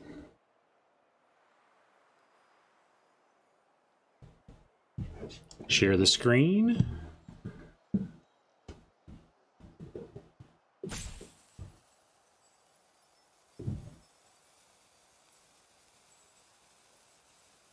And I'll close down there. All right. What are we doing? We got to Lash. Oh, we got time on the rope. It's okay. Yeah, I do think we need to Lash that and trade.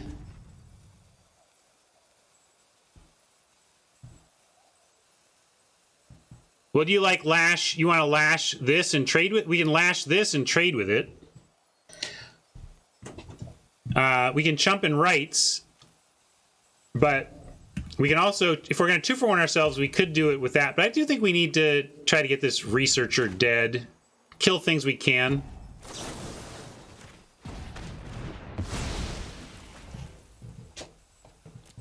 And block here and Village Rights.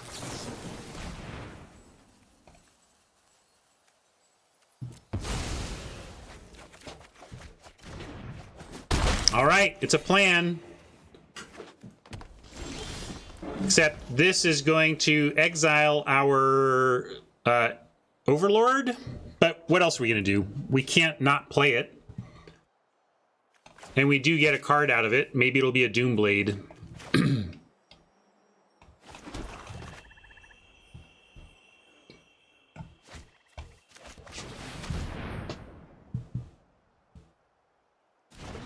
But we don't. I mean, look. We get to trade for the 3/3.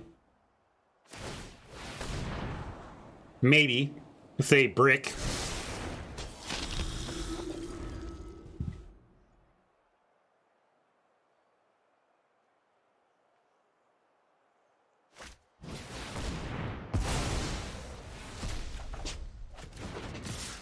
Yeah, I should put a scry upkeep. It's going to be required. That'd be sweet. Found it. If we found a Doomblade, or are we just dead? Oh, sorry. Yeah.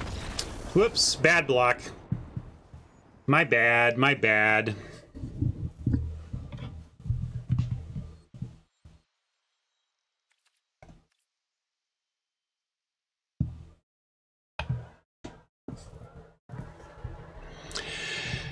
I could have lived a turn, right? But then we were, I mean, that, my failure to see that was just my failure to see how dead we really were.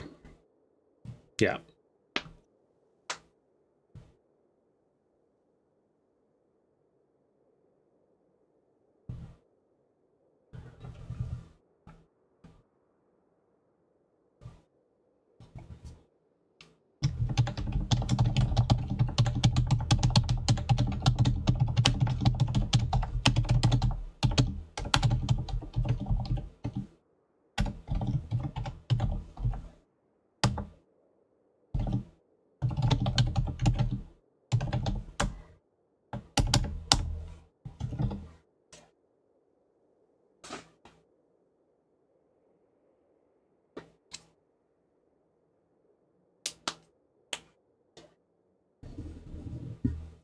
Solid run. I'll take it.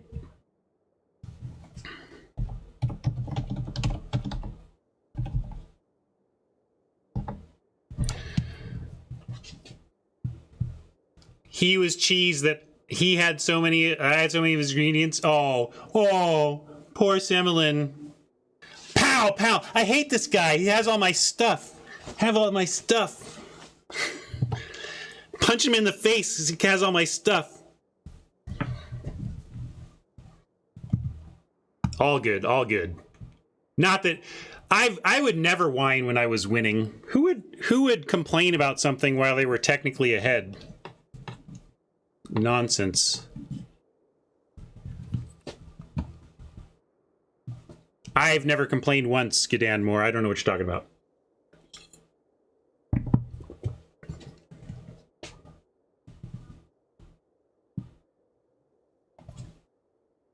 All right, well, I don't know what I'm waiting for. I've said my farewells. I've lost twice.